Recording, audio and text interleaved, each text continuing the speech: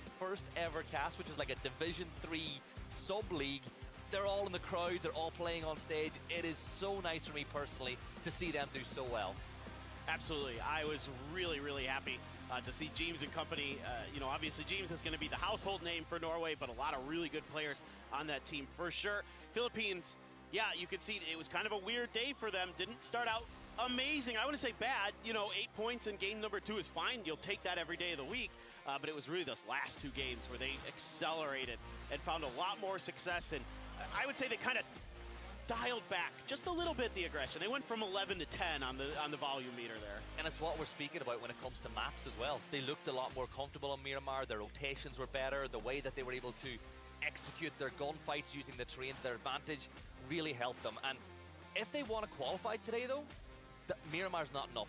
They need to find some more, like 3 points, 4 points, 0 points on that 4th game of the day. I want to see more consistency from them. Like, yes, 51 points is enough, or enough for one day, but there's no chance you qualify with that mark. But we did get a chance to sit down and talk with Tentrip, so let's hear what he had to say after day 1. Hi guys, it's Willa. I'm standing with Team Philippines. Tentrip, you did not trip yesterday. You were on fire. How was day 1, and what are you planning to do today to keep popping off? Just being consistent and do what we get to do, and just take advantage of other teams. Yep. I think that's the best game to play. Okay, thank you, Tentrip. Paalam. Alam.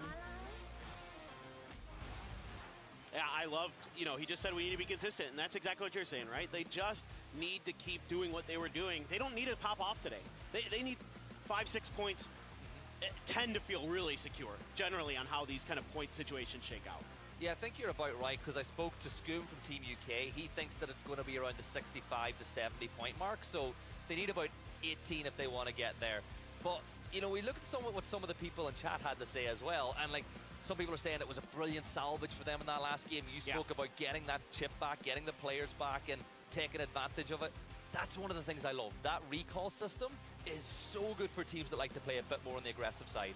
Yeah, I mean, I think you're going to have to kind of now consider as opposing teams how you're going to deal with that. Even the caster surprised how Philippines plays. Now, that's not true.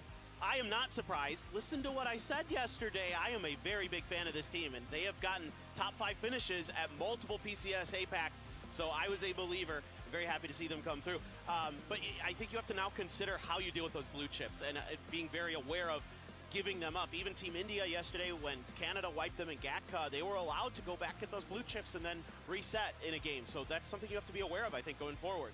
I'm actually really impressed. I know their point tally isn't huge, but just the difference in Team India this year compared to the last time we saw them play on stage, right? There's a bit more confidence. They've got a couple of kills.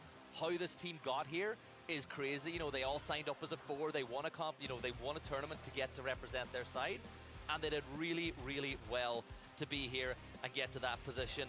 But we want to talk about the teams that are not quite secure in their spot just yet. Any surprises as we look at these? Because there's some big names on these players. It is a bit surprising, especially 9 through 10, or 9 through 11. I would have thought Turkey would be a little bit further ahead, given they also won a game yesterday, and they're great players on their team. Canada as well, some history there, some consistency.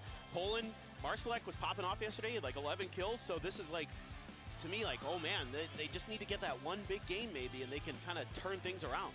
I think they're another team that maybe suffer a little bit from the way the Philippines play, where they like to play hyper-aggressive, and sometimes it comes back to bite them. But I think that they definitely have the talent to get over the line today.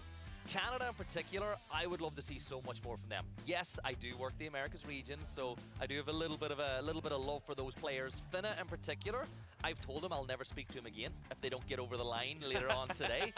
But I think that even though these teams are in those positions now, I wouldn't be surprised to see them leapfrog some of the teams above them and see some of the teams, a little higher drop down that leaderboard. For sure. That is not going to surprise me at all with some of those teams. Chinese Taipei, I think, is kind of right around where I expect them to be, honestly, given their play style, given their players. I just want to see Leo get into that grand finals. It's his last hurrah here. He has said that this is going to be it, that he's retiring after this event from PUBG Esports. So would love to see Leo get another shot at a finals lobby to showcase what he's been capable of, what he's been so good at. Let's take another look at an interview here. We've got some players from Chinese Taipei, in fact. Hi guys, it's Bella. I'm standing with Team Chinese Taipei, Xavier, and Amy. I want to ask how Xavier is feeling today because you have to play well to make it into tomorrow, which is the final stage. What are your thoughts on Turkey, who's sitting on 9 as well? Tell me everything. 就你们昨天的状态、今天的状态，还有就是你们对那个第9位的土耳其有什么样的想法？我们昨天因为有吃了一把鸡，然后让我们信心大增，然后我们状态也挺好的，就是后面的人我们状态这么好，他们其实也威胁不到我们。 저희 어제 치킨 한 번 먹었기 때문에 지금 상태 굉장히 좋고요. 그리고 사실 구미는 저희한테 크게 위협은 안 될 거라고 생각합니다. We had our first chicken yesterday, so we're feeling very, very confident. And well, as for number 9 on the leaderboard, we're not too worried. All right, love the confidence. Jayo. Hi guys, I'm standing with Team Turkey. Hello, hello. Hello. Well, you guys are not quite there yet to make it to the final stage. What is your mindset going into today to make sure you play tomorrow as well? Evet, tam sınırdayız şu an arkadaşlar.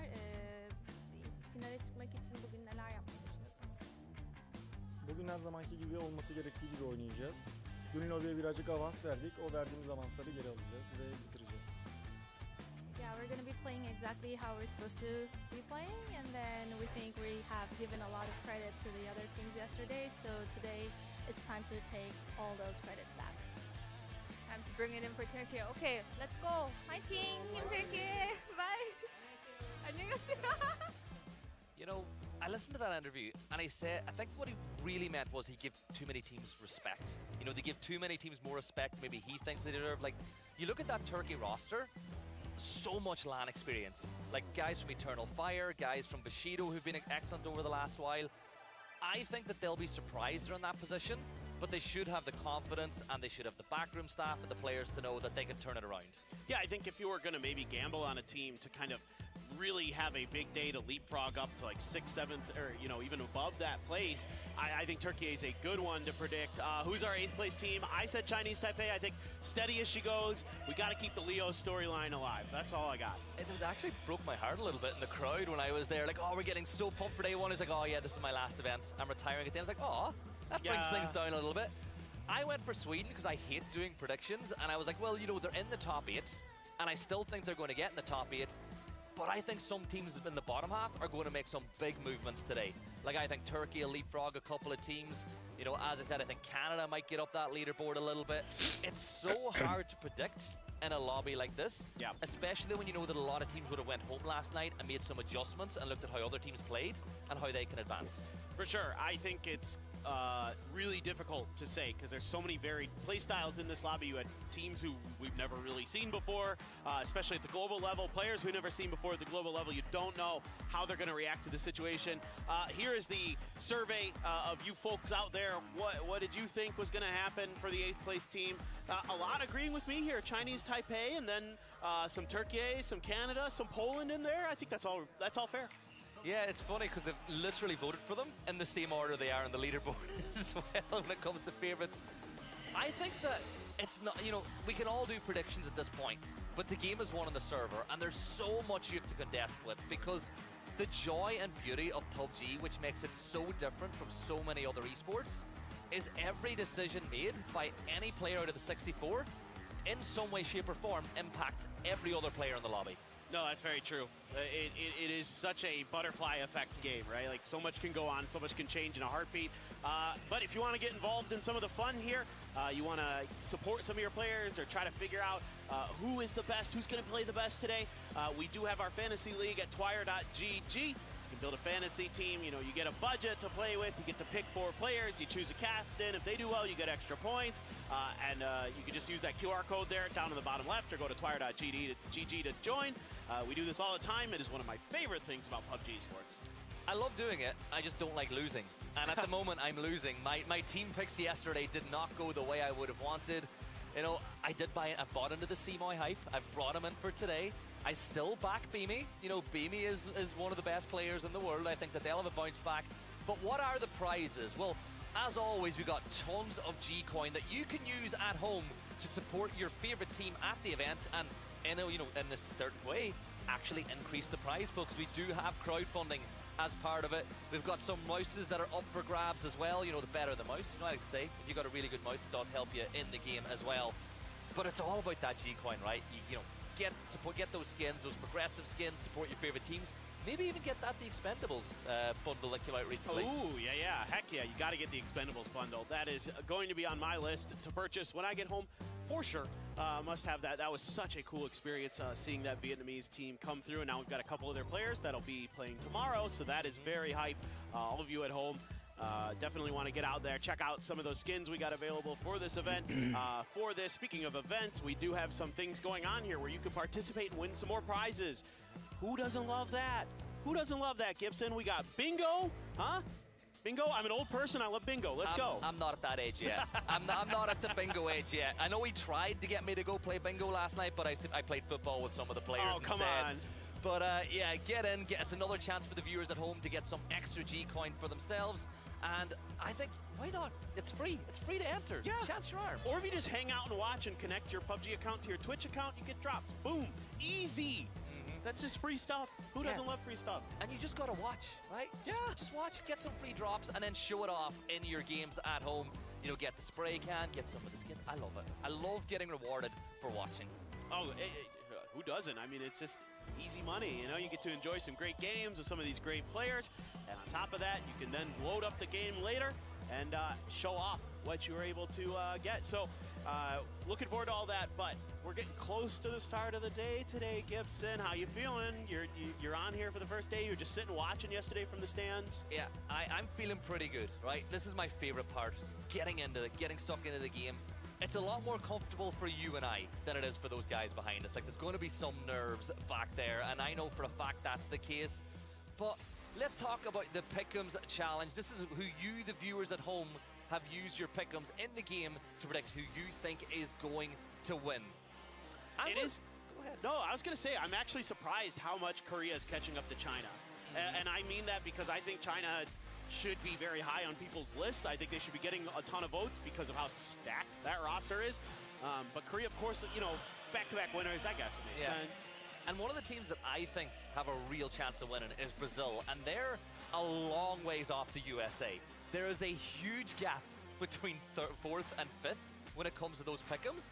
But my biggest surprise is the UK in 11th place. They've won this event before, they've come second, and a lot of the people in the community think that Japan have a better chance.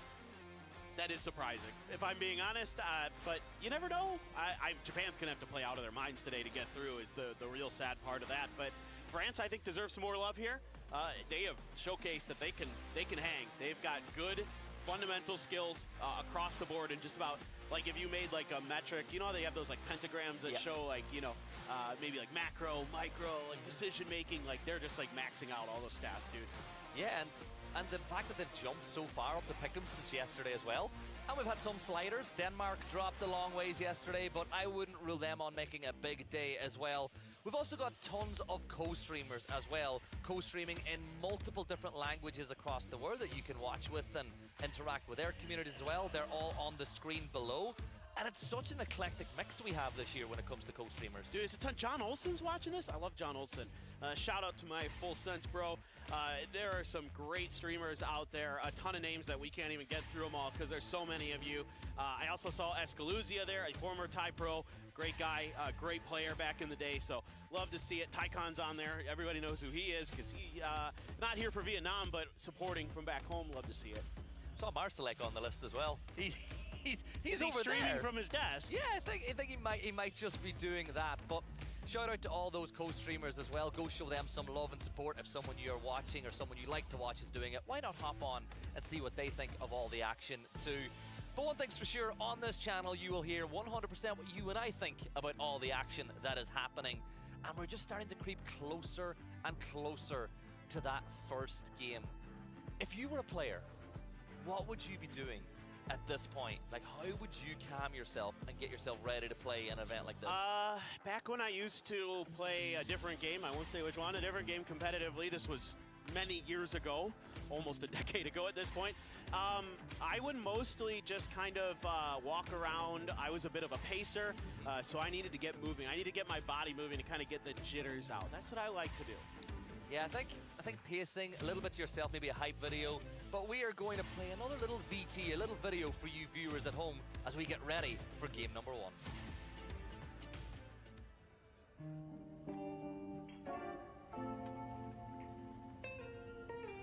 So, who do you think's gonna win this year?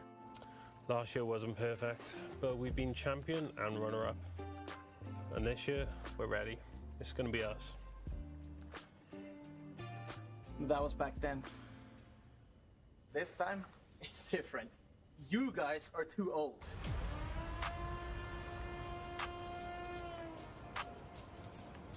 I don't know what to say. What am I meant to say? What is the next line?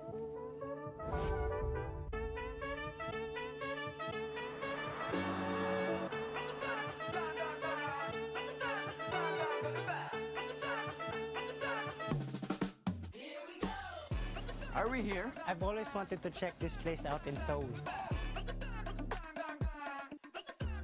First time here, and the city feels alive.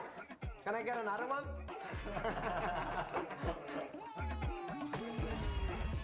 It's such an honor to be one of the top 24 teams here.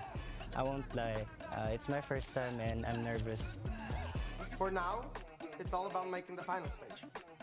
We'll figure out the rest when we get there.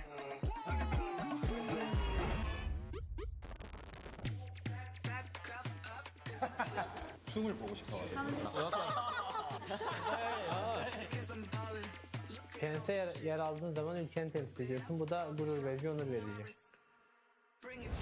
And we are back to PNC after 2 years. We for sure expect to make it through the survival stage, without a doubt. Well, of course, there's a lot of team at PNC, but we will show that friends can be on the top level. So yeah, we're underdogs, but that's why the underdog story is so compelling, because when we do good, it's gonna feel really good. You stay with your backside because we are ready to fight.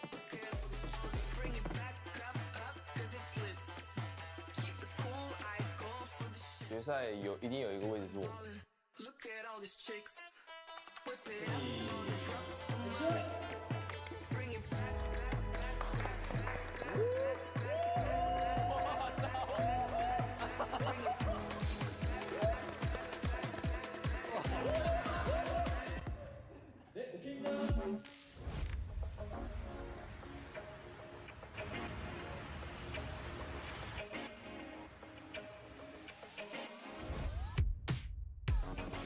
能代表自己国家参赛，我很骄傲，很羡慕这些可以参加 PNC 的选手。We're new here. No one expect anything from us. Yeah, but they are underestimating us now. Let's prove them wrong. This is already my 4th PNC, but last year was a shame. We started strong, but we couldn't sustain our performance. With the new lineup, we want to have a high placement. This year will be different from last year. 去年9位で終わってしまって10位の左側に入れなかったんで、サバイバルは勝ち抜いて絶対にファイナルに上がるべきです。Ini kami kasih lihat bahwa kita berada di sini. Untuk negara lain hati-hati aja. 虽然是第一次参加，但是绝对不会是最后一次。现在才是真正的开始。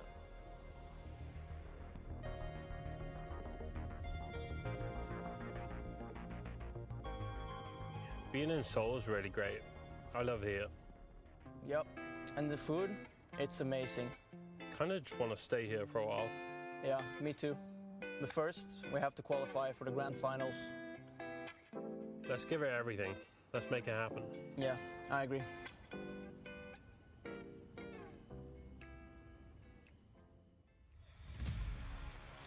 All right, well, that was a great video. Got to see a lot of the personality of the teams and the players, and you know, they said they love it here. They want to stay here a while. I've been living here for almost 9 years. I agree.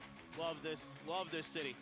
The irony as well of Vex being called old by James of all people. Like, yeah. Two of the oldest players that we have on the stage. The big one for me, though, in that video, and I know the viewers at home didn't get to see it, but we saw some breakdancing. Godspeed actually tried to do some in the back. Backstage. He was unbelievable at it. Like, genuinely, one of the best breakdancers I've ever seen. Really? Yeah. No joking, no, this is real? That's for you to, that's for you to decide. I don't believe it for a second. So, I mean, Mal Rush there had some moves, so, you know, maybe Godspeed could surprise me too. I don't know. I'd just be worried he's going to, you know, break himself, that old man. He's almost as old as me, so a little worried about those knees at that point, you know. It's not often I'm one of the younger ones on a broadcast. Usually I'm up there, but I feel pretty young and sprightly at this point. But teams, though, some of them will be feeling a lot more sprightly than others as we get ready to jump into Erangel. The time for talking for these players is done and dusted. Put your money where your mouth is and qualify for PNC 2025 Grand Finals. Paper, you can never win the game and win the night on the very first map, but there's certainly so much teams who can book their ticket if the game one goes the way they need it to. Yeah, exactly. I mean, there's so much to play for here. Either just the comfort of basically, like you said, securing your position in the grand finals, or if you're one of those teams who's in the bottom half, to give yourself a shot at getting into that final stage. So things to look for. Really curious to see if it's going to be another Indonesia hot start, if Sweden can kind of pick up steam on Erangel like we saw yesterday. These are all things I'm looking for. Kind of an off-kilter plane path here to start, though. It is going to be going from kind of the middle of the western part of the map down towards Novo. So a lot of the northeastern corners are going to be cut off. So this might result in some, you know, kind of unexpected gatherings of teams that didn't mean to. Yeah, there'll be some hot drops for sure, or the potential some hot alt drops for sure. I said hot drops, I didn't say alt drops, but we had a flight path not too dissimilar for this as far as zoning and potential zones we could have yesterday. I want to see if we got more bridge camps if we get that circle, because Team UK kicked things off yesterday with a double from Michael holding that bridge, so teams might be a little bit more cautious if we do get a Millie circle. But we have 3 teams dropping on Millie Island. The rest of the lobby have all gone north. Poland all the way up to their drop. And look at that, it pretty much centers on the center of the map, and teams like Japan are in a great spot. Yeah, this is a really nice start again for Japan. We saw this on Miramar a bit yesterday, where they were able to start center circle, and they couldn't really do too much with it, though. Again, they're, you know, trying to find their way through with the macro. They don't quite seemingly have the same ideas as some of the other teams. But we've got an interview here. Let's hear what maybe France has to say. I'm Nidex. I'm a student. I used to play PUBG every day, and now I'm representing Team France at PNC. Hopefully, we can make it through and qualify to PNC 2026 and represent Team France again. Thanks to everyone who was impressed by my level. I received a lot of positive comment about me. Today's even gonna be even better. Oh, wait. I want to say something also. Hey, Tiggleton, I know you're waiting for me at the final stage, so be ready. You know what I find so funny? Yeah. Like, he's calling out Tiggleton, but we're gonna knock, but he's one of the nicest guys out there. Like, he's just having fun. No, they're both super nice. The funny thing is when I was making my fantasy team yesterday, I was like talking to Tiggleton, and I was like, I don't know, who to pick. I'm kind of struggling. There's so many good players. He's like, dude, Nidix is the truth. He's like, you have to take this guy. He's incredible. And I'm like, all right, man, I'll trust you. And boy, was he right. Nidix, by far, my best point earner yesterday. So I think this should be okay for Philippines. Even taking that knock, looks like the rest should be A-okay. Meanwhile, we've got a wide wrap here from Indonesia underneath the noses of Team UK. It doesn't look like that UK is going to do anything about it. I think they're just going to let this happen. Yeah, so Vard has crept up now, so he let the first car go through. He's ready now with the MK. Look, there is going to be some pushing back, but as always, you wait for the last player. And here we go. Vard's going to step up. Can UK get a knock on the board early? A couple of shots landed, but not enough. And Indonesia, well, they'll be able to scamper off into the distance, and UK not able to dip into the same well on day 2 that they got in day 1. So they're just kind of sending some shots with the M249 to let them know, yeah, hey, we see you. But that's a little bit fortunate, I guess, for Indonesia. I think only one shot landed on the Setsuna there, and with a player like Fex, you never know when he's just gonna kind of get that distance and speed dialed in and get the lead correct. Over towards this replay here. Oh, this is pretty nasty, isn't it? No way, dude. How? How does he get this? No, come off it. That is. Ooh. That is. And then he got out of the car and knocked himself. But essentially, he was one hit. We're giving credit to Intense for that. It might not look different in the kill feed, but we're giving him the credit for that one. They did get everybody back on their feet, though, because it's a bit too early to commit to that fight. It's one knock. You don't know where the rest of the team is. So just focus on playing the rest of your game. Norway are in an incredible position going into today. There is no need for them to take any risks. And now they've got themselves, if you have the map feed open, which is available for viewers at home, !map, you can see they've got a nice 2-2 split now inside of Roshawk and over by Ruins. They're in a really good spot as things stand. Yeah, there's no reason, especially when you're center circle very early in phase one. Teams are going to be making their rotations around that time, so you have no idea who's going to be where, when, and why. So you got to be careful. There's a crate dropping not too far here away from Chinese Taipei, and they are going to claim it. Show me what you got, Xavier. What'd you get, my friend? Anything good? Or is it Leo who's grabbing it? No? Who picked it up? Show me! Is it a DBS? Show me! It might be a DBS. Probably was. Well, who got the level 3 Third gear? viewer. Hello. Xavier must have. Yeah, and they need some good gear going in today. They're in 8th place. And I'm going to say they're probably the steadiest team in the lobby. They play very, it's like very flat line. I can't imagine their heart rates get too high. They've got a job. They try to do it. And there we go. Look, we're seeing it what you can say. It's coming home. As an Irish person, every single event that gets sung nearby. Yeah. Well, at 2022 PNC, Kalaris would not shut up.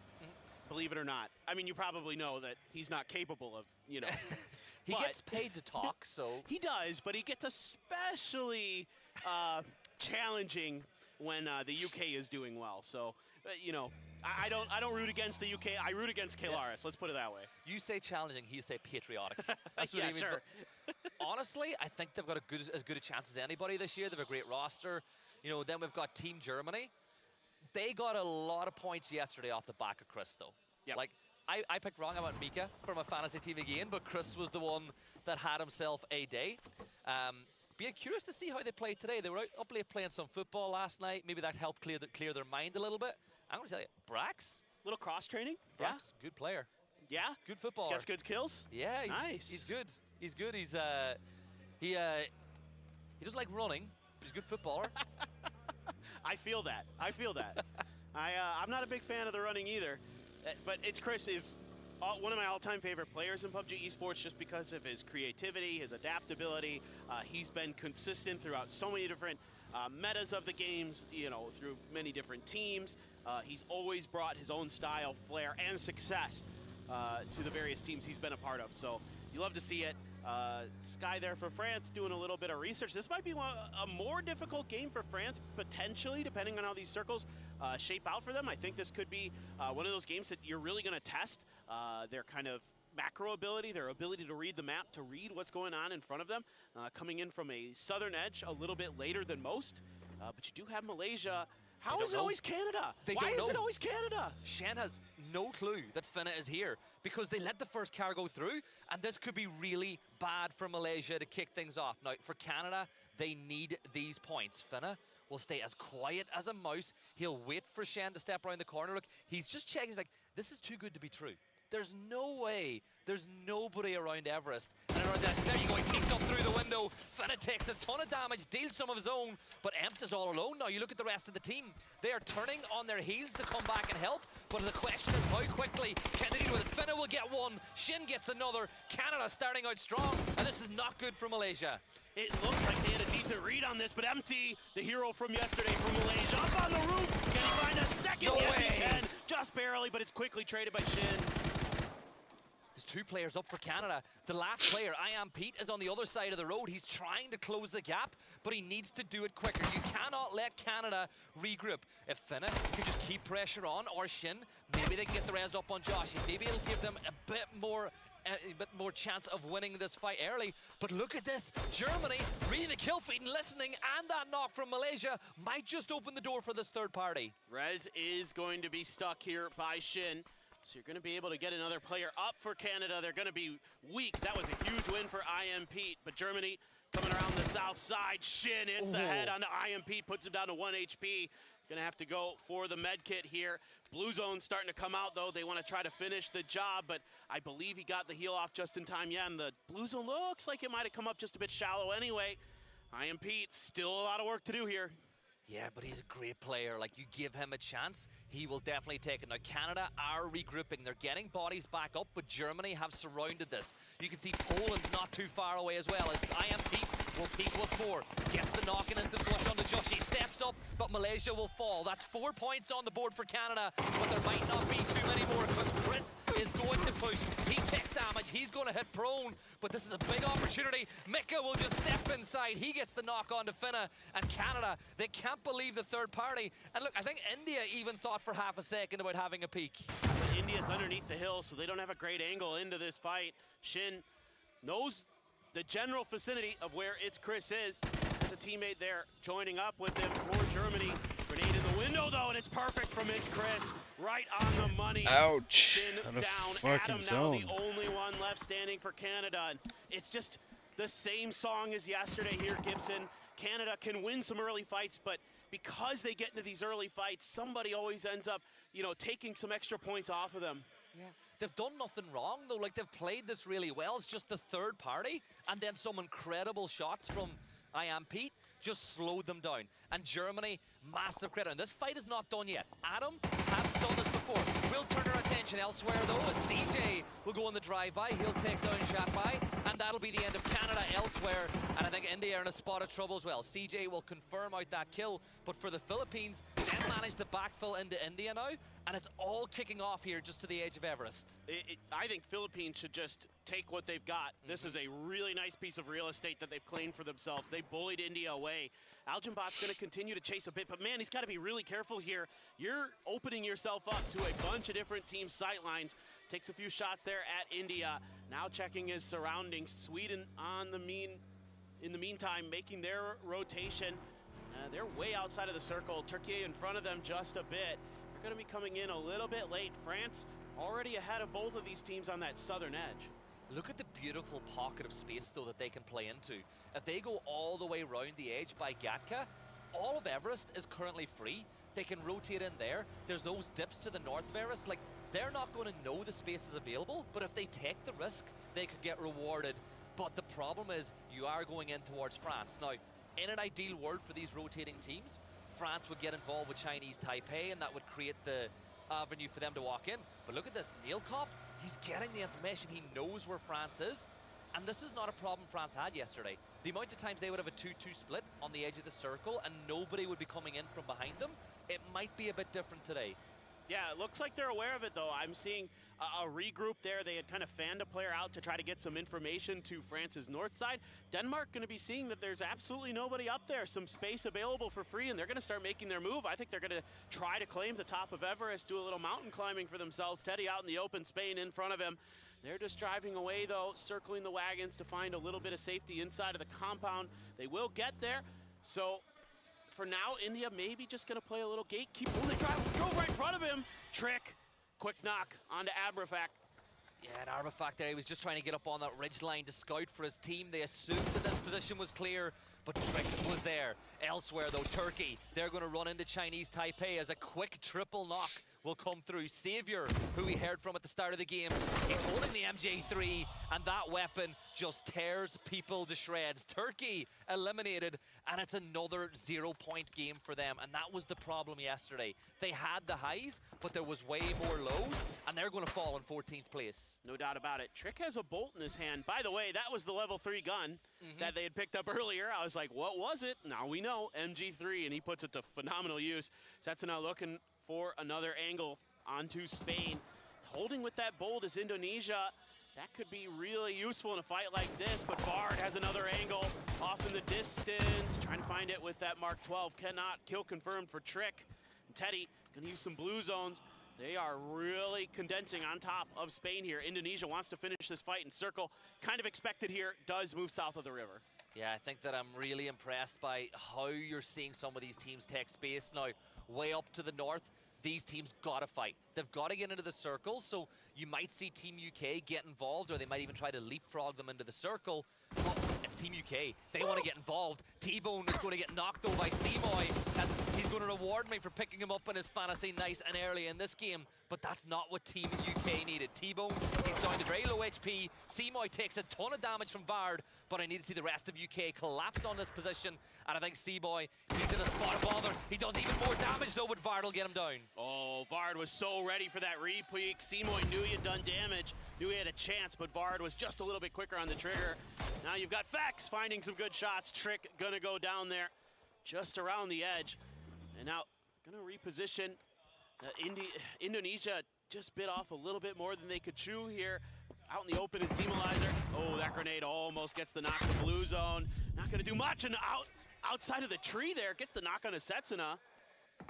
His timing, he's going to have to get that first aid off. This one's going to be close, but I think that he's just about got the buy. Yeah, he switched over. He was going to go for the first aid kit, realized time would be too tight, bandage up, but the fight is not done. Indonesia are still here. UK are still gatekeeping, and this is phase 3.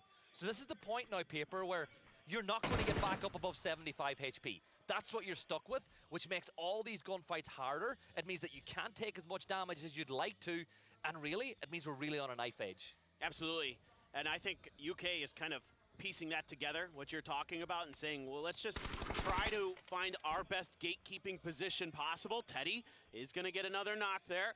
Indonesia still fighting here. Spain briefly had a numbers advantage, but now it's a squared up 2v2. Shadow around the corner, but it's the shot-off shotgun from Teddy, and they're looking for the last player. He just can't quite convert, but his teammate, well, it's actually going to be the blue zone that's going to do the job for him. Yeah, Indonesia, they are going to get those extra few points. Vard will try to get T-Bone back in the... Really? Oh, he's keeping the vehicle safe. He's staying hidden because he knows that once he starts to activate it, attention will be drawn this way. But for Team UK, this is the right thing. But the only problem they're going to have is if you look at the map right now, when you get him back in, there's nowhere to land where he's going to be able to find loot unless his team wins the gunfight. So don't be surprised if you see him just pull that parachute early and be a scout for the rest of the team and tell them what's free, what's not free, what way they can rotate in. It could also depend on what they've loaded up their cars with. This is the other thing you can do if you're thinking ahead.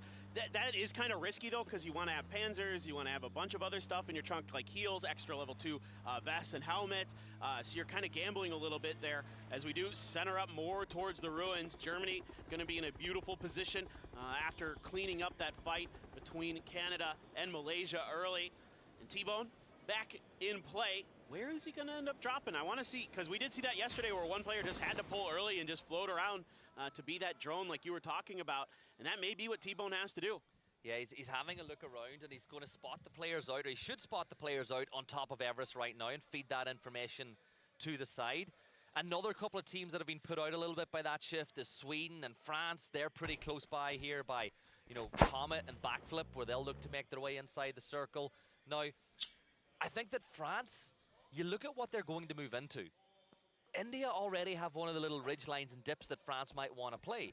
Philippines have got the compound just south of ruins as well. So for France, they are going to have to fight to get a good spot inside this next phase, which I know is like, yeah, well, Gibson, of course they're going to have to fight. We're late into the game and all the good spots are usually taken already.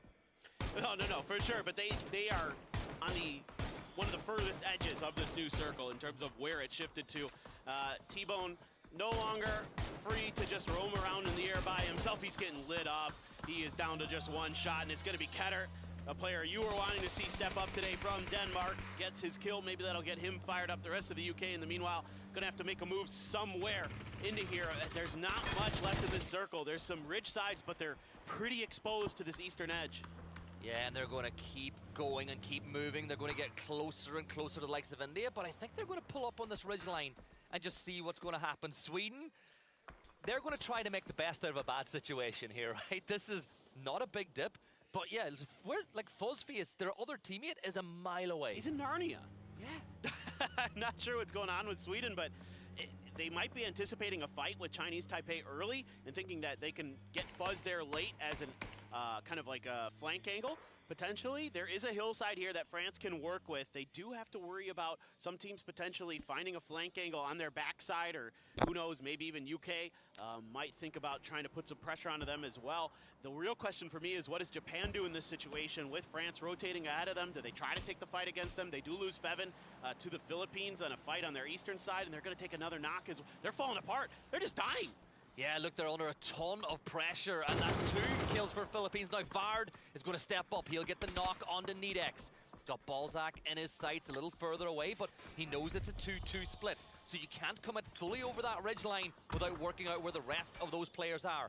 But look at the mini-map in the bottom right. There are so many teams condensing on this tiny little position, and now Mao Rush from Taipei is going to start throwing those nades into that gap. And this is where Sweden's position starts to become a problem. Another nade, another bit more damage, and those vehicles start exploding, and they're in a ton of trouble. And there you go. That'll be hot and spicy, and here come the blue zones. Buzz has to go huge here for Sweden. The grenades, though, starting to connect for Mackendark.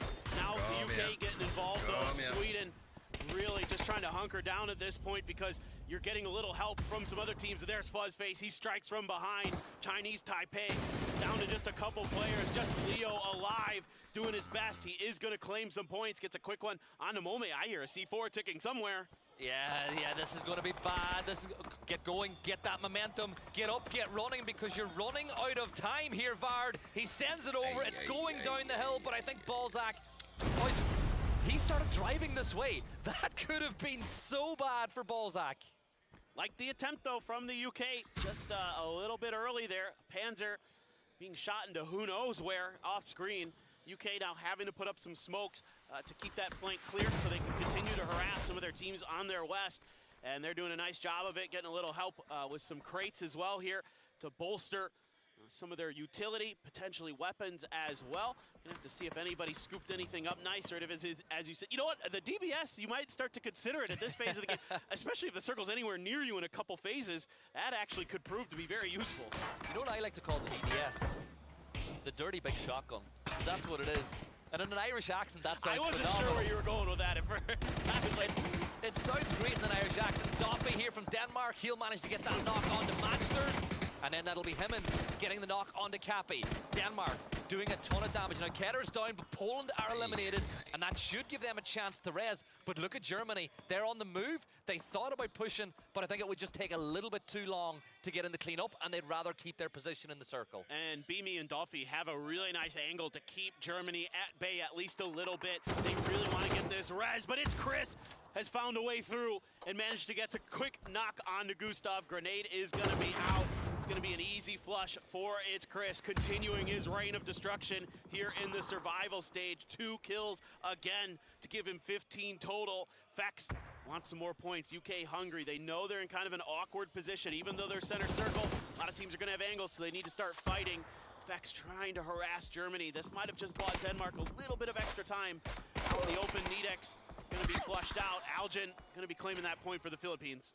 22 minutes gone, and we're still not inside the placement window. There is still 9 teams up, but we're starting to see a lot of these knocks come through. France in this bowl are in a world of pain, as Sky will get knocked by Fuzzface and Flush. So Sweden, from what was a horrible position about 5 minutes ago, are still alive, still picking up some points, and now Fuzzface almost gets the knock onto Balzac, but a nade and a couple of smokes to close the gap a little bit further. I love this aggression from Sweden. 4 kills on the board and bringing it to France. This game was on a knife's edge for Sweden for a moment there, but now they're starting to rock and roll even with just a duo. Fuzzface is going to find another. CJ from afar going to claim another point for the Philippines. UK still around this crate, still holding on. I love the way they're kind of measured aggression here for the UK. They're pushing out, keeping other teams, honest, doing some damage to them to keep this position safe. This is not an easy spot to play from for the UK. It is not, but they are getting a little bit of help by the timings of some other fights as well. Now, the zone has fully evicted Germany from this compound now, but Denmark are just going to hope to rush the process as they've got 3 kills on the board. They got the knock, but Zerat is back on his feet. 4 members of Germany, as that'll be the end of Indonesia. Let's see if anybody can close the gap. Maybe Philippines could take away that top spot as they find themselves on the south side of the circle. But Team UK, they've got them in their sights, and it's a really tough position for Philippines, because if you move closer to India, UK have got you in their sights. At this point, for the Philippines, you either have to wrap all the way over to the eastern side, because there's a little bit of safety over there that Algenbots has found, or you have to crash India. Those are kind of your two best choices, and I think the better of those is to just kind of focus themselves a little bit more east once the circle starts to close. The UK's got a foothold. Let the other teams that you know are out there up on that western side deal with that. You can give yourself a better chance to get another win here and really secure your spot in that final stage. Keter has pushed a little bit further forward. They're slowly but surely making their way into Germany's territory. Yeah, in the blue zone though, phase 6, this does not tickle anymore. This thing is pain if you get stuck in it. Keter though, he steps out, he gets the knock on to Chris, and that should be a point. Rupesh, India third partying, they get involved as Zerat will fall for the second time. But Mika with the M249, how many times have we seen this in the past? Really shredding Denmark apart. They fall, the Danes go down in 7th, but for Germany now, they're running into the waiting arms of UK, and UK will sweep a couple of them up, but Mika still alive and kicking, but he goes down to the blue. What a play from Mika. He surprised Denmark. They didn't expect him to come out of the blue and start firing. Really nicely done there. Algenbots just a little overextended towards Norway here, but a good grenade from Kalbs finds the mark onto Hyman. 8Z trying to let loose now, trying to follow up on what his teammates started, but it comes up just short. Hits the front of the hillside. Another grenade up and over. Is this one going to be good? Yes, it is. Gets the re-knock onto Algen. Kalbs now trying to retreat to safety. And they've got the time to let this fight breathe as well. Nobody is coming over to third party. This is the problem for Philippines, though, is they've got nobody else here. The rest of the players are locking horns with Team UK, but Rupesh gets another knock for India from inside the compound. This is, yes, they're in a really good position. Yes, they full sended earlier and they got a little bit of luck, but they're starting to get the rewards. I really want to see India pick up a couple of kills now at the end of the game and take advantage of this, because, as I said before, the good teams win the games they're supposed to. Absolutely. Fuzzface trying to use those stuns to get things started here against CJ. Already one knock on a 10 trip, but Fuzz didn't fancy his angle, worried about a backstab as well, so checking, being diligent. We saw it yesterday how good he was for Sweden in terms of getting info. Now, whether it cost him his life or is not, or cost him his life or not, he was often the guy who was finding that crucial piece for Sweden to get further into the game. And India have been saving a mortar for the late game.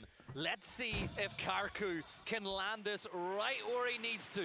The first one goes a little too far, so you rechamber, you shorten the aim, you send another one up to the sky and see if maybe you get some more value for money, but it looks like he did not send. There we go, it's going to land, but it's a little too far away. Karku sends another one off into the distance, but he's just not quite got his technometry down just yet. That's right, it's almost min-distance there. For the mortar, actually. When you look at the map, you can tell initially. Now, UK's ahead of it, so they're too close, I believe, for the mortar at this point. Fuzzface still doing a ton of damage, just popping heads on UK. Those helmets cannot be in great shape for them. He's going to make a reposition, but CJ out, 10 trip, going to finish the job with the AUG spray. Philippines, 8 kills, another nice game for them. 4v3, v3, v2 as we get into the very dying stages of this game. India still with the compound in the center of the circle, still hanging on, and it should do into phase 8 as well. Norway, look, they're regrouping, they're wrapping round to the north because they're just prodding. They know that Philippines have 2 players to the south, and they know that the UK have 3. The question that they need to ask themselves is which of these teams is going to be the biggest problem. And I think that they feel that everyone else will keep Philippines occupied, so they can push with 10 trip, gets the knock on the Rupesh, and is this a door open for the Philippines into this compound? I think it has to be. They have to make a move. You know, there's so much here that India has to be aware of. Oh my God, Michael, just barely not getting run over by the exploding UAS. But now, I don't know if it's enough in the circle that they can stand behind it. No, it's not going to cut off angles from India. So they're going to try to make a maneuver. Hyman ready.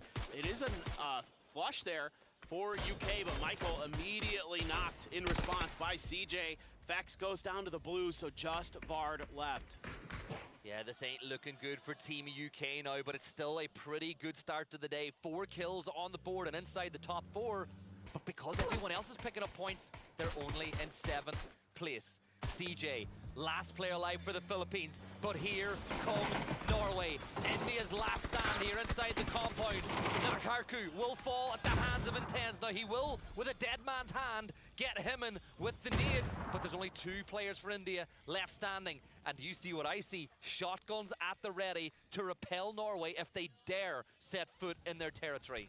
Yeah, India needs to make a stand. Oh my God, that grenade looked like it might do some damage, but Risen able to sidestep it just a bit. Intense now gonna let loose with another molly, trying to buy themselves a little bit of extra space for this res. A blue zone not gonna be anywhere that is going to be a threat. James creeping around the window. Risen seems to be somewhat keen.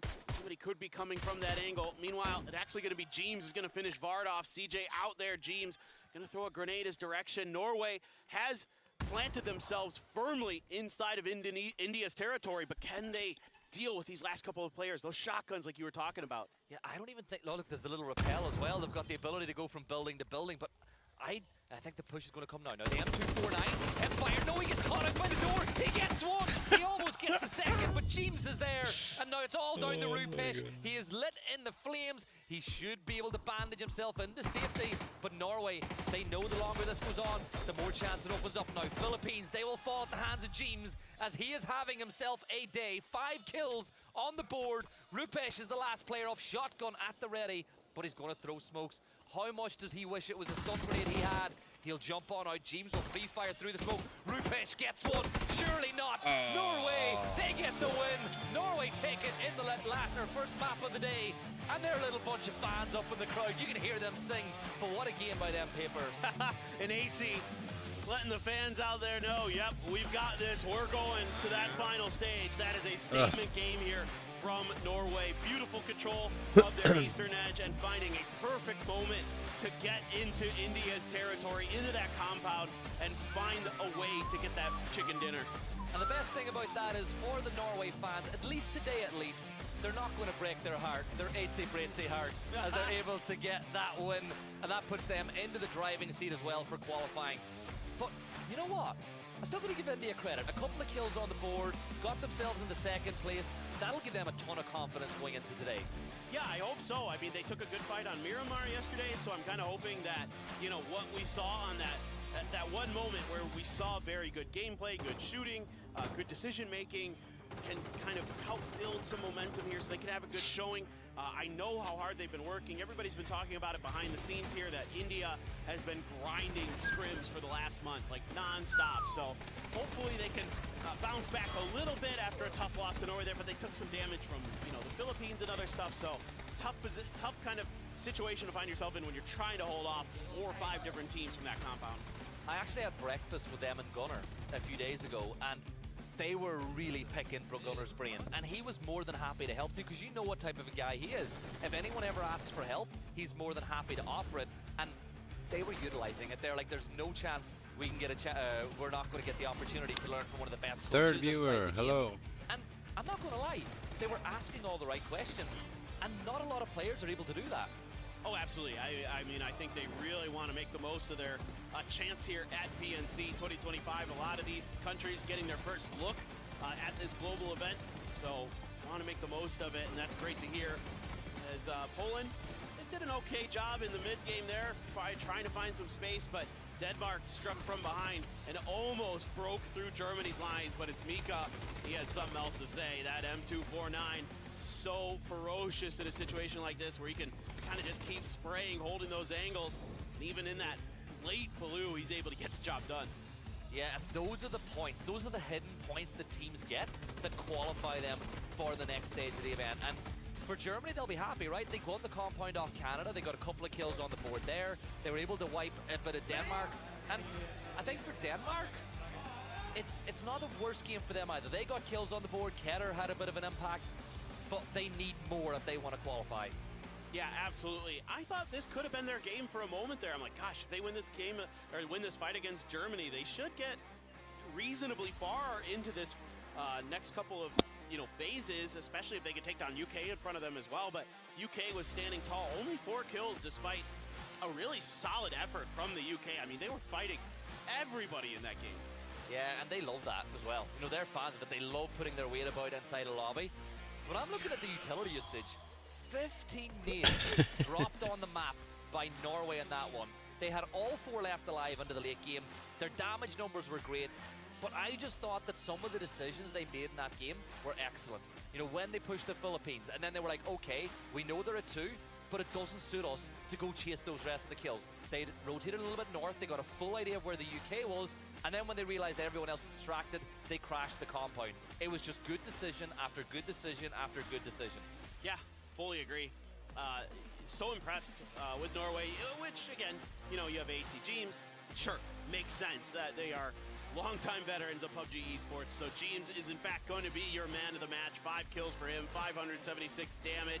That is a solid effort. Not even a little bit surprised. James is just so consistent throughout the years. The man is one of the best to ever pick up the mouse and keyboard. Not bad for an old guy, right? Right. What I liked about it too, though, was his conversion of damage to kills. It was pretty good. But let's look at the overall leaderboard, at how things stand from that match. Norway, of course, picking up 22 points, 13 more for the Philippines as well. And then you see a bit of a drop-off, right? 9 points down to 8. But the big surprise for me, teams that need points, for, you know, Japan, Turkey, Poland, 0 points for all of those sides. That's tough. That's really rough. You know, Poland there just kind of got surrounded and blown apart pretty quickly. Turkey, I don't even remember what happened with them. Like, it was so long ago in that match. They were the first team to go down. So look at the overall leaderboard. Norway now up to first place ahead of Indonesia. Both those teams, I think we can, good to go. We can say they are going to be playing in the final stage. I have very little doubt they are going to be finding themselves playing tomorrow. Philippines, I think, very, very close to basically in there as well. Yeah, they're right on the cusp, and, you know, it'd be something crazy if they don't pick up 5-6 points over the next 5 or 6 maps, right? It's nigh on impossible to not be able to do that, but I'm looking at that race for the top 8. To Chinese Taipei, they got some kills on the board. Canada, they picked up, was it 4 points for them, but they still didn't get enough to really close that gap onto 8th. Turkey's donut has left them on 34 points, and Poland are a couple of points further behind. But look at India climbing that table, 27, and you know what? They're not actually out of the race for the top 8 anymore with that placement. No, I mean, honestly, probably another 35 points, and you're considering that you might be in there. You might be in that 8th place spot. Denmark as well needs probably about 45 more. Doable. That's not quite 10 points a game at this point, but you're really going to have to step up. You're really going to have a couple big games that are going to earn you 10, 12, 15, maybe even more points than that to really give yourself a shot at playing in that final stage. Yeah, let's have a look at our new lobby leaders. Norway on 48 kills as well. It goes to show that so many of their points are coming from the barrel of their gun, and they're not just a placement-heavy team. And then on the other side of that coin, you have India now in 12th, 27 points, 14 kills. Look at Ryzen, he's having himself a bit of an event. 7 kills on the board for him, and you know, if I'm not wrong, that's more points than they were able to get at the whole event the last time they competed. Yeah, absolutely. It is. You're seeing glimmers for India. You're seeing things that give you some level of hope that, hey, they're starting to get that experience. They're able to take some of this knowledge, talk to some of the best in the business, bring that back home, and really start to pick up steam. All right, we are ready for our second game of the day. It will be Erangel once again here at PNC 2025 in the survival stage. The last time we're going to see Erangel for this particular lobby. We will, of course, be seeing it again throughout the event as we get a quick look at the crates of Novo. Plane path, pretty similar to the last one, actually, now that I look at it. Yeah, it's not too dissimilar. They just took the flight path and moved it maybe a kilometer further north, but it's the exact same pattern, and it does mean that a lot of teams will drop in the exact same spot. Like you're seeing Poland will go for their North George drop, Canada going for that split that you'll see in South George. But the thing I want to see is, will UK continue to go for that drop in and around Malta? Because it's Sweden, really, and Indonesia that are the two teams that are able to gatekeep. Because if you bring your mind back to the very first map of this PNC, it was Indonesia that lost 2 players early to Michael, and I don't think they'll take that bridge anymore, especially if the circle does go north. Yeah, I don't think so either. The whole thing about that, you know, what I keep thinking about when we talk about that very first game is the tone it's set for this event, especially for Malaysia. It seems like that first fight just broke them. Like, ever since then, they haven't been that team that I was expecting. There's some really good players on Malaysia, especially with Shen there, who is an absolute monster. They just haven't been able to get anything going. It is another Western Circle, but way more to the south this time. Yeah, this isn't good for Chinese Taipei. Savior, he's going to need a savior of his own as he's going to play with the bull that is Shilla. But I think that once Shilla saw Leo come in, he was like, I don't know if Leo has a gun. I don't know if he's got backup, so I'm just going to get out of there. It's not worth taking the risk for 1 point. And I think that's the right thing for Shilla to do. Couple little beeps to the horn to let him know that he's backed off and he's going to move on and get himself some gear of his own. But I think the exciting thing for me now is with a circle like this, can a team like Spain take advantage? All right, we have an interview with Hyman from Norway. See how they're feeling after that win. Hello, my name is Hyman from Team Norway. I really want to meet Himas from Team Vietnam because Himas is in the final stage already. I must also qualify there. Our names are similar, but I'll show everyone who has the best version. Himas, watch out for me. I could say something funny there, but I'm not going to about the similarities in their name and what the difference is. But we'll move on. They actually, yeah, you're right. Yeah. I didn't even put that together until just now. But I will say he is going to get to meet him because, of course, with the point tally they have, they're going to be guaranteed into those finals as things stand. And honestly, the Norwegian fans are just having the best time. And they just came out and like showboated in front of the caster desk. Look, well deserved. They're playing out of their minds. I love to see it. I love the support that the fans have been able to bring for them. A lot of fans of Chinese Taipei here today too. Yeah. Did you see what the Canada Oh yeah, team I auto love this one. They like, showed this yesterday. It's so funny. Yeah. And then apologize. And you know what the funny thing is? Those guys live up to the stereotype. They actually are the nicest people out there. And I think it's a good time to talk about it, right? Because obviously Godspeed brought up the news that this is the first time Joshi has ever left his hometown. And I spoke a bit to him about it. And he said that he was nervous yesterday. There were some jitters there. And you can understand it, right? For sure. The culture shock alone would be insane for him. Yeah. But he said we woke up this morning and the nerves are gone. He feels good and he's ready to go today. And I know Joshi, I've casted him for years in the Americas. He's a good player. And I think that now that those nerves are gone, we might be able to see the best version of him. I hope so. I just need to see Canada avoid these early fights. And some of it's not even their fault, to be honest. It seems like some teams just kind of have similar ideas on these early rotations and they end up scuffling over it. Speaking of scuffling, it's the Philippines and Spain. Calves again drives right over them, and they're just falling apart. Spain, all of a sudden, 3 players down. It's explicit, the only one alive, and they're just gonna put him in the car like, we're taking these points with us, bro. This is just mean. And honestly, they are essentially at this point, they're not Spain. They're Spain without the S, right? That's what they're in, and I love this. I absolutely love Look at the style. He's stunting on him. He's like... He's look at him. He knows that the observers are watching him. Like, he just knows. He's like, after what we just did, they gotta be watching this. It's a felony. He's kidnapped him. He's thrown him in the back of the car, and he's just gone. And I think, yeah, Arbafak. You know, I hope Spain can see the funny side at least, right? Yeah, I'm sure. I think these players are all pretty good-natured and get that this is just a little bit of showboating. You know, the Philippines are probably feeling like, okay, we've done it. You know, we're in the final stage. I think these 3 points right here are the nail in that coffin. So have a little fun with it now. That is the nature of the SEA teams. They are lighthearted. They want to joke around. They want to have some fun. And it has gotten them where they are. So credit to them. Do you want more bad news for Spain? Well, no, but... So that all happened in the center of the circle. Oh, so no. That means with 1 player left alive, you're not getting the tags either. Because there's no reason for the Philippines to move off into the sunset and find somewhere else to play. And there you go. The Dragunov sings out. Calves will get him. Explicit falls. And for Spain, it's another game where they're not going to take advantage. Denmark, though, they're leaving George now. They're going to move south. And once again, they've got their pick of Everest. They can move up in that position. And Canada, interestingly enough, this time, they've not gone for the ice cream shacks on the southeast of Everest. They're going to go for the rocket ship split. a little bit further to the west side of the circle, and that's a little adjustment for them too with the circle that we have. Took me a minute. Like rocket ship. Oh yeah. Yeah. yeah.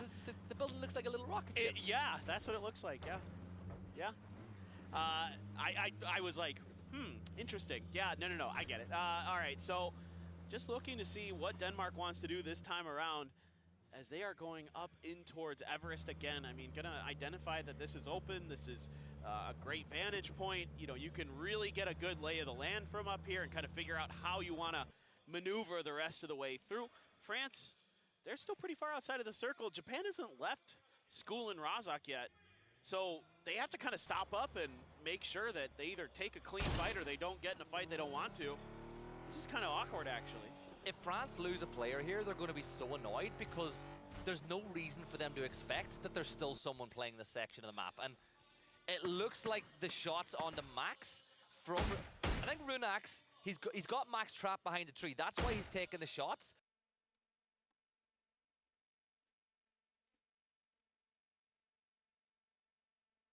But in doing so, it has given away the ghost that there's more Japanese players not too far away. And now with Goni throwing nades, or considering throwing nades, that'll give even more information to Skies and the rest of France. They pulled the trigger a bit earlier, but they still might take advantage. Feven doesn't manage to get the knock, and Sky does a ton of damage as a rebuttal back the other way. But still, all four players up for both these sides, and Feven, you gotta hide, my friend, because here comes Max, and he'll get that knock, and he'll get the flush as well, as France will get their first, should get their first point of the day. Yeah, this is just too wide of a split here for Japan to be taking this fight. Feven just caught out in the open, and France is happy to just drive around him. Not much he can do in response. His teammates can't find the angles they need. Now it's Goni's turn. He's being isolated. He's being picked off as he tries to see if he can find some kind of surprise angle here onto Balzac, but not really going to be given that chance. They suspect someone's around here. And, you know, the good news for Japan is if France just fully peels off of this fight, you can get the revive through. That should be doable. Yeah, you wonder why IMAX is drifting. It's because he has lost a tire, and now here comes Nedex. Bit of a seat swap, but Goni is on the run. He's trying to fall back, but he needs to stay alive. You need to stay alive long enough to allow Mook to get up here and help you out. But the question is, does he have the evadability, the evasiveness to avoid the French and get back to join the rest of his team? Well, the right play here is to, at least if France is going to pick a fight with them, to try to drag them into the sightlines of Mook. Meanwhile, Xavier up on a hill, hot and spicy, hot and dead. Mobay takes down Xavier, though, in response. Mao Rush trying to do what he can to claim some kind of extra damage or knocks, but looks to be a little bit too far away there. And the rest of Chinese Taipei is driving at this. They might commit to a bit of a encirclement on top of Sweden. I think encircle them to catch them out as they leave, right? Don't be in too much of a rush to go head on to run into a fight, but you're right. Circle them, lock out all their potential rotates, and get your revenge a little bit later inside the game. Runax, he's got the dragon off. He's going to look to get some revenge on Feven, but I'd love to know where the tag is, because Japan could, in essence, I think that Mook has actually gone to pick up that tag, and with there being the recall system in the south of Roz, they should be able to get back to a 4. Exactly. I think that's the better play here for Japan at this point. No reason to continue fighting. Center circle emergency pickup there, I think just used for a little bit of scouting, it seems. I don't see anybody really going too far off of that. Malaysia, no fighting just yet. That's what I want to see. I want to see them take some good fights here, get into that late game, and see if they can get themselves into a position to potentially qualify for the final stage. Going to group up. UK circling the wagons near, but still not really barreling in towards them at all. It looks like they're going to kind of commit more to the eastern side, maybe taking those hills that are just to the west of Pachinki. Norway sitting pretty. Another nice spot for them here in the early part of the game. Could be really powerful as this one drags on. I mean, now the circle can kind of go just about anywhere. There's a little bit of water on the north, but there's really a good opportunity that could end on Everest, could end on Gatka, could go east. So could see kind of some interesting situations arise. Field circles very much in play. It's very similar to the last map though, right? It's so similar, and some teams have taken different positions off the back of it, like France now on the north side instead of the south that we saw earlier. You're seeing Denmark not commit onto the ice cream shacks. Like we saw them push Germany's over on the other side of the circle. So it's this. It goes to show how different every single map is. Even though we've got a very similar circle at this phase of the game, so many teams find themselves in different spots. And Feven, look where he's going right towards Michael. He's going right towards Michael on the southeast side of the circle, and he might just be about to fall for a second time. Well, if they can read that Pachinki's open, he might be able to drop and kind of get past Michael before Michael sees. Oh, nope, never mind. Too late. Oh, Michael has a really good opportunity. T-Bone. T-Bone with an SLR. T-Bone. One tap. Dude, T-Bone's like 500 meters away from that. Yeah, one tap headshot. That's what I mean. Yes, there's people who were complaining about the recall system, like, oh, you know, it's hard. These players are dropping in with no helmet and vest against the best players in the world. T-Bone shows you, just because you've been brought back, it doesn't mean that you've got any guarantee of getting boots on the ground. It also means that if you're a generous player, you can give points to multiple teams. There you go. Yeah, exactly. It just making the rich richer, sure. That, by the way, I want to see that from T-Bone's perspective, because that is a long-range shot that he just hit. That is, even at this level, that is super impressive. Love to see that from him, as the UK is fanned out on the outer edge of the western side of Pachinki. Japan's going to kind of nestle in between some of their players, so that could kind of be a little bit tricky to deal with for both teams, depending on how things shake out. Germany, edge play as usual. That is 100% their style, and it's Mika again. He's going to get 10 trip, that heavy damage dealer for the Philippines. Looks like there isn't much that the Philippines can do about this at the moment. Calbs is driving at it, but I don't think he's going to get there in time. Can Mika get the last shot? He gets into a little bit of cover, but Calbs is going to get the cover, so Wow. I think that they will. And look at it. He was 1 second away from fall. Yeah, here we go. It's Chris. He's going to land up. Does he have a nade? He knows the res is being pulled off, but now there's 2 guns looking his way. Make it a third. The rest of the Philippines are not too far away. Chris, you got to be careful, my man, because Philippines are pushing on up. And honestly, he was maybe, 3 seconds late to that fight. And that means that all of Philippines are back on their feet. And now Germany, well, with the circle pop the way it is, they might still want to take this fight. Well, you mentioned it at the beginning of the fight. If Chris had a frag, that's done. That fight is over. He didn't have one, so he couldn't really, get himself into that position and get that re-knock as quickly as he would have liked. Philippines escaping disaster, but out of the frying pan into the fire. Brax, grenade at the ready. He's under pressure now. Germany trying to circle up, try and reinforce. He's able to at least knock one. There's an AWM, though, in it's Chris's hands. Zareth has taken down 10 trip. 10 trip is going to get the confirm of a point here. 2 down for the Philippines.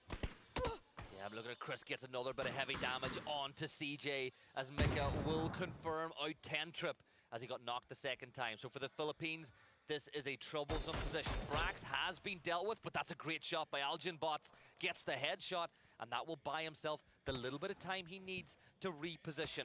But it's Chris with that arm that I want to see. He's got the off angle, and if he lines up one perfect shot, that will really potentially close the door on the Philippines. But with this smoke wall, they might just... they almost got enough smoke out for Calbs, but Zerat saw it coming. Well, now they can play a little bit of defense. Chris getting pinned behind a rock by Sweden, in fact, so he can't get that AWM into position to maybe punish that rooftop position that Algenbots had. Here comes a fight, and actually Turkey, Shilla gets 2 quick ones with the M4, looking for the final. Mook hiding behind the box, hiding behind the car, but the frags are there. That could be the confirm if he's dialed in the distance correctly. It is going to explode the car, confirm the earlier knock. Mook in trouble, trying to hide behind one of these little concrete slats, and just spraying and praying now is Shilla. Just wants to finish this off, clear out these chopsticks for Turkey. That is the Shilla I wanted to see going into this event. So good from him, and for Japan now for Mook. He's got a red zone on top of him now, so it could go from bad to worse as he tries to flee from this position. Malaysia not too far away as they will send it up into the sky, and it's bang on the money. Jervis will land right on top of Code Marco. There and we there's go. the flush. Brilliant use of the mortar strike, and he's going to send another one up into the sky. But that's brilliant from Malaysia. And it looks like he's read it correctly, that the first one was a closer into the end of the chopstick. So now he's trying to get him a little bit further in, it looked like, but he's missing. Still coming up short from the rest of the players. Doesn't matter. I want to see this. Please hit this shot. Oh, no, he's behind the hill. I would have just lost my absolute mind if he had hit one of those bolts. Big enjoyer. Love to see Xerath going for it. Him and It's Chris going to be rocking a couple bolt action rifles for themselves and for Germany. A little work to do now. Circle has centered up. Denmark able to maintain their position as kings of the mountain. France, though, UK on the outer edges, so EMEA all eyeing that high ground positioning. And these are the positions right now that France are in that they took advantage of yesterday. A 2-2 split at the edge of the circle when they know that their flanks are clear. They've done it again. They told me today that they didn't think they were going to get that opportunities because teams watch back the VODs, but they're in one of those positions again. Still, you've got Sheila keeping an eye on what's going on, maybe hoping to find a little bit more loot and get back up. But I think for Turkey, this is a tough rotate into the zone. Like, you got to go through the likes of India, Malaysia, all feeding in the same way. Germany, on the other hand, where did they go from this spot? Because it looks like they're going towards where Chinese Taipei are playing in that little dip by the cross of the road, but it's already taken. There's not great options for either of the teams you were just talking about. They have to fight somewhere, and Germany trying to cut right next to Chinese Taipei. It is a run over there, but you're going to lose a couple for Germany. I believe just It's Chris on his feet right now. Malrush wants to make sure they get these points. They need them so desperately on that bubble position in 8th is Chinese Taipei. So need to make sure that every point available goes your way. It's Chris. I don't know how in the world he survived, but he has gotten a little bit further ahead of Chinese Taipei. Turkey as well, making their move, settling up on a hillside. They have India behind them. Please, It's Chris, just once. Do it for me, man. Do it. We want it. We all love an off shot, right? And Leo again getting another knock there for a farewell tour. He's having himself a pretty good event so far. And, you know, you might not be as good as you once were, but you can be as good once as you ever were. So, you know, another drop of a lyric. Like that. Yeah, you like that one. But you got Jia Wei moving in. Oh, Sheila, no! Whoa! Nice. He killed himself with his own emergency cover. I've seen that too often. It happens. I've seen that way too often. It happens, I suppose. Trying to go for the res, but India knows that Turkey is weak. They are down to their last player up. It is going to be a finish. Actually, Beamy claiming that point for Denmark. Crossberg just going to prone down a little bit of extra smoke for cover. No throwables here for Karku to really flush out that position. So they're just going to have to keep flanking out to try to find these points.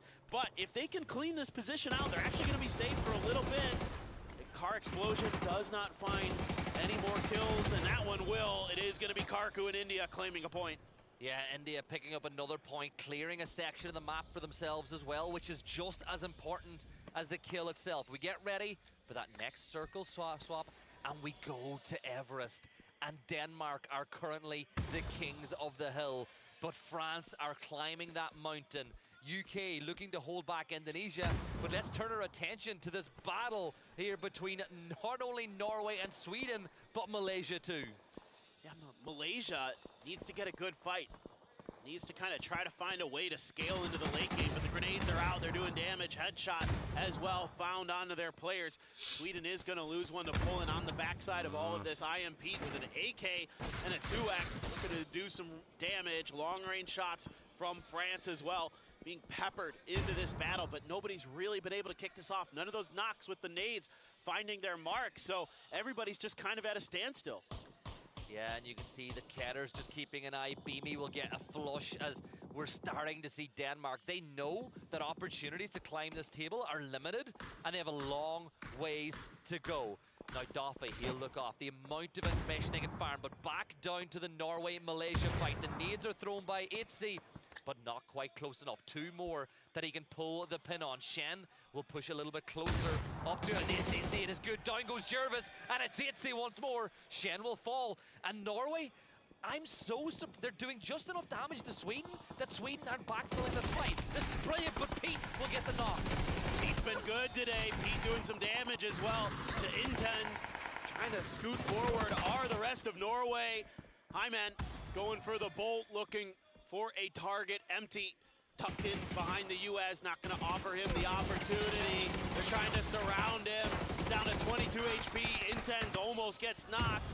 And finally, it is going to be Norway, but that was all started by 8C. The grenade into the follow-up onto Shen and Jervis, the Weibo duo, gone, and Norway still kicking.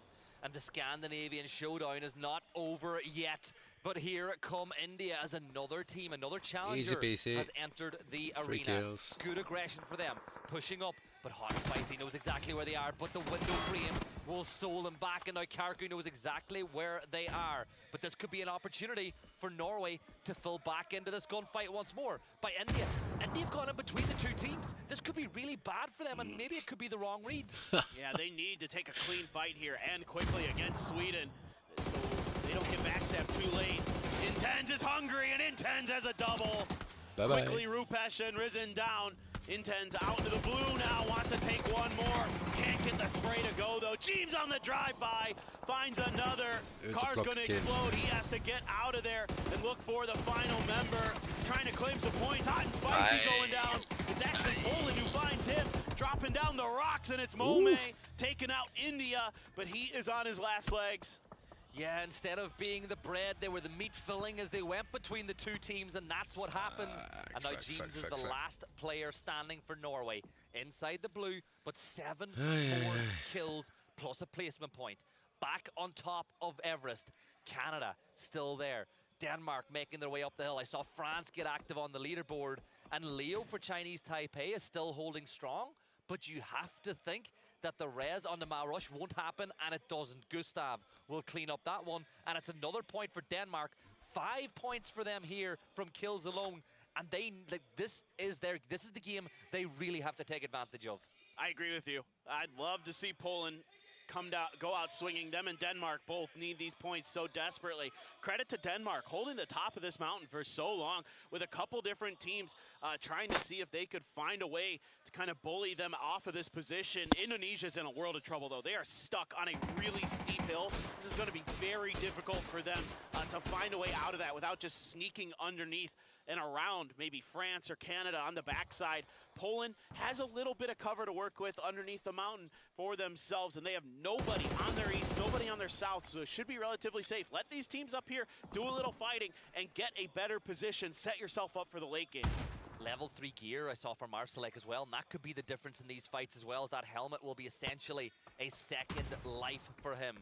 Indonesia, you spoke about it, the steepness of this hill, it massively hampers your movement speed, it massively hampers the angles at which you can take gunfights into, and the blue zone is creeping their way now as well. So the problems keep on piling up for Indonesia, but they're one of the teams that can accept problems. 73 points, second place on the leaderboard, inside the top 8 once more. It's not all bad for them if you're an Indonesia fan. But I feel like Denmark, even though they're at the precipice of the hill, this is a dangerous spot, because if all these teams decide to collapse at one time, they are right in the center of it. It is a tricky game that Denmark has to play. They have to fend off a couple different teams and not take too many knocks, and that's not good. Trick hits a banger onto Beamy, and he's down on the ground. France, they might try to just knock Denmark out here. They have a really good opportunity. There goes the emergency cover. It's just going to slide right down that steep hill. So Indonesia was just trying to tuck in, and Denmark needs these points so desperately. That Molly might have just gone too far, it looks like. So this battle stalled by the smokes. My real question is, what is France going to do? Well, they're going to get an off angle onto Setsuna and do a ton of damage onto him, making his position even worse, but there's no explosive utility. Balzac has got one volley that he can use. Trick is going to fall. Indonesia eliminated now as Doffy overextends, but Balzac had already unloaded all his ammo onto one player and couldn't fire. But Nedex and Sky will knock down Keter and Doffy as France begin to push. They done this brilliantly yesterday, and they're doing it again today, Paper. And this is opening up an opportunity for Poland to wrap in as well. This is such great execution here on this team fight. Nedex trying to now harass Canada to hold them back.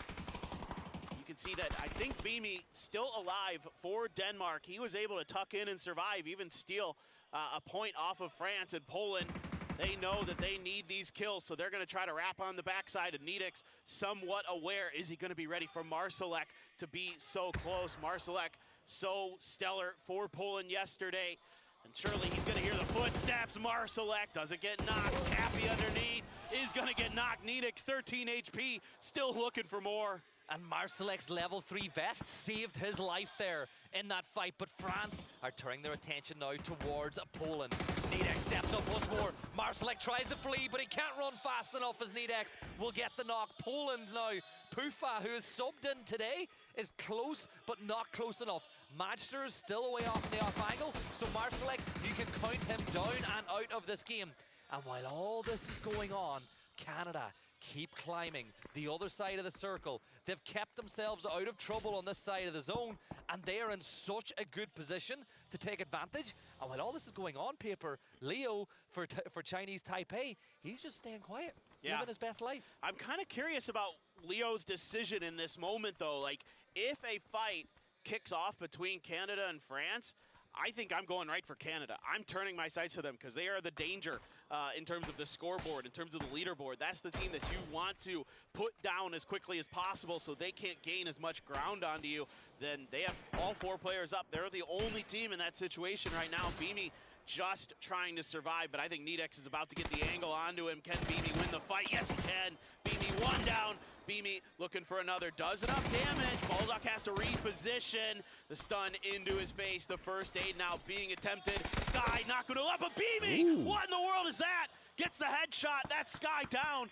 Oh, the stunned Superman landing gave Beamy the opportunity to find another knock. Now Balzac is on the hunt trying to get him flushed out, but Canada are on their way. Adam will get the knock. 5 kills for the Canadians, and they're not saying sorry about that one. And then Beamy will go down to the blue. It's a 4v3v1 here, and this could be an incredible opportunity. But look at Pufa. He's got that Mark 14, and he puts it to good use instantly. Joshi on the ground. Some grenades being attempted here to try to break through Canada's front line. Adam just going to hold, do a little peeking around the edge. Marsalek trying to play anchor, but immediately Finna spots him out, puts a couple good shots into him. Leo springs into action and gets Finna looking for those points, and he's going to claim it. That's huge for Chinese Taipei. And how momentum can swing back and forward. Now Poland with 3 up. They got Marsalek back on his feet, and Pufa, level 3 gear. MK14, he's got it on full auto, and Leo's picked up an arm out of nowhere as well. Is that Chris's arm? It must be.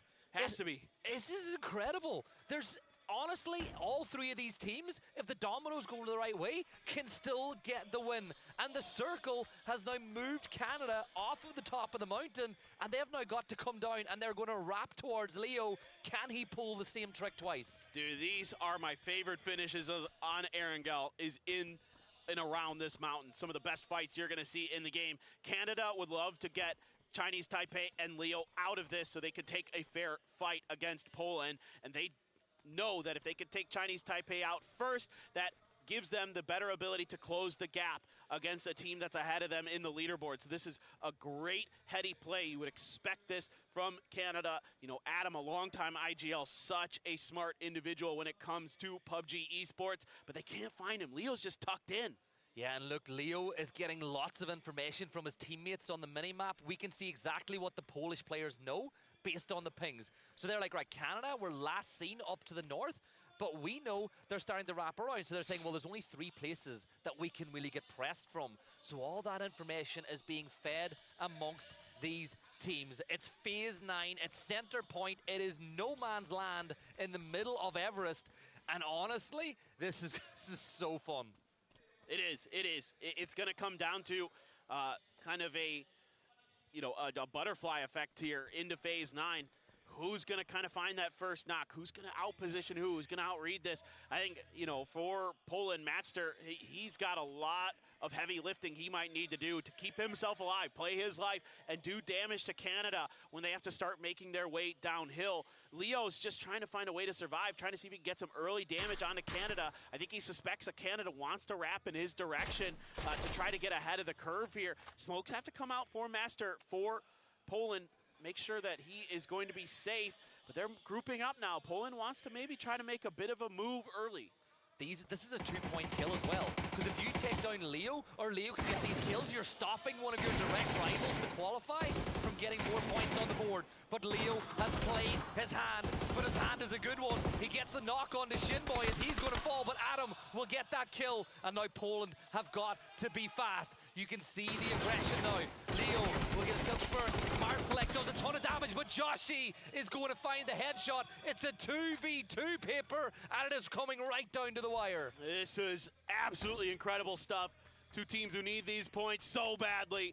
Joshi, Adam pushing together as a duo, and it's a 1-for-1 there. Go Poland. Now you're down to Adam versus one underneath him. He's got the angle. Adam's got the win. Team Canada comes through with a massive chicken dinner. I asked if they could get a win today. Well, yes, they Canada, as they come in clutch. And that one really could have gone any of those host teams' ways, but it is so big for them. And honestly, in that 1v1, it is so hard for the player on the low ground. I love the mindset of Poland to try take control closer to the center of the circle. But when a 1v1, you gotta back the big dog up on top. And Canada, when they needed to win the most, they've got it. But paper, job's not done. No, not at all. They are not going to be comfortable even after that win. They still need more points to get into that final stage. So that's a great start for Canada, a great way to begin the day. But it's not over by any stretch of the imagination. Same for Poland, not a bad game. You would have loved to have gotten the win there, but you've given yourself some hope here to really start to do better. Chinese Taipei, not sure about them. Still had a good game, a couple of kills for him, and they did a lot of damage onto Germany. But the thing is, as we jump into the highlights, I want to know where things stand when we finally get a look at the leaderboard in a few minutes. All right, we're going to take a little bit of a break here, and we'll be back shortly at PNC 2025.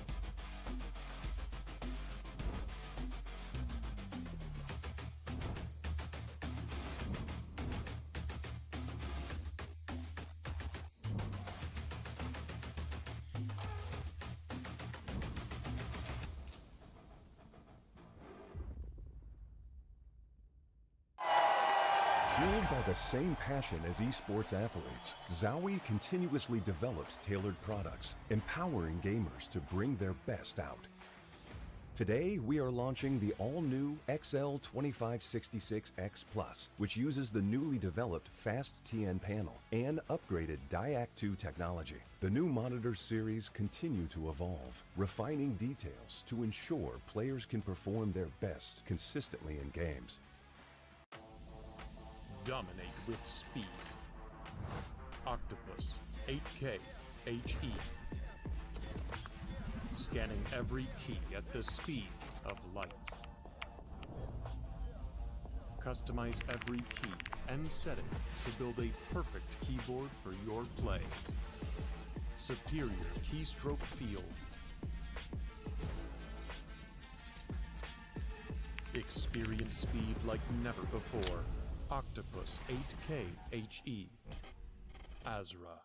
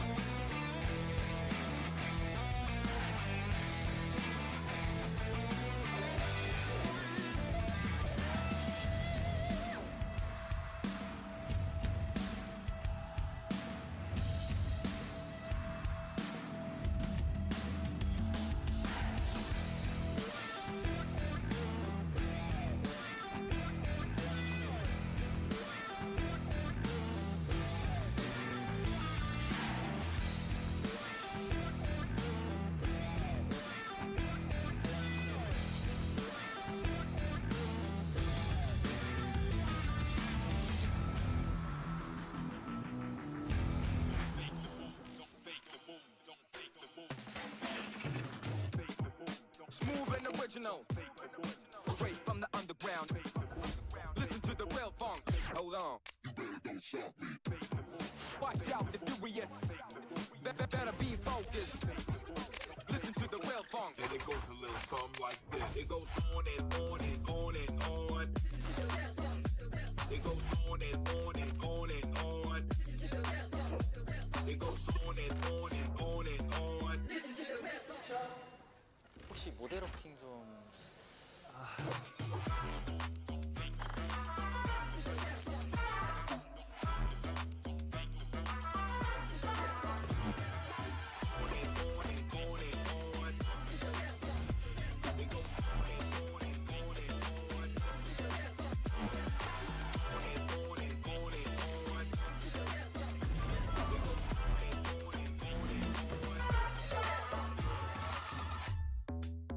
and original.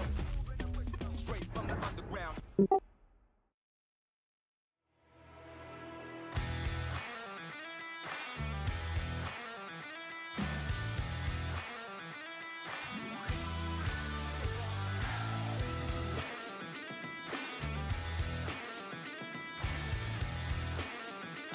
welcome back, everyone, to sunny Seoul. 32 degrees Celsius, as you can see outside, and you only think it's hot outside. It is getting hot on that leaderboard in here.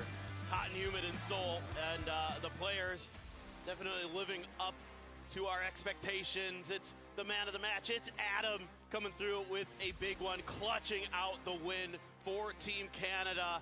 You love to see it. They played that end game really, really nicely, fended off some, potential knockout throws that were attempted by Leo and also by Poland.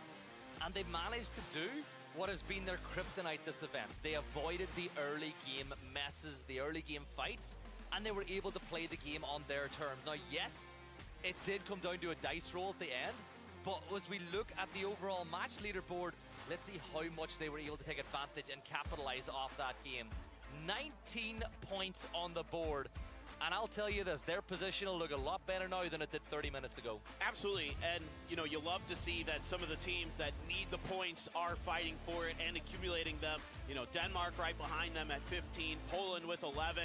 So things are going to be, I think, very, very interesting around the middle of the pack. Chinese Taipei as well with 10. So everybody that is scrambling to get into that top 8 is going big here on our second Erangel. And only picking up 2 points as well as Team UK, who were in the hot seat during that game, sitting in 8th spot. So they're going to find themselves in a very rough spot indeed as we jump to that total leaderboard. And yeah, there you have it. UK drop out to 9th place as Canada will take their spot inside the top 8. And they are just about behind Chinese Taipei on placement points alone. Now look at this. 9th, 10th, 11th, 12th, 4 teams. That coming into this survival stage, you would thought would have really good chances to be those teams that are going to qualify into our finals. But now you're looking at maybe 1 or 2 of them, maybe none of them are going to make it through because things have just not gone their way. They haven't been able to really put together those bigger games that they're gonna need. You've been really close sometimes.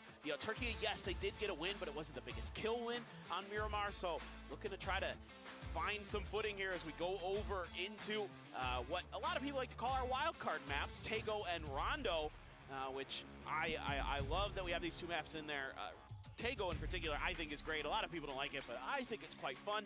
It may also be that, it's on my home turf. It's a map in Korea, so maybe I'm a little biased.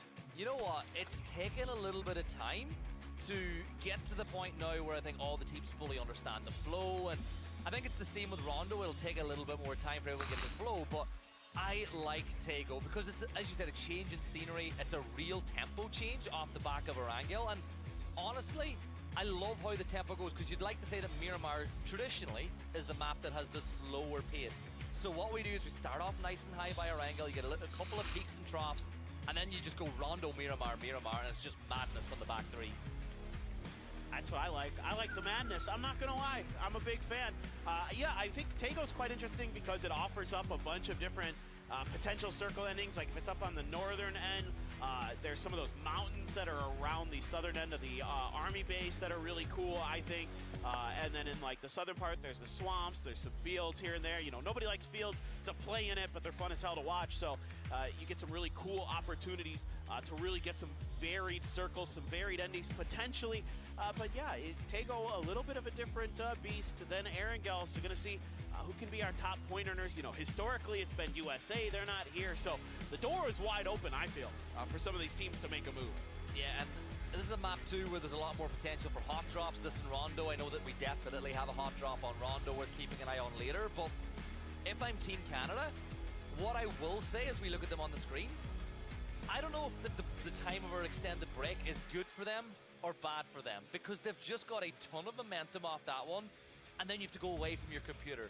You get to go to the bathroom and get ready. K-Mine gets a chance to talk to the team. And K-Mine said he has never dealt with anything as stressful in his life as coaching, because once the game starts, he can't do anything. Right. Like, it's insane. It's hard, man. It's hard to be like watching from the sidelines, to not have that input, you know, K-Mine back on the day, one of the best players on the planet for quite a while there, back in like the early days, 2019, 2020, such a stellar player. Now going into that coaching role, you know, he's got to look and say, okay, here's what I think is going wrong. But once you get into the game, you got to rely on Adam, you got to rely on Finna with their tremendous experience to see if they can close it out like they just did on Erangel. As we get ready to shift gears, it's time for Tego, and it is game 3, almost halfway through the day already, my friend. Where's it gone? I don't know. Those games went fast, dude. Yeah, like it's insane that we're here already. It is time to jump into Tego, as you said. And I wonder if any teams who have started strong continue to build. One coach in particular who I think will be a lot happier with today than yesterday is our colleague, our good friend Avenger, who's in the back room. Funny enough, he's the opposite of K-Mine. He said he's relaxed. He's like, he's just there. He's just there to make sure that the team have everything they need to help them succeed. And he hopes and prays that nobody gets sick or hurts themselves. Or red zone. Yeah. Well, as we said, they've had everything. They've had everything to go. And also a reminder at home, we do have some team cams where you can listen to the team comms available. They were available on screen too. Isn't it crazy how different the game is when you just watch one team and listen to their comms for the entirety? It is wild. Like, it doesn't feel as hectic or chaotic. Like, even if you're playing the game and it's still a quiet one, like, you're still like, oh, I got to make rotations, we got to check and see what's going on, we got to do some scouting, oh, there's a team way out there, let's take some shots at them. Like, there's always something kind of going on, but when you can sit there and watch them and listen, it does feel like the game kind of slows down a bit. You can really take it all in, like, try to understand the thought process of what's going through their head, really get focused in on, you know, what are they looking at? What points of interest are they really thinking about? How are they thinking about taking fights? You know, who's going to be the guy who's more vocal, maybe outside of their IGL, who's kind of trying to be that sub-shot caller potentially, who's leading the charge. Those are the kind of things that really make you think about PUBG esports, and as a PUBG player, you can watch that and really learn from that too, I think. You really get kind of a better idea of how to approach this game. I'm so happy you brought that up, because I actually spoke with a few people about this, and when they're playing on their teams, sometimes they don't even have to comm, because they just know. Like Tig was saying, he has a sixth sense as to what everybody in Falcons are doing, and they don't even need to talk that much. And he goes, now coming to this event, playing for Team Australia tomorrow, he said it's going to be so different. He's not used to having to talk as much and feed all this information, and that's a problem all these players are going to have at this event. Like if you're an IGL... Oh, no. No. Oh, yes. No, oh, yes. No, oh, not yes. like this. Don't do Cappy like this. Don't do him like this. Oh, what a shot. Trick. No, not like this. Poland. Come on, man. Indonesia. What? I mean, fair play to them. What? They got the Panther. They had an AK. You're well within your rights to do it, but that's heartbreaking, dude. Didn't know he had that up his sleeve. Neither did I. Yeah. But hey. Yeah, because he's Trick. Yeah, exactly. I got you. Nice. Yeah. he's like, yeah, I'm just going to get rid of that vehicle. It's no good to anybody. But for a fan at home, you love that. Like, it's entertaining. It's fun to watch. But for Poland, like, we can see them behind us right now. It's just shaking heads. Like, they're like, come on, man. Like, they couldn't do anything about it. But give Trick credit. It's still a hard shot to hit. Yeah, and then you got to be like, come on, man. Your flag is just like ours, but upside down. Like, what are we doing? Shouldn't we be like friends? You know what I mean? But it's a nature of this hard shifted circle off of kind of a difficult plane path for both of these teams to drop to. It's pretty far away where they want to naturally go. And just a little bit quicker of a drop for Indonesia allows them to pick up their stuff and just ruin the map basically for Poland. You never know, but with just 2 players this early, it's so hard to get into the late game. Yeah, and Denmark making the really early game decision. What, 3.5 minutes gone? And with the flight path we had, they had about 2 minutes to loot at most, and they're already up in the sky. They're going north. They're not taking any risks whatsoever, and it's a real long-term view of this map, because in reality, they've probably got level 1 helmets, level 1 vests if they're lucky, and some guns, but they're saying, hey, don't like the circle, don't like the land rotates, let's get out of here really quickly. Ideally, I would like to see them drop really late. Go up to Wall Song, maybe up closer to, you know, army base, and take advantage of the amount of space that they'll have because of that flight path. I was thinking something very, very similar. Here, the determination for Sweden, for the king in the motherland. looking to try to do their region proud, and certainly they have so far, in my eyes. 5th place, very, very good with how competitive this lobby has been. You know, you actually was talking about something earlier that I thought was really good, and we got interrupted rudely by a Panzer shot. Come on now. No, it's all good. But talking about the Tiggleton and the Falcons and stuff, at PGS in Shanghai, I actually had a chance to sit in for a couple maps with Gunnar while the team was playing, and I got to listen to their comms. And a lot of what they talk about isn't necessarily like the stuff you would think. It isn't macro game stuff. It isn't always micro game stuff.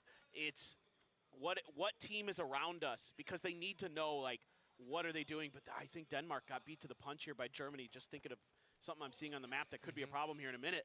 But they talk about, like, okay, we saw these cars. We know Team X has, you know, car ABC. What do we want to do in that situation? How do we approach that team? It's more of like a, you know, knowing your opponents and making your plays off the back of that is a lot of what they talk about. So I found that to be super fascinating. Yeah, and there's Gustav's stats, 257 average damage over his PNC career, but he doubled it in that game with 505. But it's a great point. Like, it is something I could talk about at length, and all the IGLs as well, even the players, if you show them this diagram of a circle in like a regular teams lobby, they could tell you within 10 minutes who's going to be where. Algenbots, he's going to try to put Turkey back to the lobby as he gets an angle here onto Schilla. Nade prepped, primed, and ready. It'll be thrown up over the precipice of that hill, and it's going to land right on the money. Schilla will fall, and Turkey just can't catch a break.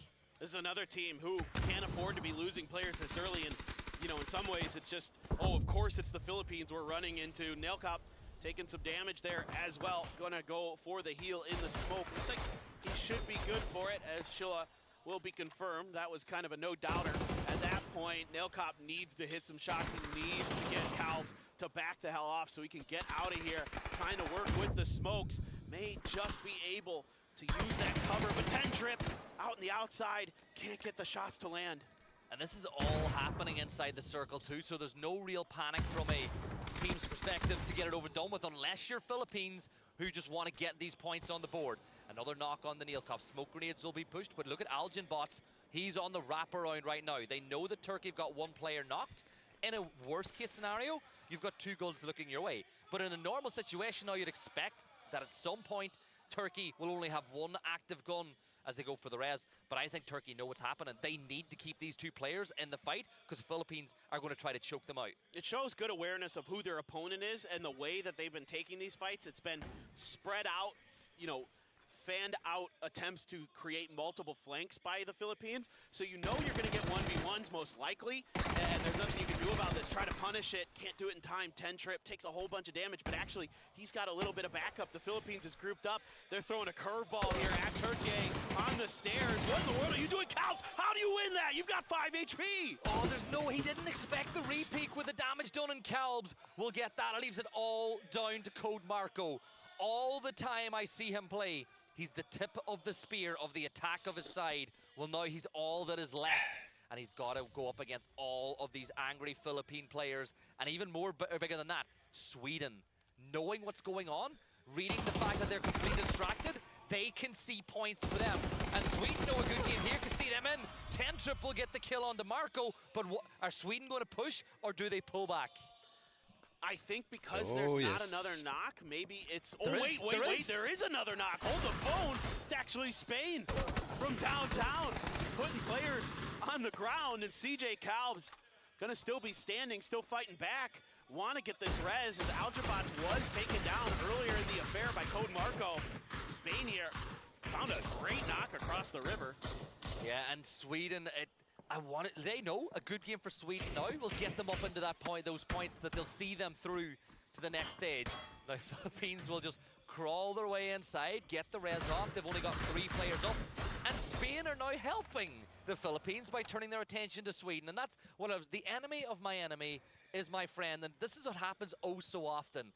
You're in a little bowl, or you're in the middle of some teams. Sometimes the 2 teams on either side of you can buy you the time that you need to get yourselves ready. M249 here, Paper, but India managed to avoid it.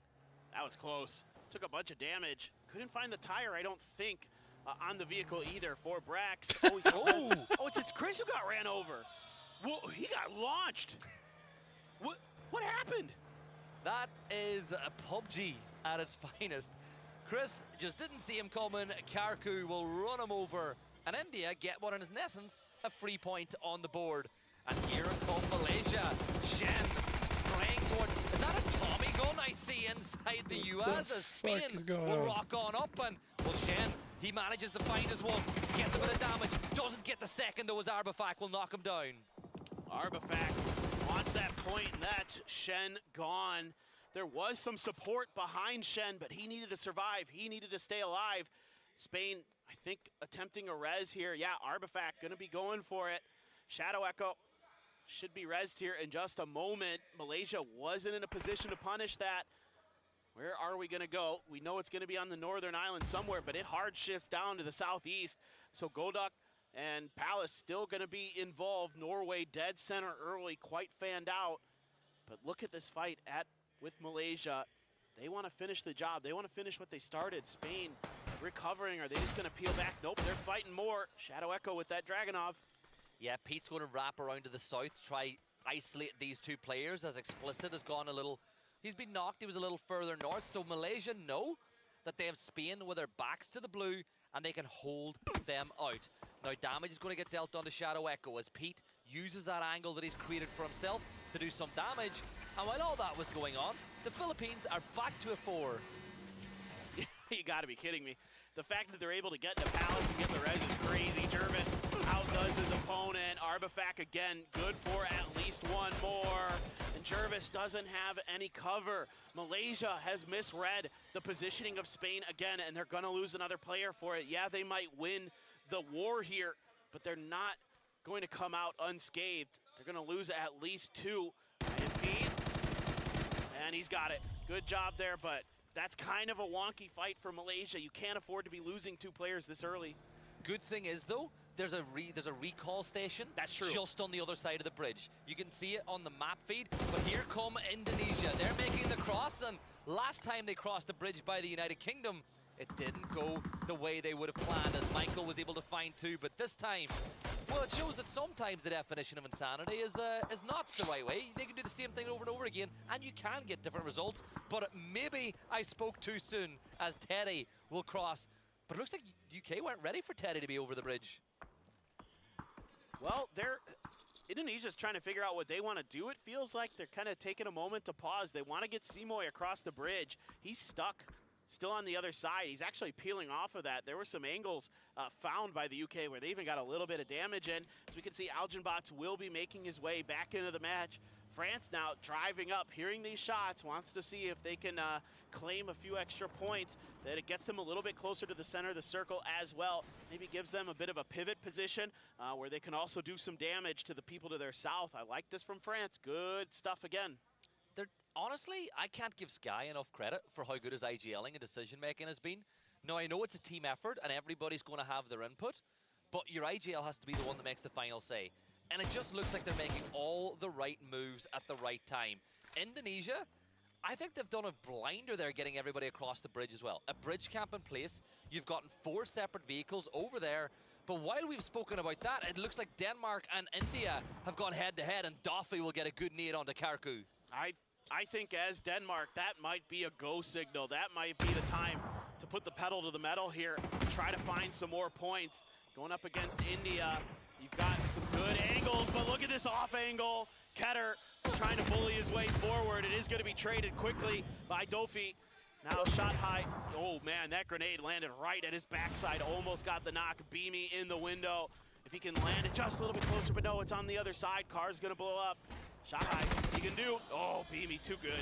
Yeah, you throw the nade and then you know they're going to run out the other side. It's brilliant reading from Beamy, but Rupesh is still swinging. Gustav is going to fall now as Germany are going to close in on this one, and we saw this happen before. Denmark with just Doffy and Beamy left standing. They'll get a couple more kills confirmed, and now there's just one player standing for India. But Rupesh with a brilliant nade gets it on the Doffy, and this is a 1v1 with Germany closing in. This has now turned from a decent looking fight for Denmark to absolute disaster. Oh, a grenade at his feet, he's gone. It's Chris on the money. Yeah, he saw that nade and he was like, oh, it's done.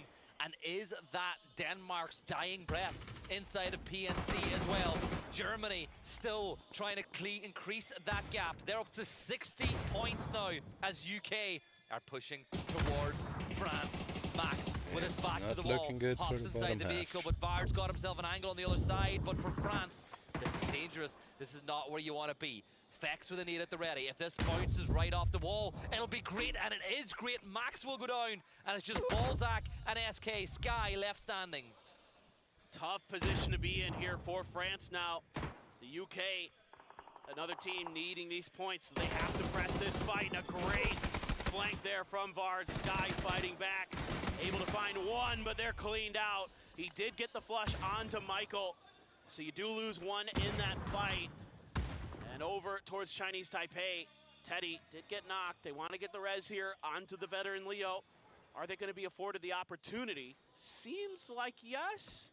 Well, there's a nade wall. Look, there's an airstrike being called in here by Indonesia, and this could be bad. Leo is going to get dealt with, and this is just what Canada, UK, and Poland need. There's another knock. Trick will get that one, and it leaves Xavier as the last player standing. Can he live up to his name? Indonesia will go for the reses, but if I'm UK, Canada, and Poland, who are now level on points essentially with Chinese Taipei, this is a great opportunity to leapfrog above them, and Sweden are not too far above either. Yeah, absolutely. I thought for a second there maybe Chinese Taipei might just be out of range of those frags, but Indonesia just had the distance dialed in. Sweden driving around, they're near the Philippines. This is like one of the last teams I'd want to be fighting right now with how confident they are and how aggressive they're willing to be. CJ up on the fence, and he hits ahead immediately. Hot and Spicy in trouble. Able to avoid the knock for now. Seems like he's got that hillside for cover. Sweden continuing to wrap, but 10-trip. Bots gets a little bit more damage, but 10-trip does get hot and spicy. He choked him out, he caught him up, and for Sweden, that's not good news. Here's Sheems, though. He gets caught out by Brax with the M249. And Norway, look at them, they're all turning their attention. Germany are going from fight to fight right now, and they're building confidence and momentum. Absolutely they are. This is troublesome. Those M249s, so fearsome. Love the way those guys use them. Big fan. And to make matters worse, Zareth has an MG3, the better version, most would say, of the M249. And immediately, Hyman's like, no, man, I don't want any of this. I'm backing off. And we do see there was a res that actually got through here for UK, so they drove out into the blue to find a res station to make sure they could get their IGL Michael back. You know how important it is to keep all 4 players up in this game. It can be the difference between not just winning a fight, but winning the entire game. Now, the longer this dance between Norway goes on with Germany, the more opportunity for Malaysia. Just as I say it, Empty will find Itzy, and that'll be a point on the board for Malaysia. Now, is it too little, too late for them? 22 points, but that knock, oh my God, how does Intense win that? I don't know. That's crazy good stuff. And Norway maybe actually kind of opening the door here from Malaysia. Malaysia tanking a lot of blue, though. Germany now letting loose with the smokes. They want to try to get the res, but Shen should have a knock, but he can't find the shots. There he is. He's got It's Chris in the head. Mika now down to 1 HP. Shen gonna try to make the maneuver forward. Empty just barely into the blue before it takes him into the knock status, and he's gonna get the first aid off. German or Norwegian. Malaysia showing they're not going to discriminate as they're able to get the kills onto Germany. And now it's Norway. 2 players up. Pete takes a ton of damage, but the blue zone will tickle him. And this should be a point for Intense, and it is more for Norway as they continue to lead the way. And Jervis is down inside the blue as well. Now Shen's got a decision to make here, Paper. Does he try to get Jervis back in play, or does he help out his teammate and fight with Norway? Well, he needs Empty to give us another stellar play. Tickle a little bit of damage. Intense getting into. Oh, he's got him. Oh, he had it for a moment, but he pulled the trigger right as Hyman was crouching. He's got the crossfire, though. Shen will find the knock, so him and Empty working their magic. Intense, oh boy, he's in trouble. Empty knows it. He knows he lit him up. Lets loose with the grenade, but Intense, wise to this game, doesn't matter. Shen from afar with the M4. And if you're quick, you can get to that recall station that's right beside them and get all 4 players back up. 10 kills for Malaysia now, as they've increased their points tally for the whole, the whole tournament so far significantly on this game alone.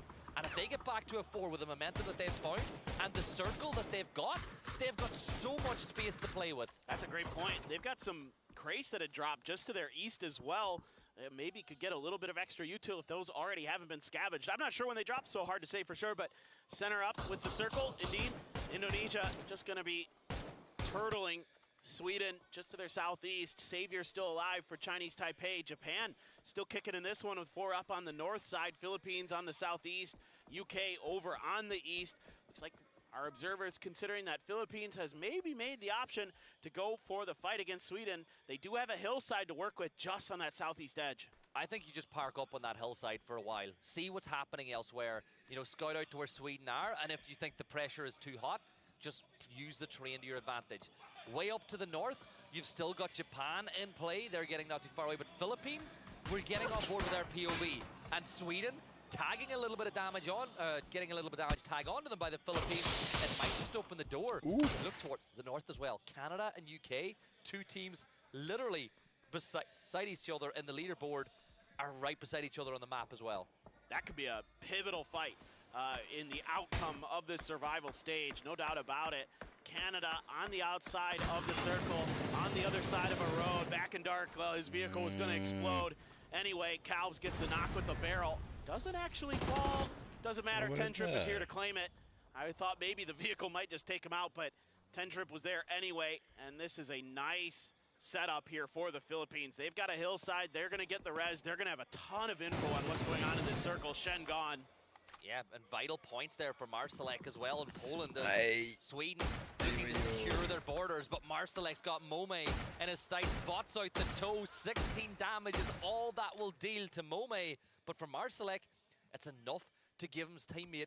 Well, actually, look at Pufa. Pufa's off looting way up to the north by himself. He's got his eyes onto what Japan are doing elsewhere as Canada begin their move inside the next zone.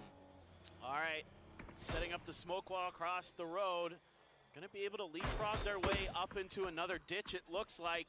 A little bit of damage exchange between them and the UK, but nothing too serious so far for Canada. Gonna use this smoke wall to just get a little bit further forward. I think they've actually found some level of safety. It just depends on what the UK wants to do. They've been pretty aggressive. Beck's still finding damage on the players trying to cross. That's not too bad, but I think Canada's okay. If the UK work out this is Canada, though, they want that fight. Because it's, as I like to say, kills against teams beside you in the leaderboard are almost worth double because you're not allowing the other team the opportunity. Michael getting that knock now, knows this is a 3v3 fight, and look what Philippines have crept on up, and Cal will delete Vard as he is going to be done and dusted. And it just goes to show, all your best plans can get ruined when you get punched in the mouth, and that's exactly what Calbs just did to Team UK. Yo, that is just so aggravating if you're the UK. The Philippines just feeling it, and they are so strong today. They are not afraid to take any fight. They know there's, kind of a tunnel vision effect maybe going on. That will be Malaysia going down to 9th, just outside of the placement points. Big kills for them, though, in this game.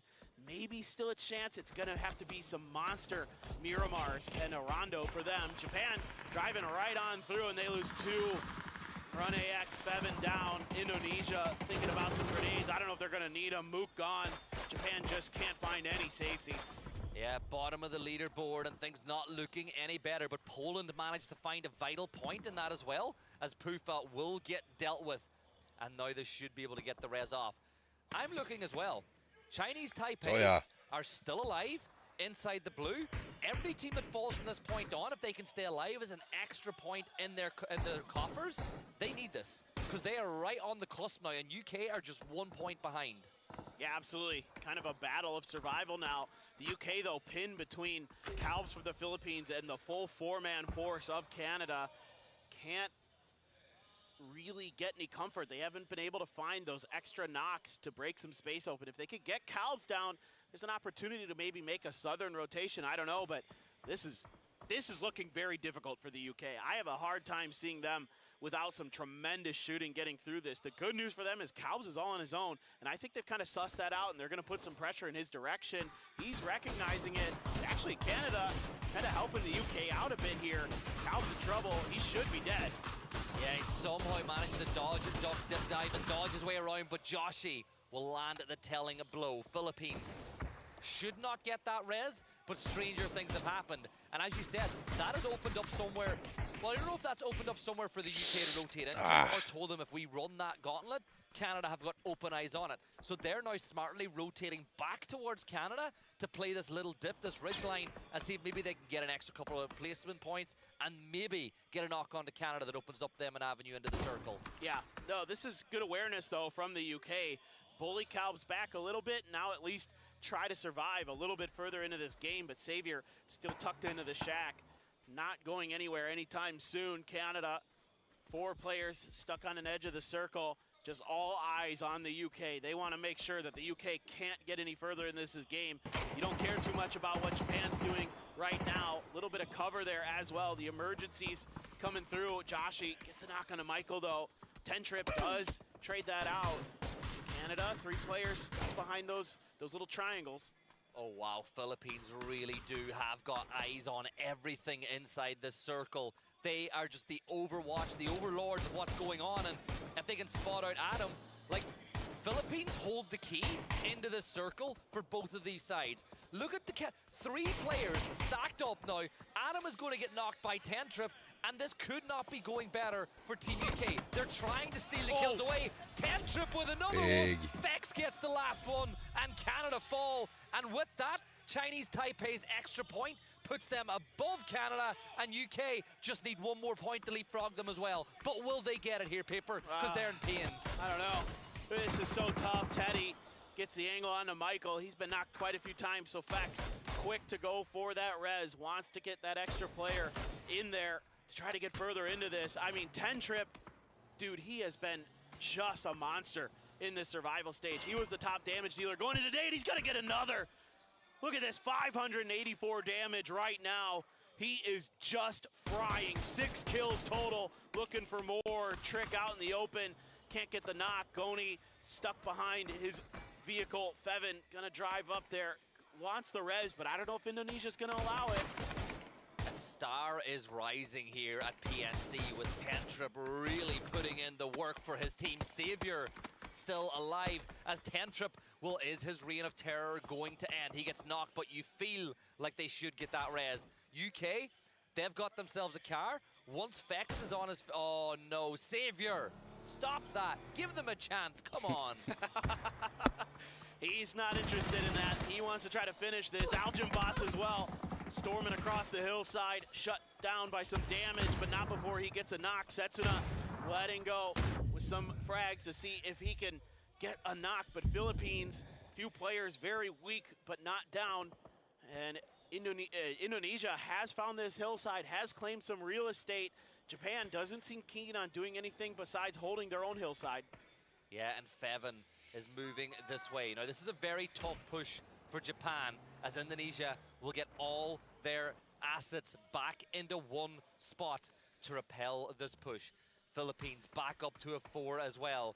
They've got top spot in their sights. They've got 4 players up, and they are 1 point behind Norway. And yes, all that matters is top 8, but bragging rights matter too, and confidence does.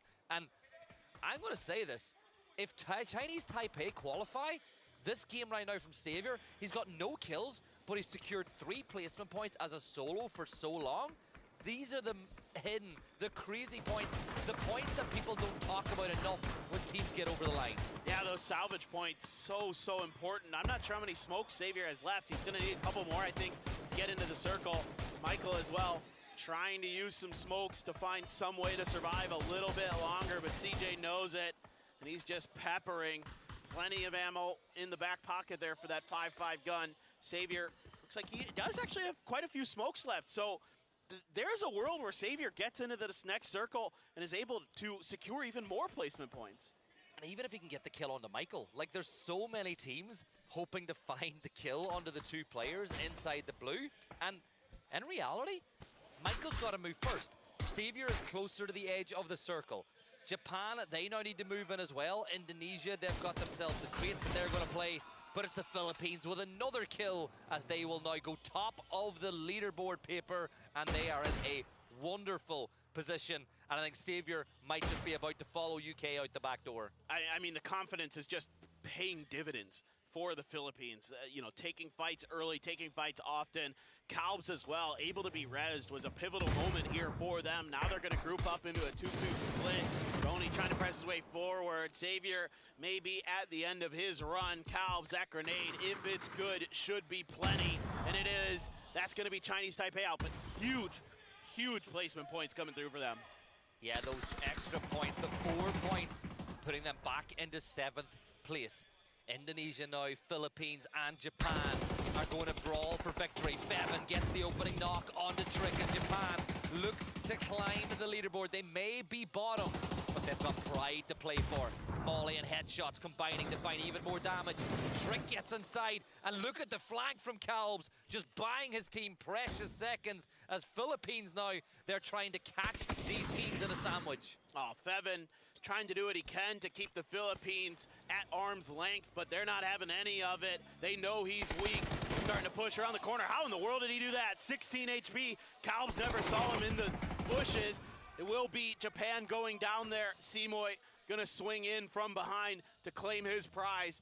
Gonna scoop up a little bit of extra stuff to work with, but already 16 kills for the Philippines, and they want to go out with this chicken dinner, and they are well into the final stage.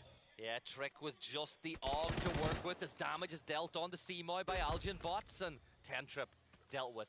It is a 2 versus 3 of active standing players as the fog of war begins to descend on the circle. Setsuna with a vital flank for his side. He finds that knock, an instant flush. It's another point for Indonesia. 16 kills for Philippines, but will it be all they're going to get? CJ, he's on the hunt, he's on the prowl, but Indonesia get it done. Damn. And it's winner, winner, chicken dinner, and a big win at that. The rich just get richer in this one. Indonesia and the Philippines coming up with big kills, big points, and they are going to be very well placed to show us what Southeast Asia is made of in that final stage. They have really come to play. You'll love to see it. What else can you say? I mean, they're just, the Philippines in particular, dude, they're just on one. All I'm going to say is if you're in the bottom half of the table and you're not going to get the win, that game is the perfect scenario. Philippines up in the top 4, double-digit kills. Indonesia, double-digit kills. The teams that you want to get points are the ones that are getting those points. That's very true. That is very true. As we'll look at some of the highlights from that past game, but God, man, Indonesia is so confident right now, just forget about it. I forgot about this. This is how the match started. Poor Poland, not able to do anything about that. But they do kind of scooch by in that game, get some extra points. CJ, this fight started here with Turkey. You know, we were wondering, was Sweden going to get involved? Spain was shooting into this, and the Philippines still able to squeeze their way out, get that res through over in the Palace, and accelerate to another huge game. It's funny, right? Those moments feel like so long ago, yet the day has flown by. It's just the joy of this game and the way things play out. This was Denmark's last stand, and you know, Beamy did an incredible job at that nade. You know, he knows it's done. You see it at your feet, and it was a great job by Germany, who I feel like Germany are just doing enough. Like, they're picking up points. They're not safe yet, you know, on the 60-point mark.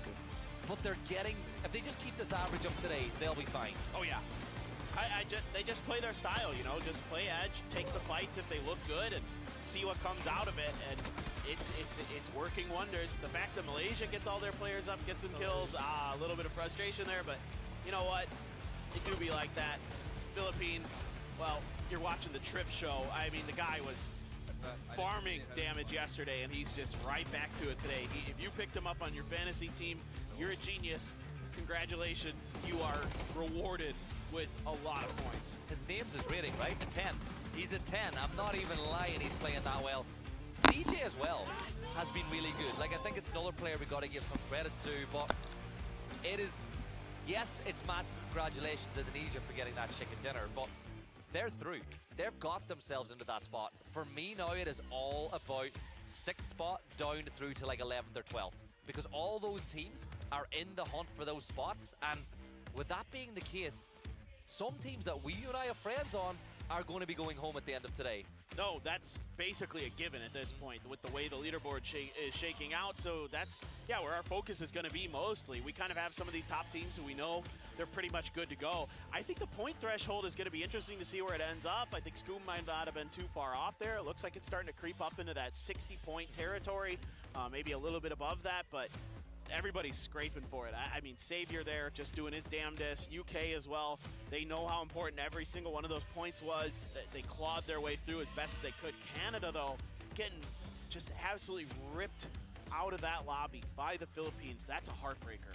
And because of that being the case now, I think they're just in 8th spot with the UK right behind them. And it's all in around the 56, 57 point mark. But I still feel like all 3 of those teams have shown the ability to get it over the line. There's a couple of teams as well. As we look at the top 4 from that game, like obviously Indonesia are going to be right on top. Well, Philippines actually with the 16 kills managed to do great, but Indonesia with 11 of their own. Malaysia with 10. Let's not forget, with those 2 teams getting 16 and 11, and Malaysia who were essentially down near the bottom of the leaderboard getting 10, it really does help the teams that are hunting the top 8. It does, yeah, exactly. There's still a lot of teams who are very much in this. With 3 maps to go, if you can average, 40, 50, even 50, that's possible. It's doable if you can win 2 games. There is a world where you can shoot up the leaderboard and get yourself into that final stage, but that's difficult. Look at all this util used by the Philippines. 19 frags, 21 smokes. I mean, those guys were just feasting there, just, grabbing a bunch of util, putting it to great use, but it's actually Trick going to be our man of the match for our chicken dinner winning team. Yeah, 7 kills, almost 1,000 damage. You look at point contribution, and in an ideal world, you'll want players in and around the 20 to 30% mark. He was responsible for almost half his team's points with that kill tally, and it all started with that Panzer at the very start. That's true. And then he was like Johnny on the spot there for Indonesia, just pushing forward, keeping the Philippines at bay, then going back to deal with Japan. Like, he was so proactive in his movement. Really impressive to see. Now, the Philippines will end up with 1 more point, but beyond that, I mean, 43 points total for them. The next closest, Malaysia with 10, and that's all through kills. Not even getting inside the top 8. That was brilliant for them, but then we'll look at the overall leaderboard to see how things shape up. So yes, Indonesia, Philippines, and Norway all safe. And you know what? The positions between 4th, and I'd even argue down as far as 10th, could change drastically over the next 3 maps. Like, I thought France were essentially safe, but when you look at it, there's only 7 points between them and the cutoff spot. It is all up for grabs for so many teams. That's a good point. A lot could change here. I thought France would probably be kind of okay, but it is actually a little bit more questionable than my initial thought. But in case you're curious, placement points are the tiebreaker, folks. If you're not aware, that's why right now Canada, even though they have the same amount of points, is technically ahead. So we'll have to keep our eyes. This one looking like it's going to come down to the wire. It's going to be neck and neck. I mean, we might get down to that last game and have no freaking idea who's going to be going home and who's going to be staying in this event. Would you have it any other way? No. Exactly. We want that. We want to go into and that's what I love about survival stages, because you go into that last game and there's still so much up for grabs. Like, yes, we know who the teams at the top are going to be, but in essence, other than bragging rights, all you want today and yesterday is your ticket to the grand finals. And we are getting ready to go to Rondo, and it is the map where the strangest things happen inside of the sphere of PUBG. And remember, team top of the leaderboard, Philippines, they got 0 points here yesterday. It goes to show how difficult a map this could be to traverse. No, it's true. It really is an unforgiving map in some ways. There's quite a bit of flat open space in a lot of the areas, especially where the circles like to gravitate to. So you have to be very proactive sometimes. You have to know when you just need to be taking fights on the edges. You'll see this all the time where teams, even like phase 2, phase 3, have no choice but to crash a compound because it's literally their best option. Because just driving through the center of a circle will result in your death. But we are ready to rondo. It's time for our 4th match, 10th match of the survival stage. who is going to give us a good showing, who is going to be making their way to that final stage. We don't know yet. We still have 3 more maps to go. Oh, I'm so excited as we take a look at Test Track. And there was a stage when everything ended up at this section of the map. But remember, with the new map brings loads of new little wrinkles. You spoke about the large open spots of terrain. You've obviously got the stone towers, the mountains that teams love to get up on top of to scout and rain hellfire down on top of the rest of the lobby. But let's not forget, you've also got the EMP zones, which are not in any other map. You've also got the E-bus, which is, you know, the Pika bus, which is not in any other map either. So there's a lot of things on Rondo that you just don't need to deal with or don't have to deal with in other locations. That's true. And we saw the EMP zone be very impactful yesterday. The BRT. That was wild. The timing on that could not have been worse. Like, it is just madness. Philippines, you know, a team that I had my eyes on because during the scrims and stuff, they're able to control a lot of the central drop spots, a lot of the favorable ones. Are they going to be able to do that going into that final stage? Are they going to be, this is now a question, are they going to be hot dropping? Are they going to be like, you know, the teams that you may think, like USA potentially, like may want to go towards Pachinki, Picado, Test Track, stuff like that? But now you got the Philippines to deal with, and from all reports, they're kicking ass, like in those hot drop fights.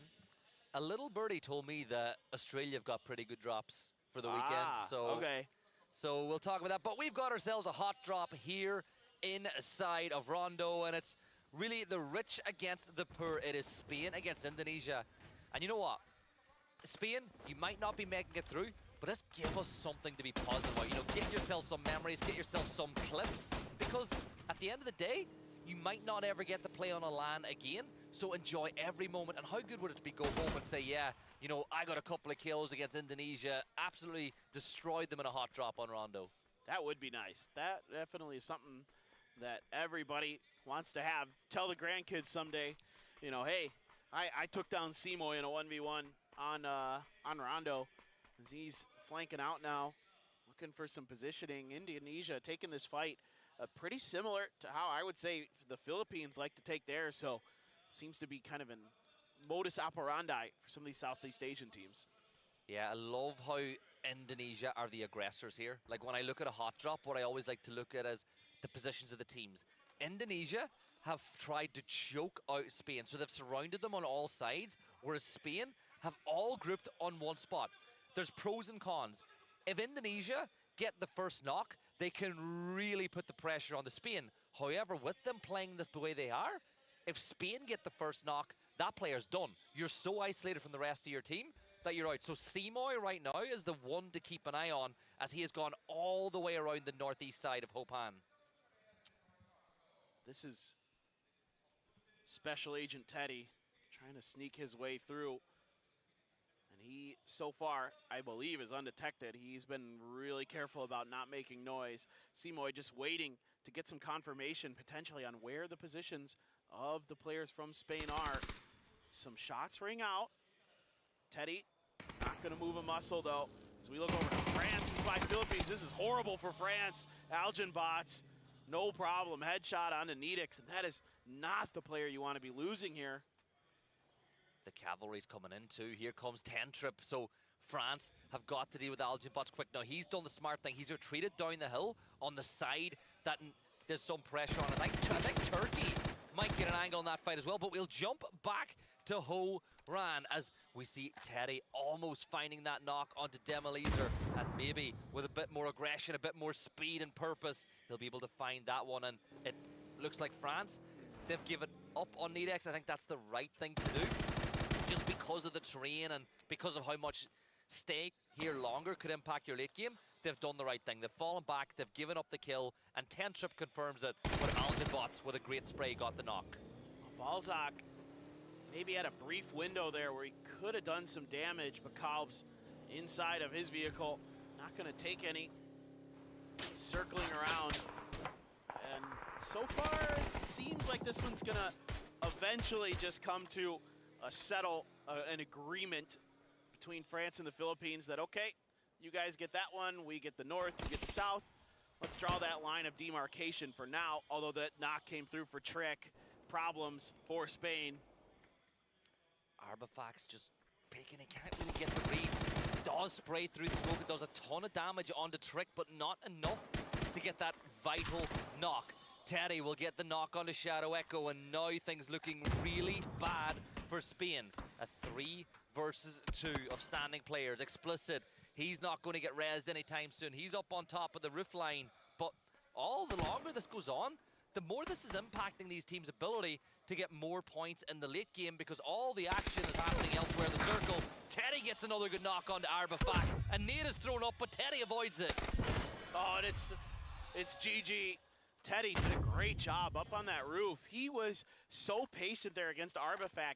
I think he saw him, immediately looked to find where that last player of Spain was before he tried to take another fight. Now, he couldn't find him, so he had to fight it anyway, but he was being really patient, and he's able to relay that information over to his teammates too, being like, I know where these guys are at, keep collapsing, I'll stay safe, we'll find our moment to fight. That was so well coordinated.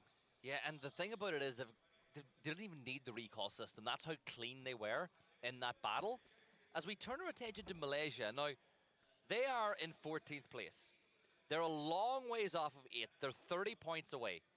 If they want to dream of qualifying, they need to win this map. They need 20 points. Like, I think a win with 1 or 2 kills is not enough.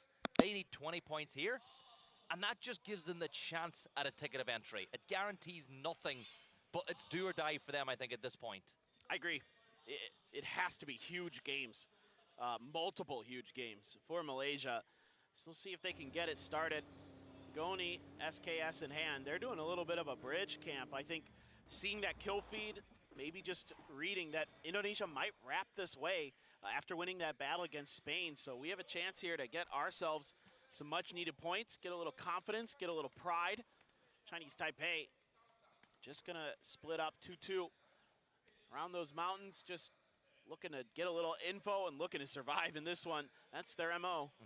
And I looked at this, and I was looking at that bridge camp from Japan, and I was saying to myself, with the drops that Japan and some other teams have, I don't see Indonesia going to try to cross that bridge. And they've done exactly that. They've got the E pickup because they've realized with the flight path we have, any one of these bridges could be danger for us to cross. So let's get up into the air. We can get up on top of one of those mountains because we should have plenty of loot now after dealing with Spain. I like this decision by Indonesia, and it takes a lot of the risk out of the decision as well. Absolutely. I agree. This is a wonderful option that's available for some of these teams. I wonder if Japan is even going to shoot at them as they fly right over them. Let's see if they do. This is... there's an opportunity here for Japan, honestly, to maybe get a freebie. It's hard to shoot players off these things, but it's possible. Are they going to even pull the triggers? No, they're already in cars. They're making the rotate. They know now that that bridge camp isn't going to amount to anything. And you know what? That's good play for them as well. You know, you realize you're not going to get the bridge camp, so let's move on and take a better position. Let's look at some of those Teddy shots, though. Just the fact that he read that swing to perfection and got Shadow Echo down. Then he takes the high ground. He wins another great fight here. As you see, the player will just peek through the door, and Teddy, once again, look at the reaction time, right? You spot him out. The first shot's he's not even fully ADS'd, and he's already dealt some damage. And then finally, he just peeks up once more, and there you go. Little bit of information and a spray. That is so slippery and brilliant by Teddy. It is.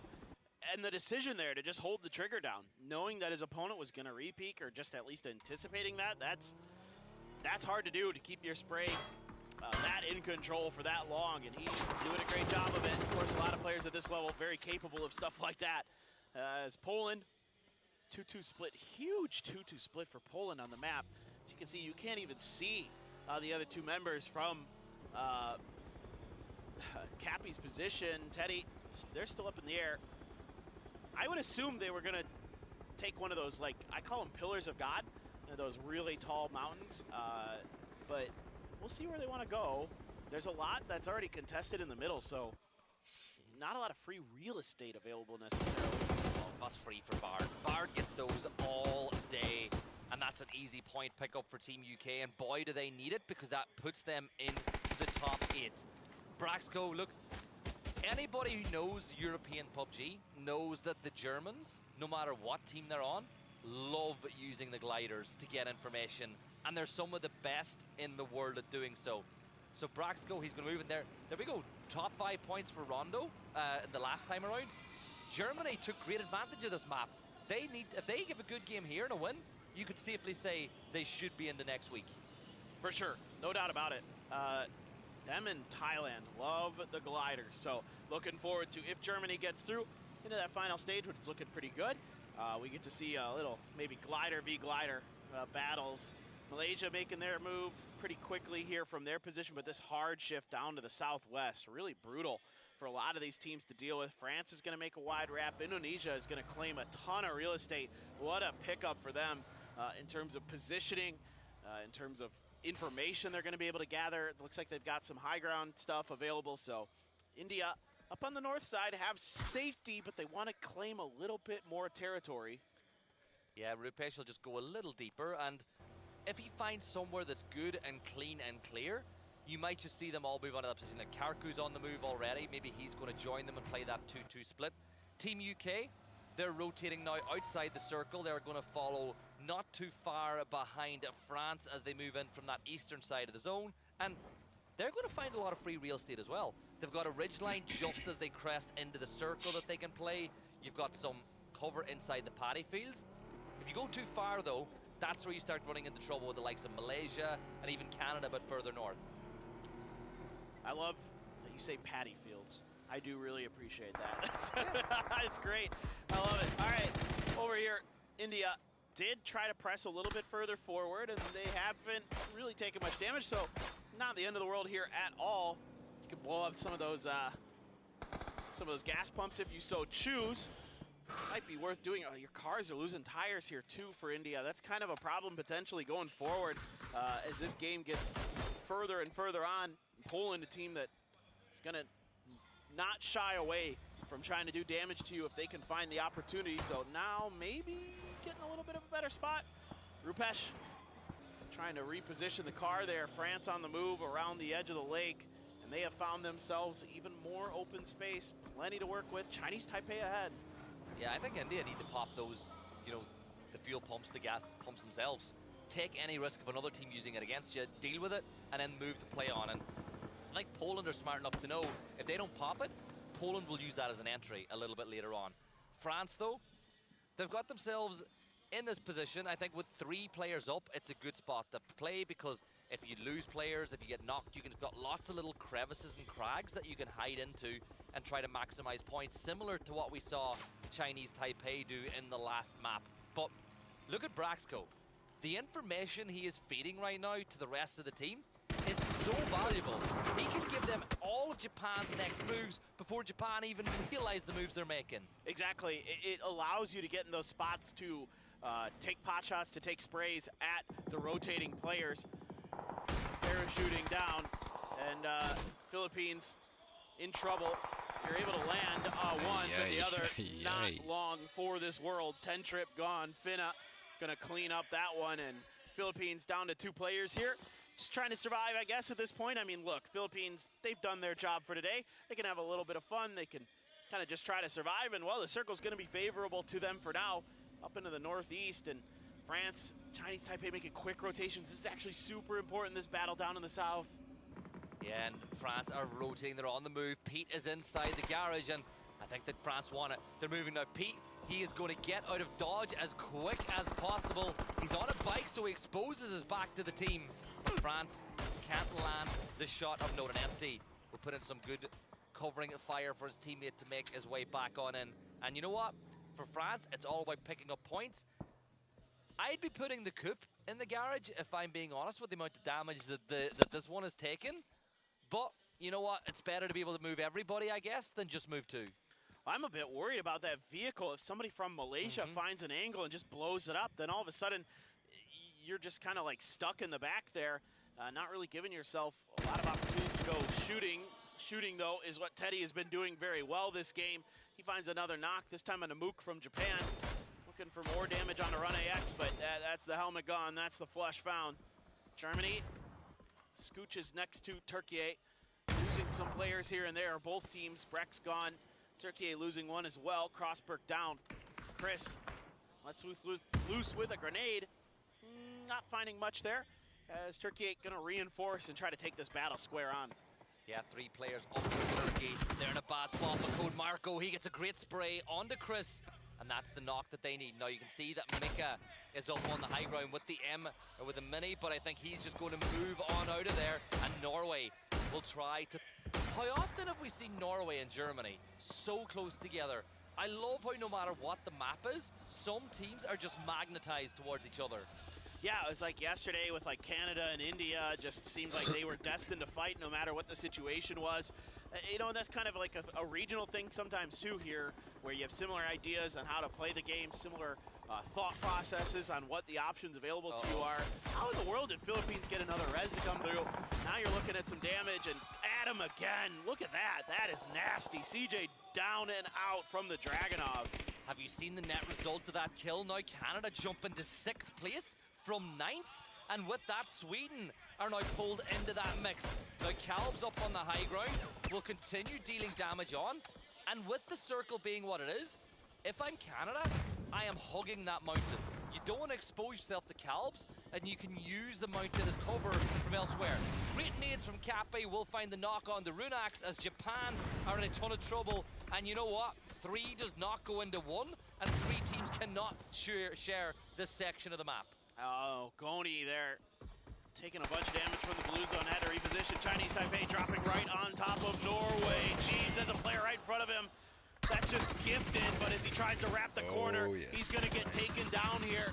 Jeeves will get at least 1 point confirmed. He's getting more. My goodness, Jeeves absolutely going nuclear right now. 3 kills already, 80 down, it's all on to Jeeves. Chai Wei, though, is gonna confirm the kill on to 80. Jeeves cooking the grenade, has 2 more players to deal with. It's not timed quite right. The drop shot not available either. Chai Wei gets the job done. 2 HP, and we turn our attention back to Poland and Japan. Fevin will start throwing his utility to hold back the push. Even though he's not doing damage, he's buying space, buying cover, but 4 players of Poland want to get the damage done. The UK, they're going to play in this dip. Well, they might play the dip, or they might go a little bit further north, but if they play this position, you've 2 allies. In essence, you've got Chinese Taipei and Philippines, but look at this, Philippines, they're going to drop on down, and they're doing serious damage onto Canada. This is disaster for Canada. They did so good at keeping the Philippines from getting there. Oh, Max, yes. Oh, yes. Panzer in hand, sees a player. Oh, can't find the angle to use it. Finally does. They are going to get a point there, seemingly. France, though, getting encroached upon. Grenades are out here. Poland just wipes the board with France. 1 point is all they could manage to muster for the side. Poland up to a couple more kills. 3 for them as Indonesia now push towards Sweden. Sweden, Mame is down. Fuzzface has taken almost as much damage as he possibly can. Flash grenades in his face, and Shirley's dealt with Setsuna with the nade, and Sweden now with only hot and spicy left standing, and they are in 8th place. But did they get it? They're done. They're dusted. UK can now leapfrog them if they get inside the top 8. Oh, Germany, though, losing players to Indonesia who just cannot be stopped. They have all the momentum in the world, and Mika just stuck behind a vehicle trying to get a heal to come through. Not going to be allowed. Teddy with 5 kills in this one. 10 total for Indonesia. And off of a hot drop that they win against Spain, they are just continuing to gain steam. Turkey trying to make a wrap to the north. Nilkop trying to find some kind of info onto what Indonesia is doing as they try to really establish themselves on the northern side of the map. And why not? Who cares? This is fine for the Philippines. They're just trying to get somewhere. I can't believe nobody's punishing this right now. What in the world is going on? Oh, Finn is in a bad spot. Finn is in a really bad spot now in this position. Empty will get a great knock onto Calbs as the Philippines do eventually lose 1 on this routine inside the circle, but there's still 11 players left. Malaysia now, that is brilliant. Jervis will deal with Finna. Canada fall, and that's even more opportunity for teams to get inside the top 8. And look at this circle. Are Poland going to get a better opportunity to get the win that they so desperately need today? I don't think so. This is a really good chance for them. Chinese Taipei has to play defense. Now tons of grenades flying in. Nowhere to run, nowhere to hide for Chai Wei. And now Savior, once again called upon to be that hero, to be that solo survivor, but that molly doesn't actually connect with him. How in the world does he dodge that? Actually might have just touched it a little bit later and has to go for the heal. That's gonna open up the time and the space that the UK needs to get this res through. And that's gonna force Savior out the window. And Michael, great play there, molly into the finish. Nobody seems to want it here, Paper. Chinese Taipei fall again. UK, this is how tight it is. They've gone from, what, 9th, 10th, up to 6th now with how condensed things are. Turkey still up with 3. Poland the same. Look at this leaderboard right now. Yes, Indonesia are alive, but almost every single other team is either in the race for the top 8 or in the bottom half of the table. Oh, man, Code Marco, I thought, might be up to something special, but UK ahead of the curve. Now they're trying to fan out, trying to surround Indonesia, getting involved. A little bit of help here to the UK. They got to be a little bit careful, though, to the UK. If they overextend, might open up some sight lines to Indonesia. So got to play a little bit of contain. Vard, oh, T-Bone. That is quick. Vard there, 4-2. And Turkey dealt with. The UK starting to find their footing, starting to find that hope that they're going to be playing tomorrow. And now they're in 5th. They keep climbing. Another point, and they're in 4th place. This is as tight a PNC. Well, I was going to say a survival stage, but this is their first ever survival stage. But when it comes to these groups and knockout style play, this is as tight as it can be with a couple of games left. Indonesia with control of the north of the circle, but they will have to vie it out with Team UK to get that position. India, they're just going to keep on chilling, right? This is the second time tonight they've been bang on the center of the circle. They didn't win the last one. Imagine how good it would be for all the Indian fans if their nation is able to take a chicken dinner here at PNC. I'd love to see it. I really, truly would. I mean, they have played much better this year. That is a fact. And this would be a nice cherry on top for them, to say the least. But they've got some good teams, some good players to deal with. This is one of the sweatiest lobbies I think I've ever seen. It is crazy how hard these teams are playing, how just aggressive they can be, how smart they can be. UK 4 up, a good opportunity to do some damage here. I Am Pete with the AWM wants to stymie their run. Michael taking quite a bit of damage. Indonesia has a phenomenal angle onto the UK's position, and nobody is even messing with them, really. Ketter thought about it. He's paying the price, so he has to back off. Denmark 4 up, a chance, but they might have to make a crash. They might have to make a decision.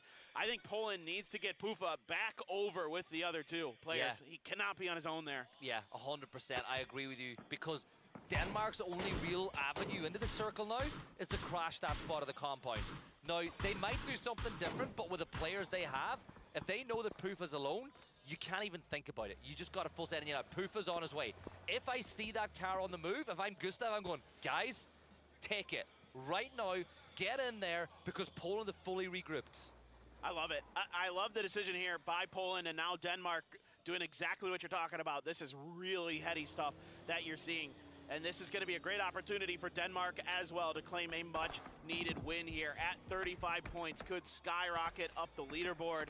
Few knocks being exchanged. Shen actually cleaned up by Japan, who's got Goni and Fevin. 2 players left, and they're able to combine there to find that kill. Malaysia swinging around the outside, but they have not much to work with here. I don't know where they go. This is just horrible for them. This is so hard. There's no room in the end. There really is no room. Michael will get the first knock onto Jervis. And now you've just got Pete left standing. He's all gillied up, but there's no bushes indoors, my friend, as Ketter elsewhere will get a knock or two. Bevan from Japan gets it, and here we go. Indonesia full send in on top of India. India managed to find one, but players are falling left, right, and circle. Trick with the angle on the side. He's going to pull the pin on a nade to see if he can flush out another 1 or 2 of these Indian players, but there's still 3 up. Another side, oh my God, the Panzer doesn't connect, and Beamy just about gets out of there with his life. Woo, squeaky bum time for Beamy as he is able to avoid disaster. Looked like he had a great opportunity. Some more util being sent. Trick, you bad man. He's gonna put the C4 onto the car. Is this gonna be, is this just a suicide mission here? What is he doing? Oh, this is so dangerous. Doesn't have enough momentum. Well, it's gonna stop short. Trick's got to get out of there so he doesn't get taken down with the vehicle. He's actually taken out by Vard. Nice attempt, but just could not get that car going. Oh, the captain didn't go down with a ship, but for UK, this is qualification potential right here. Vard, he's going to get a knock and a flush. It's another kill, 10 for the UK, as India, Poland, all going head-to-head. Denmark wrapping around as well. All of these teams in desperate need of points as Bimi will find Pufa. Another one on the board for them. Denmark only 2 kills, but is it enough? Even with the chicken dinner, their points potential is nowhere near the same level of somebody as the UK. And Poland now, they are backs to the wall. 54 points for them as well. They need these points as much as everybody else. Oh, this is so smart. They got the door blocked with the bicycle. Can't be open, but Ketter gets Marsalek after he got the knock on the Beamy. Cappy there to clean up the point to at least guarantee it, but Dofi is taking Cappy and Poland down. Hope for Denmark. The UK trying to finish off India. Michael, oh, that's the full auto Mark 14. You love to see that. Karku around the edge. Great timing there. Takes down Fex. Looking to do more damage here. Bard throwing the util, hitting about half health onto his opponent. Looking for a little bit more, and that's good around the outside. And UK has 12 kills. The bark of the MK is almost as dangerous as its bite, as Michael will get money shots on the board. Denmark and the UK. Denmark are now on 44 points. They can get a potential, what's that, 7, 8 more points on the board, which put them into the 50s, which really does bring them into the dance of the fight, as this is a real chance for Denmark now. But in a 3v3, look at T-Bone. Have you seen the position he's gotten himself into, Paper? Now, that's something that Denmark are either going to pay the price of or have a chance to take advantage of. Yeah, the real question is how aware are they of that spot? It seems like they're at least thinking about it. I think T-Bone has made a little bit of noise up there. I mean, that's 2 Mark 14s that the UK is rocking, by the way. That's going to be in the back of your mind as Denmark probably put a little bit of fear into you, thinking about trying to go for any aggressive maneuvers or positionings. But I think both teams have decided, okay, we've accomplished step 1, that's dealing with the teams that were in the compounds. It's phase 7. There's one more phase to go. Maybe we can just wait this out. If we get lucky, somebody gives us a knock, then that changes the calculus for sure. But until then, play it safe. Don't give anything up for free. Let's see what this last circle gives us and then work from there. Yeah, look, T-Bone's fallen back. He's realized the risk is not worth the reward in a situation like that. So they're closer to the center of the circle.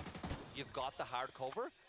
UK, no, Denmark have to come this way. We saw the utility for Denmark a little while earlier. I think they've only got 3 nades between the team, which could be something worth keeping an eye on. Now, Gustav, a teammate of some of these players, remember, this is something I love about PNC, is seeing teammates go head-to-head. He is on the south side. And look at that circle shift. Now, Denmark really need to pull a rabbit out of the hat if they want to get a win here. Yeah, the center of the circle looking like it's going to be rather close to Vard's position at the fence line. Saw an AWM floating around there. That could be a difference maker for Denmark, getting that quick knock. But you know that there's going to be level 3 gear, so might take more than 1 bullet to get Ketter to get himself that quick knock. Gustav trying to do some damage, but Vard gets the better of him. So Vard gonna let loose with a grenade. Oh boy, that is dangerous there. A lot of damage done. Gustav, fancy footwork, escapes a knock. Smoke's gonna come down here. Ketter knows that he needs to close the distance. He needs to get himself into a position to fight for that final spot. Yeah, so the smoke wall is going to be put down.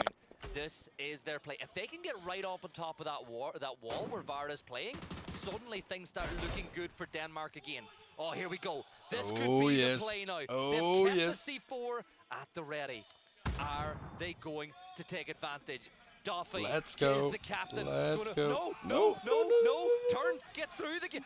Duffy, you are running this so fine. The ticks are getting quicker and quicker and quicker. Here we go, Paper. And he's going to just go down himself. Oh, he almost got Vard. Vard on 1 HP after that. So now he's going to have enough time to get the first aid to go. It's a valiant attempt, but the UK had enough room to move on the outside. The shot comes through, it lands. But that level 3 gear going to absorb that, not give the knock over to Ketter. It will open up the space for him to make the move, though. Has the AUG in the back pocket, trying to see if anybody from the UK going to try to commit to get information around the corner. Gustav going to join him. Denmark has control of the center of the circle, potentially. I think that this is not done yet. There's still flash grenades, but look, UK are just farming utility off of all of the crates, because you've got all the Indian utility that's in this position. You've got all the utility you brought yourself. It is going to take a monumental play from Denmark. Now, T-Bone is wrapping around the edge. If Ketter's heard it. Ketter knows that T-Bone is wrapping around this side.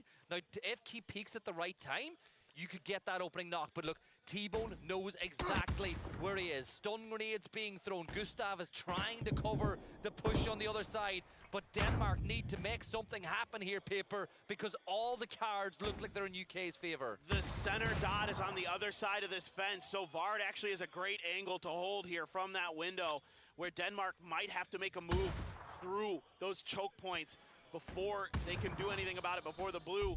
It gives him an opportunity. Ketter. Oh, Ketter, huge one there on the T-Bone. All of a sudden, it's a 2v2. Oh, Gustav, the molly is going to be good from Vard. It leaves it all down to Ketter. Get your point, get it on the board. Swing around the side. This game is here for you to take. He peeks around. Both players are awake, but the MK, it's full auto. Ketter does a ton of damage, but it's 1 HP. And Michael, he's not going to risk it for the biscuit just yet. Stumnade tossed up over the edge. Ketter, though, the MK is going to get it done, and UK secure their spot into the grand finals. Yeah, it looks that way. Nice game there for the UK.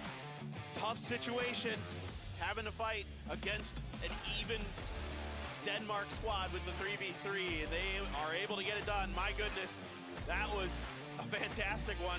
So many cool decisions being made there. So many awesome fights that had to be taken in those compounds. That's a fun circle. I like where that one ended. Yeah, it was fun to watch, and you know what? In other words, they get the vehicle turned in time, and that C4 completely changes the face of that game. It was a valiant effort. It was a great try. Denmark know that they needed the points where they could get them. But what a play. But Team UK, massive congratulations to them. They shouldn't have been in this position in the first place. A team like that should be through to the weekend a lot earlier, but they get the job done. Lobby's just too good. I mean, there's so many good teams.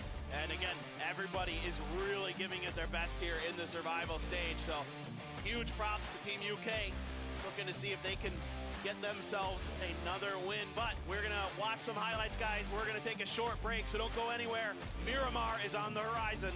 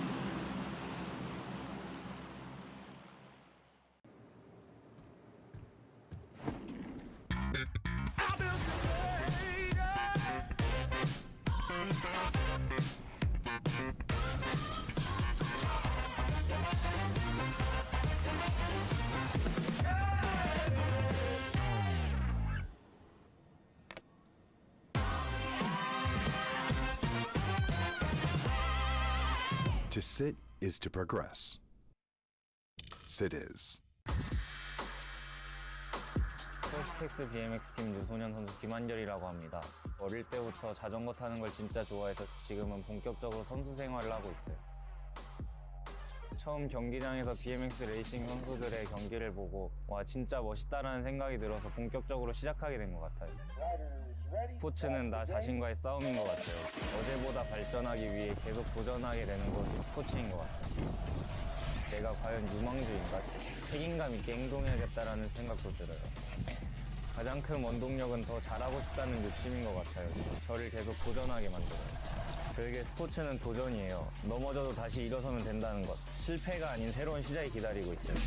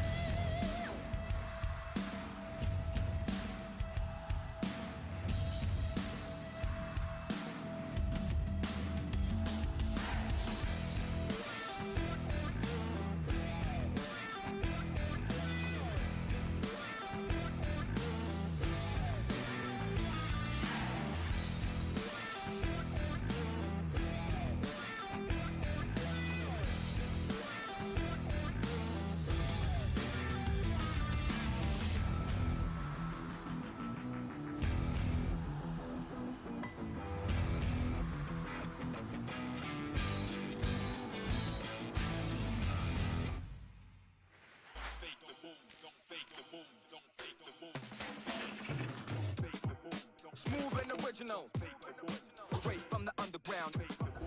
Listen to the real funk. Hold on. Watch out, the furious. Better be focused.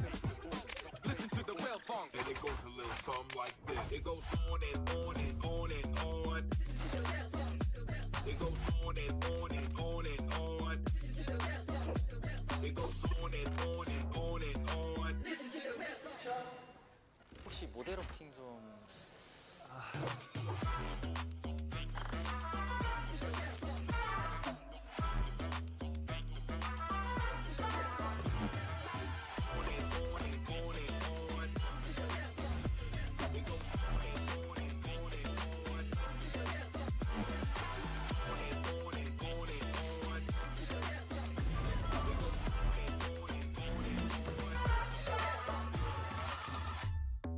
Smooth and original, straight from the underground.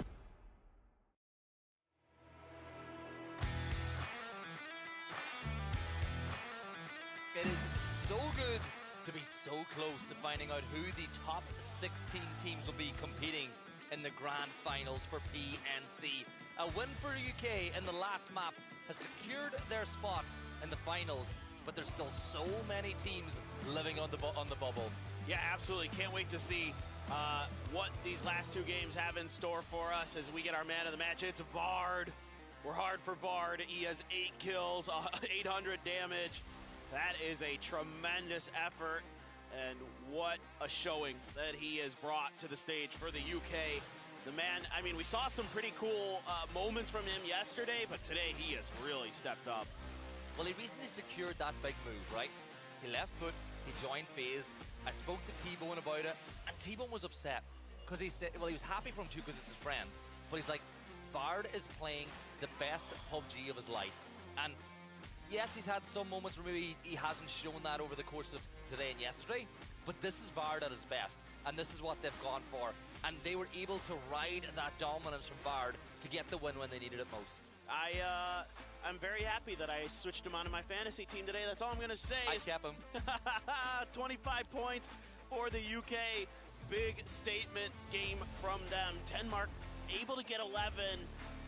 It's starting to look dire for Denmark. They need more. They need 2 huge Miramars, and every other team that's in their way has just been kind of doing enough here to give themselves hope as well. So it's going to be tough. It's going to be tough. 10 for Poland, not too far behind Denmark. As we look at the total leaderboard, yes, Denmark in 11, but 10 points ahead of them are Poland, and you're 14 points out of 8th where Canada sits. There's a chance. Like, this is the thing. At the start of today, they needed a big day. Now, thankfully for them, a lot of the teams that are at the top have continued to dominate and get loads of points, which has meant that they're in position that if anybody slips up and they get a win, like if they win the next game, if they get 20 points, look at the position they find themselves in. And that's what you and I wanted. When we were talking about this before the event, we were like, we want to go into the last map and have lots of teams in with a chance of qualification. And all I'm going to say is it would be a shame if Denmark don't make it, but any team that qualifies out of this survival stage deserve to be there. Yeah, for sure. So some work to be done here for teams like Poland. Marcelek's got the sleeves rolled up, and he's letting the camera know that he's engaged, he's ready to go. As it's Miramar, our final 2 maps here to close out the survival stage of PNC 2025. What do the Dusty Dunes have in store for us? We are about to find out. Death, destruction, and maybe delivering of dreams to some of these players, if you want to keep the alliteration going on that one. But this is the final furlong. The last 2 maps, Miramar to get it done. As we just take that lovely panoramic view of resorts. You know what? It almost looks too nice to be on Miramar, doesn't it, resort? It does, actually. It is by far the nicest buildings, the most gentrified buildings we have on the map. Seen a few circles in there at PGS, so wouldn't mind seeing a few more. It's got some fun stuff to work with. Of course, you can check out some of the team's POVs as we get a very southern plane path right over Los Leones, the northern side, over towards the islands out there on the east. And who knows what this game is going to have in store for us, but certainly eyes towards the center of that. And also, my eyes also going towards France and Germany, who I thought were kind of okay for today, but they haven't really put up many points. So all of a sudden, they're in a spot where they need, like, 4 or 5 points per game here to really feel comfortable. That sounds easy, but with the way things have been going, it's not. I think teams have counter-stratted the way France have played a little bit. They know they like to play on the edge with 2-2 splits on the side of the circle where there's least traffic. And teams are like, well, let's take them head on. Let's not give them that opportunity. And that's kind of what happened. But you look else around the map, we saw some resort in the pre-game. It's going to be, there's a good chance it's going to be inside the circle. And it's not, because I spoke about 2 seconds too soon. But look, I want to point out something. If you're looking at your map on the very western side, Chinese Taipei were the first team off the plane. They're right on the bubble as things stand in 7th place. With the circle being what it is, Jia Wei and the rest of the team can rotate way up to the... We'll pick up it later, because we got to fight. What in the world is going on here?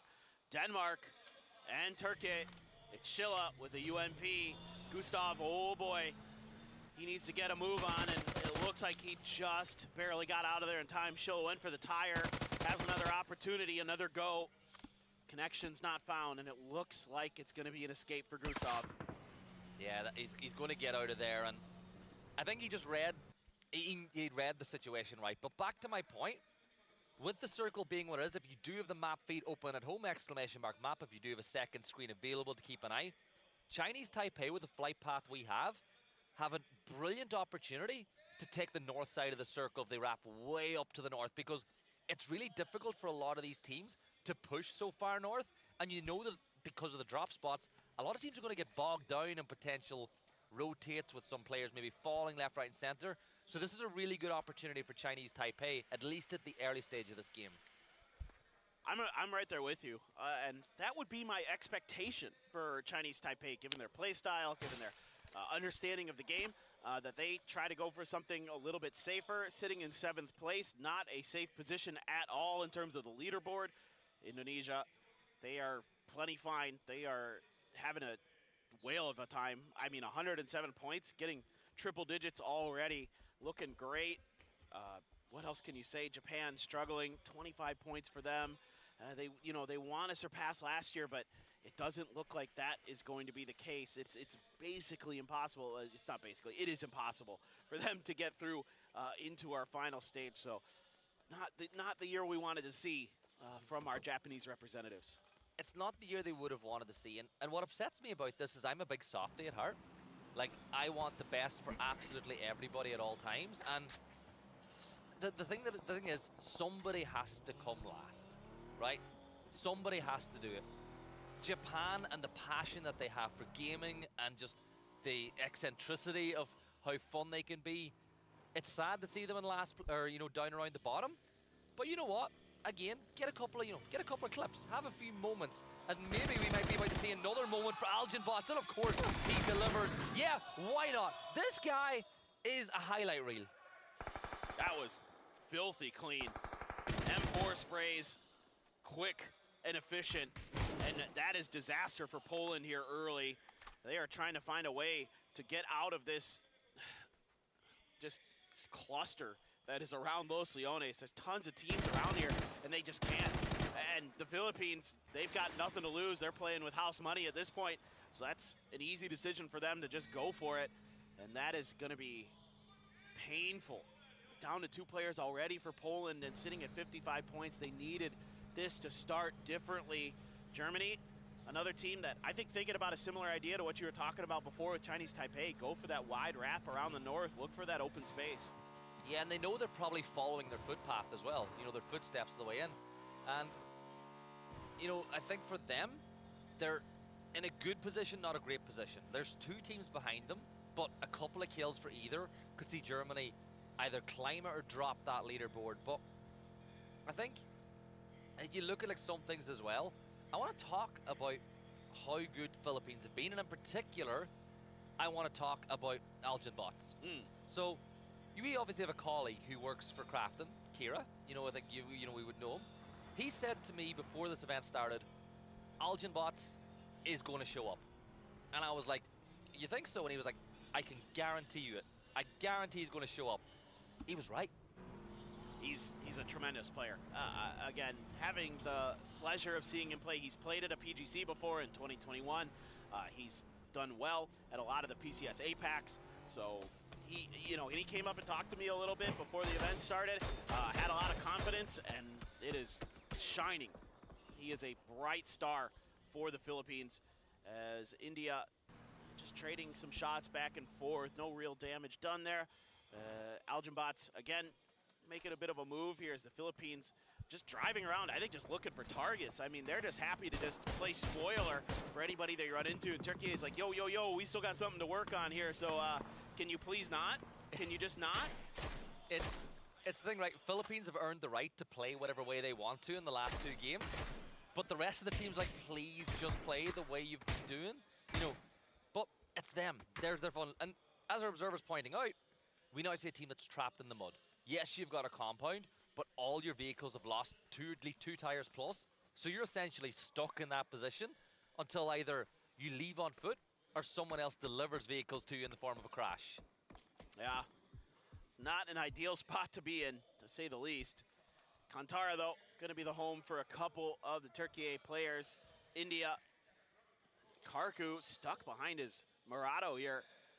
Not sure if this is intentional or not. He's got a dip, and he should be able to find the ability to maneuver on out of there, and will do so. Malaysia coming in late, but no problems here that we can see on the map. There's not really anybody super close to them until you get up towards Spain and the UK, closer to the Kantara crater. And easy sledding for now. Just want to see them try to get a little bit deeper into games. I mean, there's always finding fights early, whether intentional or not. I'd like to see them just kind of slow it down a bit, try to play for a win. Yeah, I'm looking elsewhere as well. Indonesia, they're going to play for the win as well because they see this is a great opportunity to really hone your skills in. But they're going to run right into Zerath, who, by the way, is LFT. He's played pretty well at times for Germany over the course of this one. He takes a ton of damage from Teddy, and it's Setsuna that will get the job done as he gets the knock, and Teddy with a great nade flush. You know what? People usually be like, oh, they want to bring a teddy bear to bed. Teddy's been putting people to bed all day long. Yeah, it's true. That's very true. He has been nightmare fuel for a lot of these squads. Simoy letting loose now with some util of his own, and oh, it's Chris, 1 HP literally. Trying to go for the first aid in the smoke. There was a molly that followed up. I'm not sure if it landed actually in that smoke that he almost put his feet into. Teddy, though, just going to drive this. I mean, again, another team playing with house money, and they know it. Oh, no, it's Chris. Can't escape on the motorcycle. Germany crumbling. Teddy just swimming in all the points he's been able to gather for his team all event long. And Germany, with just 2 players left alive, will try to salvage something out of this game. T-Bone getting a knock for Team UK, and that knock would have meant a lot more in the last map than this one because they're now in a pretty safe and secure spot. But as you do, you pick up your teammate, you get him in the back of the Murado, and you move on and get him rezzed, because a lot of people ask how long that first knock phase. It's 2 minutes. That's long. That's an eternity. It really is. And you know, when you're out in a field like that, no way you want to stick the res out there. So really nice to be able to have that option, to be able to put players in cars, to get them to safety, to keep them in the fight. Spain is going to see this, take some shots at Empty, but Empty just going to park the car inside of the cement compound, and the res, I'm going to assume, should be doable here. Oh no, what happened to Savior? Well, it could be an important point for France here, and it is. They needed that. A couple of substandard games for them, and now got them in a good spot. As we look at our Miramar flashback to what we've had over yesterday, 36 points over 2 minutes. This is where Philippines really rocketed their day. Indonesia up there as well. Turkey with 23. They need that. Like, they need that on a map, not even in Miramar at all, because 23 points for them at 40 will not be enough to qualify. Yeah, well, they do get a point there. 10 Trip gone. He was really the superstar for the Philippines on this map, and he's out early. Not that they're too plussed about that. It should be A-okay, but Turkey needs those points like you were talking about. Now, Code Marco looking back in another direction. Here's a replay. Oh, no way. This is no freaking way, dude. Is this the Murado? Please tell me he just stops. Okay, Shen had already gotten hit. Oh, he hit the heady. Oh, my. Oh, T-Bone. He's nasty, right? Dude, he is. And he's so soft-spoken when you meet him as well. Like, you wouldn't know the guy as a menace inside the server if you were to speak to him. That's true. He is a very kind of mild-mannered dude, but he is scary in PUBG. And that was filthy stuff right there. Yeah, Shen already weak, but still, he hit the heading and he hit a follow-up. Not the easiest shot to do, to say the least. Bugspace, though. Calbs, oh no. Calbs had no idea that this is desperately needed points for Sweden. Another team that is on the cusp and moved themselves up into 8th with that one. Yeah, big point for Sweden, and Philippines down to 2 from this point on. And Sweden will know that, and they know they need the points as much as anybody. Turkey, they've got Karku in their sights. Can Crossberg time it? He's just waiting for the perfect opportunity to strike, but he's feeding the information. Look, if you look at Marco, Marco's wrapping around the other side, so really Crossberg is just being a conduit of information for his team. Oh, Poland are going to bring themselves back, but do you want to know something funny about T-Bone, actually? What's that? He didn't name the who, but he's staying in his own place. Do you know why? One of his teammates snores incredibly loudly. Oh, I'm not his teammate. I snore incredibly loud, so I was like, is that me? You're going to wake up and say, I'm Team UK, that's right. Why are you here? Get back on the stage. T-Bone, get out of my house. Yeah. No, that is funny. I respect that decision, because I am the same, where I can't sleep if somebody's snoring, and I don't want to put someone through being in the same room as me to suffer through the same. There's that trap. There's that trap. Nicely done by Marco there with a Dragunov headshot. Feels bad, man, for India, but Turkey had been setting this up for a while. Yeah, and India will move on and play the rest of this map as a 3. They did get a drop, though. I see a P90 in their hands. And, you know, I just saw the P90 level. You know what I've just realized? I don't think we've seen a single BRDM today. Not that I remember. I don't think we've seen a P90 kill today either. No. It's been, what in the PUBG is going on? I'm not sure. It has kind of been a little bit of a different day today. The C4s haven't really worked. It's been kind of just getting it done with the normal stuff. I mean, recalls are still mega important in this. Malaysia setting up with an emergency pickup for themselves. Canada looking for a pre-rotation. Malaysia, let's see what they want to do. Truck stop is actually available. Some of the high ground to the north of it there for the taking. Canada stops on the edge. Going to be satisfied with this compound. Going to be satisfied with the hillside in front of them to maybe play through. A little bit of revenge here attempted by India. So far, not good. Shilla, though, SKS on the side, takes a bunch of damage, has to prone down.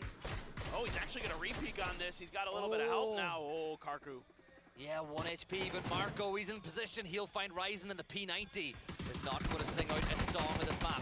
Marco spots another. He takes a ton of damage, but Marco gets another one. He's down to 4 HP and a dream now. But for India, it's all down to Shatbai. He's going to smoke things off, but he is down. Turkey, they needed to get things going, and they've got 5 kills in the opening 15 minutes. And elsewhere, Denmark, a team who need points, they get the early knock on the Team UK.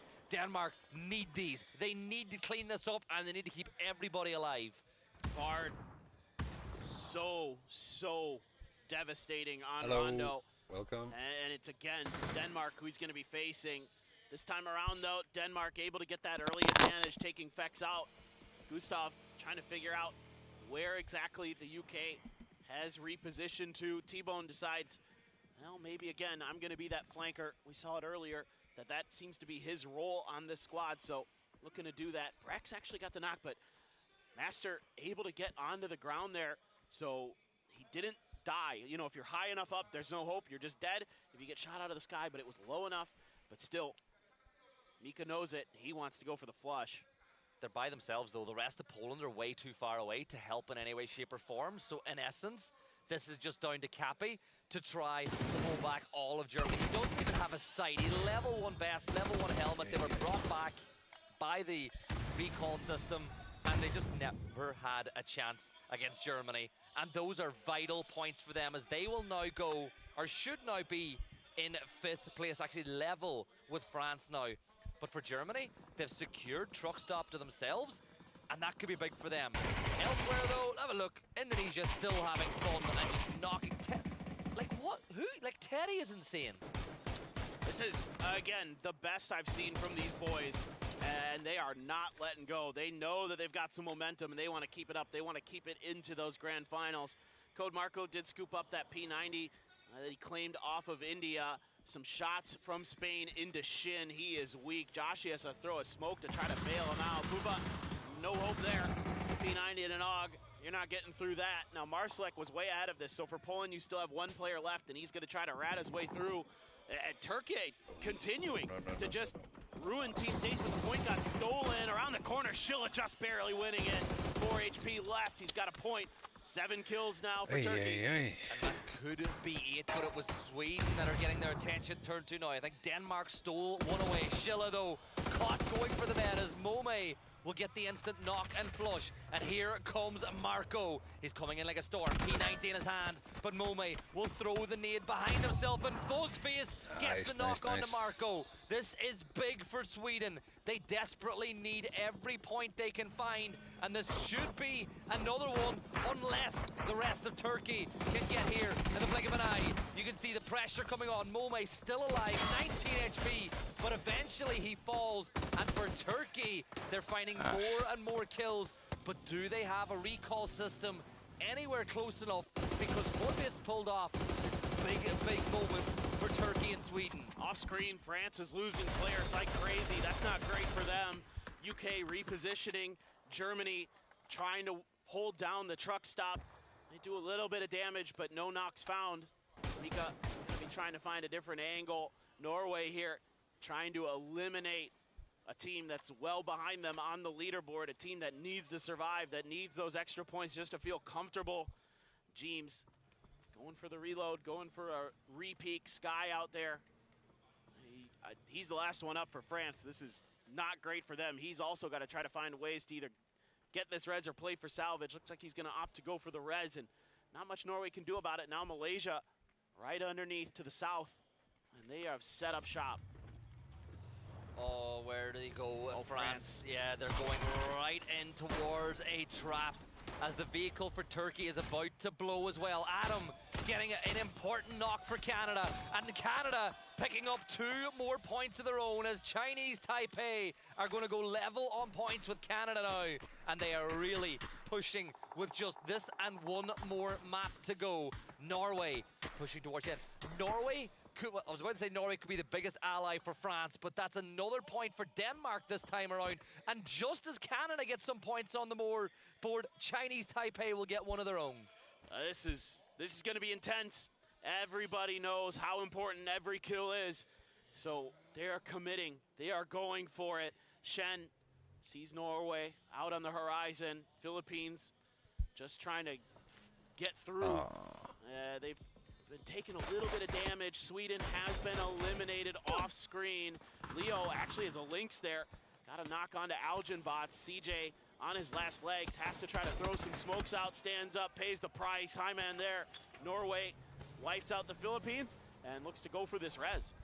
Yeah, 3 teams inside a truck stop as the circle goes to Indonesia. Spain with a great spot towards the south as they could have their first really good game since way back on Erangel yesterday. But it's Canada that will likely push that way. Malaysia now, they are surrounded by Norway to the north and Denmark to the south as they are the filling in a Scandinavian sandwich as Malaysia just look to battle. 14th place for them. They're playing for pride at this point, and they would love to do some real damage now. But they're also looking inwards. They're looking towards Chinese Taipei as well, as Shen unloads a volley of rounds towards He-Man. Man, if Malaysia had another frag grenade, I think they could have gotten at least 2 knocks, but they just don't have any available. So instead, it's just going to be Norway able to get the heals through to recoup, regroup. Canada, in the meantime, did get Adam back on his feet. What a day Adam has had. Man of the match earlier on Erangel. Got those 2 big kills onto Turkey. Norway now driving into the truck stop. Will this be their last stop? Rex on the roof. He takes some damage in exchange. Grenade being cooked. Takes a peek over. This is genius. Let's loose. Oh, he couldn't get Intense, though. Intense gets through, and the grenade just misses the mark, and he's down. Oh, I thought that nade was perfect. He read the rotate, but he just didn't cook it long enough. And now Canada under severe pressure. I saw that it was Denmark that got a knock as Ketter will get the flush onto Finna. Denmark's story at PNC might not just be finished yet as Japan will fall. 10 teams left alive, 30 players, but Chinese Taipei are bleeding. They're burnt. They get knocked. They're down and out inside 7th place. Now Canada, can they outlive? Can they survive long enough? That's a big nade from Adam. He gets another nade, another knock. They're pushing on to Spain, and this is a huge opportunity. But Denmark with a backstab. Beamy will get 2, and Canada getting torn asunder, and they are out. What a play from Denmark, knowing that Canada ahead of them was a threat. They needed to wipe them out to continue their hopes of getting through to the final stage. And I know Avenger's got to be pumping his fist back there, backstage, and here you go, Spain up ahead. Denmark has to know that they have a great opportunity to wipe them out and take firm control of the southern side of this circle to themselves. So they are on the hunt, they are on the move. A little bit of leapfrog here. Gustav doing a little bit of recon, saying, hey, Dofi, I know this hillside in front of me is open. You can drive up there. I've got the cover. You go ahead, and we'll keep making our way forward. Now, there are some Indonesia players that are getting a little bit curious about what's going on down there, but they haven't really committed too much. Aberfact gonna just chill behind this hill, wait things out, listen for those sound cues. And the thing is, Indonesia know who these 2 teams are as well, and they can pick and choose who to help and punish in a situation like this one. Teddy, though, he is on his way. The circle goes Indonesia. There's only 2 players in this circle as things stand, and now we're seeing damage being dealt. Doffy with the flash grenade. It's going to stun him just a little bit as Arbafak will run around the edge of the blue, but you're running towards Shadow, who has Teddy crawling, creeping this way, and this is a big, big moment. 9 kills now for Denmark as they are grabbing this lobby, this opportunity. They might just be going into the final game today with a huge chance of qualification if they can just eke out a couple more points. Oh, Teddy the Terror about to strike behind Spain. They were doing such a nice job here fending off this push from Denmark. Denmark decides that the better option is to go the other way, and it's actually Trick who finds the angle onto Abra, and he is gone. And Shadow Eco, yeah, not long behind his teammate. And this is devastating there for Spain. Indonesia, 9 kills in this one. Great positioning in the center of the circle if they want. Instead, they're going to take fights. They're going to square right up against Denmark and say, we're going to go head-to-head. If you're going to get through to that final stage, you got to go through us. Yeah, and you don't want center of the circle either because of all the terrain above it giving everyone an advantage. So Indonesia reading the circle brilliantly. But for Denmark, this could be their PNC dreams right here, right now. I would love to give a penny for Avengers' thoughts about the circle and about his team's chances right now. Elsewhere, Poland, Marsalek is still alive, still picking up vital points for his team, but he's got to move into the circle now soon. But Denmark right up now, front and close and personal with 3 men of Indonesia. A single knock, one way or another, could change Denmark's destiny. Beamy, gonna be that point man. That is his job on Team Denmark. He wants to be the tip of the spear, try to break things open for them, and then open up the doors for Ketter, Gustav, and his teammates to do some other damage. Meanwhile, on the backside, oh, actually, Setsuna takes that kill. Marsalek needed that point so bad for Poland, couldn't get it in time. Indonesia, though, seemingly sussed out by Denmark, so they feel comfortable enough to go for some grenades, but they actually missed the mark quite wide. It's a bit of a misread here for Denmark, wasting some valuable utility. Yeah, Marsalek's position is known now by the Danes as well. Setsuna's just going insane over on the other side of the circle. IAM Pete is going to do some cleanup work, but that'll be Setsuna again with another knock, and it's IAM Pete that will fall. Denmark, though, finally look like they're locking horns for now, but they've fallen back. The ridgeline is just too open to step up over it, and the players are too good that you know if you expose yourself, you are going to get knocked. But look at Trick trying to creep around the low ground, and look at that circle shift as well. Oh, nobody's in it. Literally nobody's in this next circle. Marsalek on the backside here could be a thorn in Denmark's side in a potential fight. You know he's licking his lips. If there's a knock on Denmark, he might just spring into action. There's Malaysia above Marsalek as well, so that could be kind of a domino effect where once somebody else tries something, they might come down on top of the fight. Indonesia's had enough of this. They're saying, look, we can take these hillsides outside of the saloon. We can lock in another win. We can further assert our dominance on this lobby because they have been stellar, and they want to show that coming into that final stage, they are threats. Look out, top 8 teams. Indonesia is here to play. Yeah, if I'm Denmark now, I'm going to change my push now and go on the other side of the circle. Head up to the high ground where Malaysia are playing because Indonesia hold all the cards. Now Jervis, he tags a little bit of damage onto Simoy. Malaysia, they want to make this push as well. Marsalek out in the open. Can Ketter get it done? Ketter will find that one. It's another point for Denmark as they hit 10, and they are now up to 60 points. They really are now in with as good a chance as they could possibly get to qualify to the finals. Malaysia, 3 kills on the board here, and they've pulled off. And look, Denmark are on the move again. Oh, look who strikes from behind, though. It's Teddy. It was a grenade from Setsuna that opens things up here. Nice game, though, as Malaysia has been wiped out. Beamy and Gustav gonna combine for that, but Teddy is going to get the finish onto Beamy. Just Gustav, the only one alive now for Denmark. It's a 1v4. Can Gustav do the unthinkable here? Simoy right up close and personal. And oh, he's just dead to rights. He has no idea. Indonesia takes the game away. Well, even a Great Dane can be put on a leash from time to time, and it's Indonesia that are able to get the kill onto Gustav and get that game done. The rich keep on getting richer. But for Denmark, they are going into that last map and they know qualification can be there and can be grabbed, but so do about 5 other teams at this point. It is going to be absolutely wild going into this final map. I cannot wait. It has so much on the line here for so many teams, so many different moments that could have gone one way or another. What a brilliant game from Denmark overall. I mean, really fighting when they needed to, when they could take good fights. I don't know what you're going to do against Indonesia. They're just way too good right now to seemingly be stopped by anybody. Man, I thought for a moment there Denmark might be able to get it done, but yeah, that reposition at the end from Indonesia saying, nope, we're taking the win. Too bad, so sad. Yeah, Indonesia have just played a blinder. Like, they've been so good. Their point tally is insane. And, like, Teddy is playing so well. This is a flashback to T-Bone's brilliant knock on the shed. The headshot followed up by the body shot.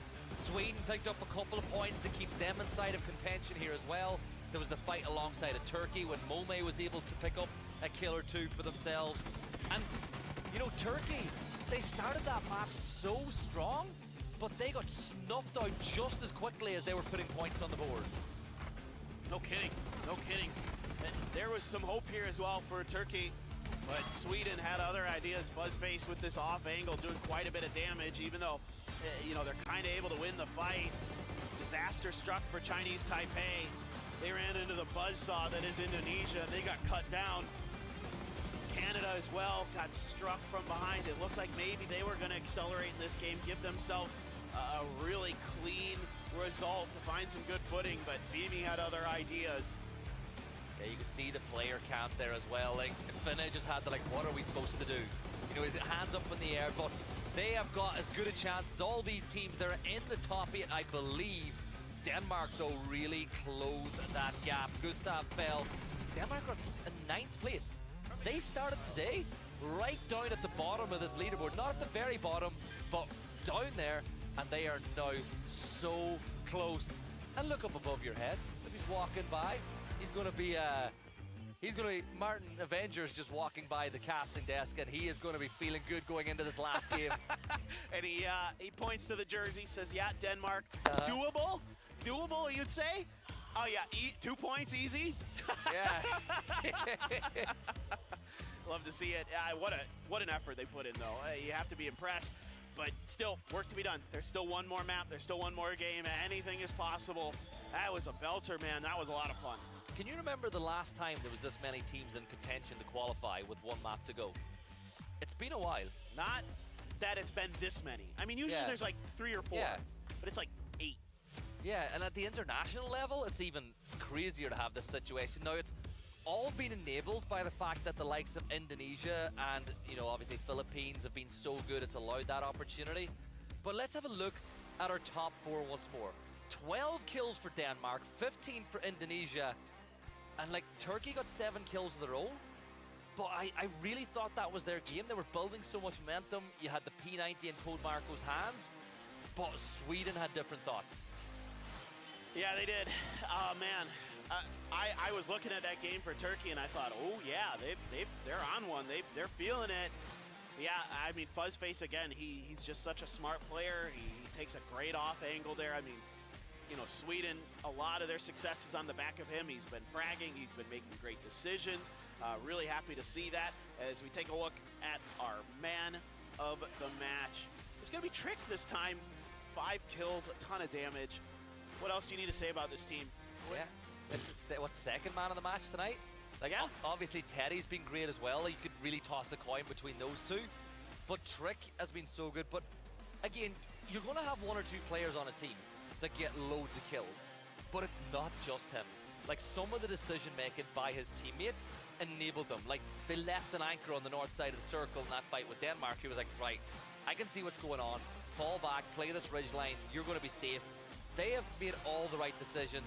And let's have a look at the overall match points from that one. And it'll be no surprise, Indonesia, they pick up the lion's share with 25 points. But Denmark weren't too far behind. Back-to-back second places for Denmark. They're really in in a position now where they can actually make it. You know, it seemed maybe almost unthinkable at the beginning of the day. Like you said, they were way down at the bottom of the leaderboard. Now all of a sudden, now they're like, okay, now we should be making it. Now we feel confident that we can do this. Malaysia, you know, they're done, but you know, making good moves here at the end, kind of starting to figure it out a little bit, giving their region something to be proud of for their first appearance at PNC. And there you go, look at that, Canada 63, Chinese Taipei 63, Denmark 63. This is on a knife's edge. And I said at the start of the day that I thought that Sweden would finish in 8th place. They have tumbled down the leaderboard today so far. But I'm looking at this. Poland have a chance. Sweden have a chance. Denmark are in the hunt. Canada, Chinese Taipei, France, even Germany aren't safe on 68 points as things stand. This is going to be as tense a game as you're ever going to see. And the thing about this is, you've got 2 Scandinavian teams in 9th and 10th. Are they going to join Norway and be playing at the, you know, over the course of the weekend? Or will we see Canada join the rest of the Americas teams? Or could it be Chinese Taipei that hold on to their spot? It is all up for grabs as we get ready to go into Miramar for the final time in the survival stage.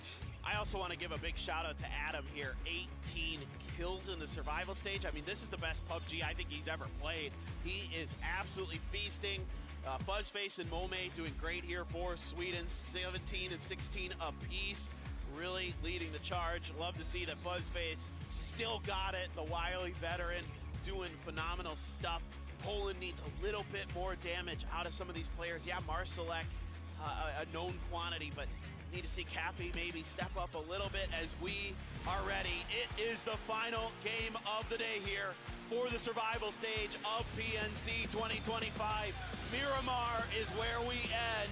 Who has it in them to make it to the finals? Oh, it's on a knife's edge. What will the flight path be? That's the first chapter of the book, and it's another Southern favoring flight path. Going from about 2 p.m., making its way down to the very southwest at around 7, finishing off in prison. Wouldn't a Drumstick Island finish be the most hectic way to finish off a PNC? I can only dream. I can only dream that it goes down there. It almost never does. Every once in a while you get lucky, but gosh, that would be so fun. I'll have to see.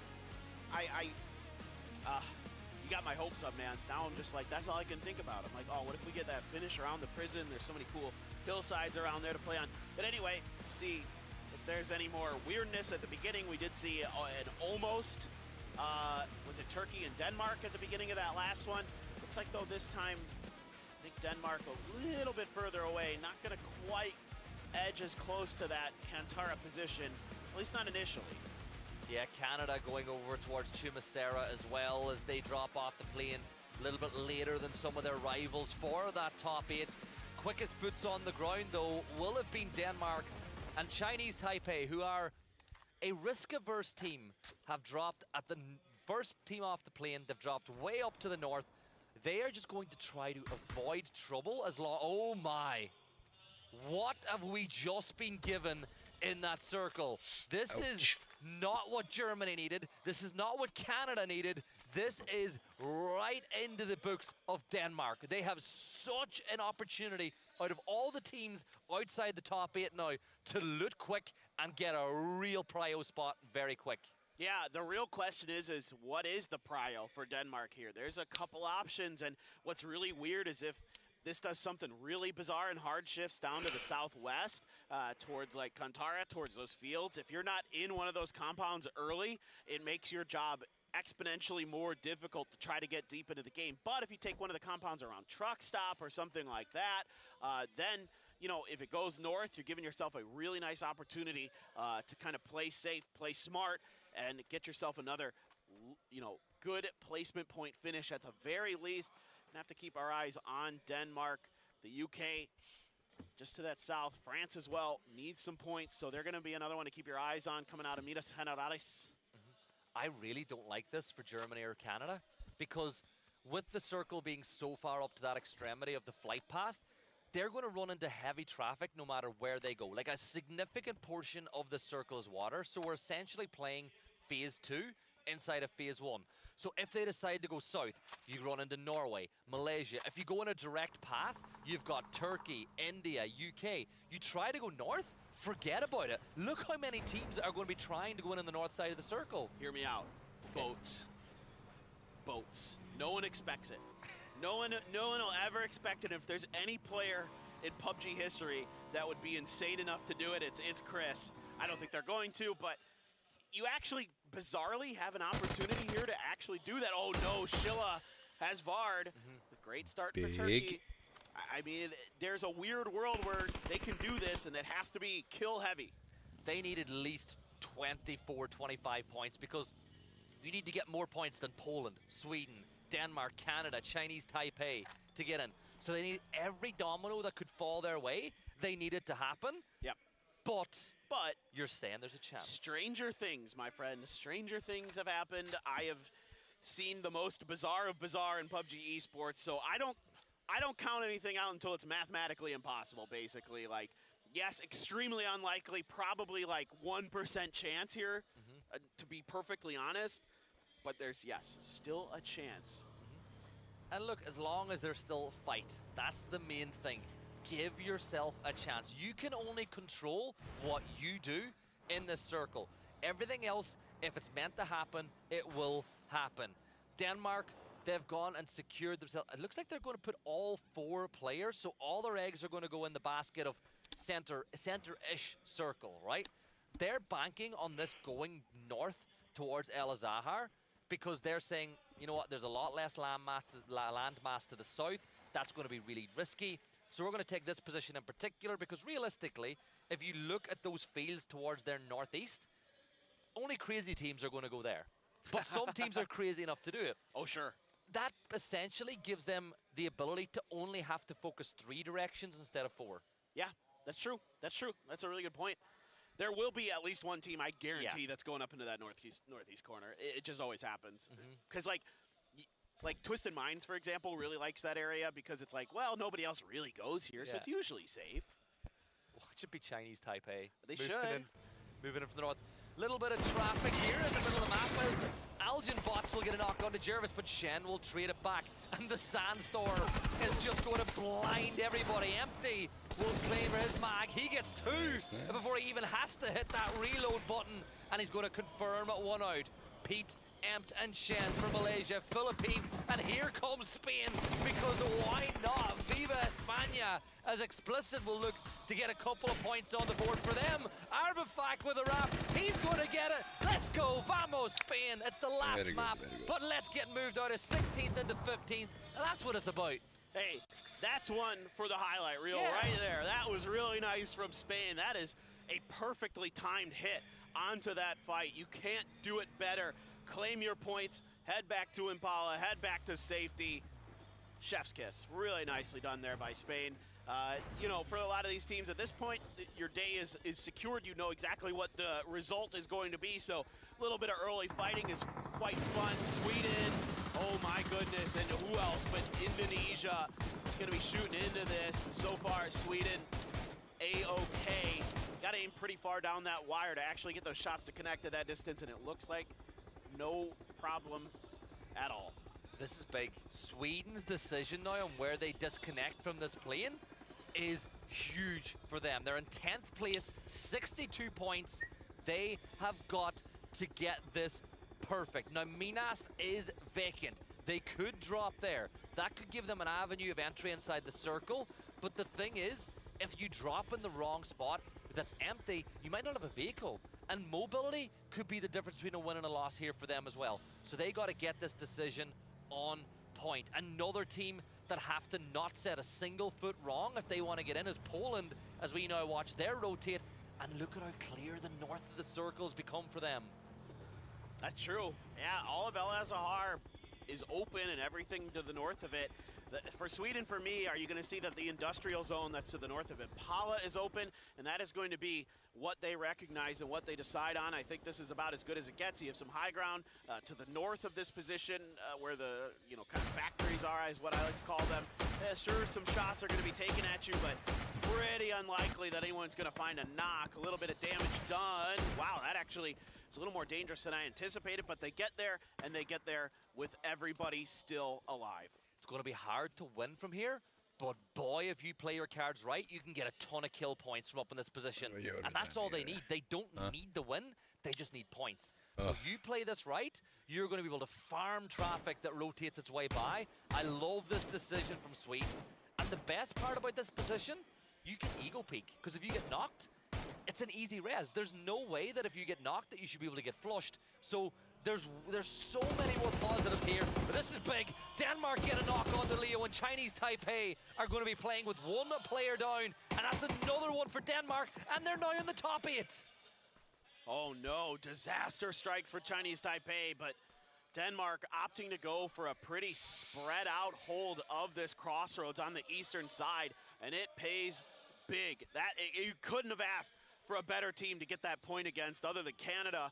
So man, oh man, destiny looking Denmark's way. Canada way on the south, pretty free until they get up into the fields that are west of Impala. That's where India has spread the heck out. They have claimed a bunch of really powerful positions if the circle hard shifts in that direction. If you're wondering if this is going to go islands, almost assuredly not. There's not enough water in it. It almost never, with this particular circle, goes to the islands. Just want to let everybody at home know you're basically out. Your island's already out of play. I know what you're up to. You're trying to reverse caster curse it into existence. But Canada, this position, they need a southern shift. Germany is right beside them, and Germany are up on to 68 points. Like, they're not safe. Like, it's a lot of points, but I don't think that, I think that 68 points, it's iffy, because all the teams below you are going to find a way to just garner points and keep climbing that leaderboard. It's like, it should be fine, yeah, but again, weird things happen. Yeah, like you see how much 1 point impacts, the 1 kill put Denmark from, was it 9th place into 7th? That's, oh, that shift. That has gone so far north. Chinese Taipei are going to milk this position now to try get a couple extra points. Poland are delighted with that shift because it increases their chances. But Canada, they're going to be forced now to play aggressive, and it's not really the way that they play. Germany's got a nice angle onto them. They're taking some damage. Those vehicles are getting beat up as well.